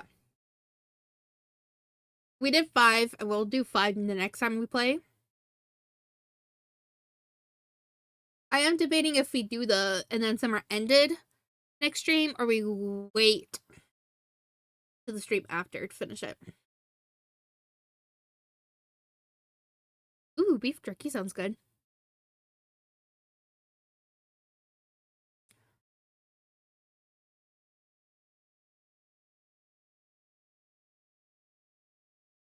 Four hours to do 5 of those.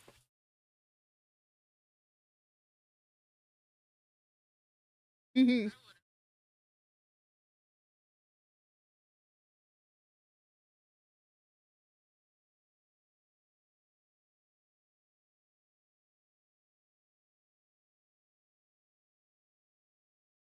Mm. I know who to raid. I know who to raid.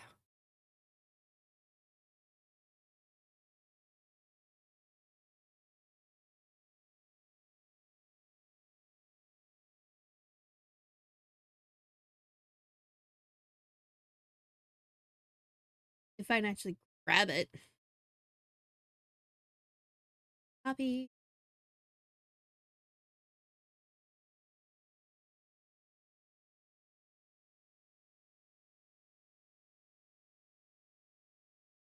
That up. Okay.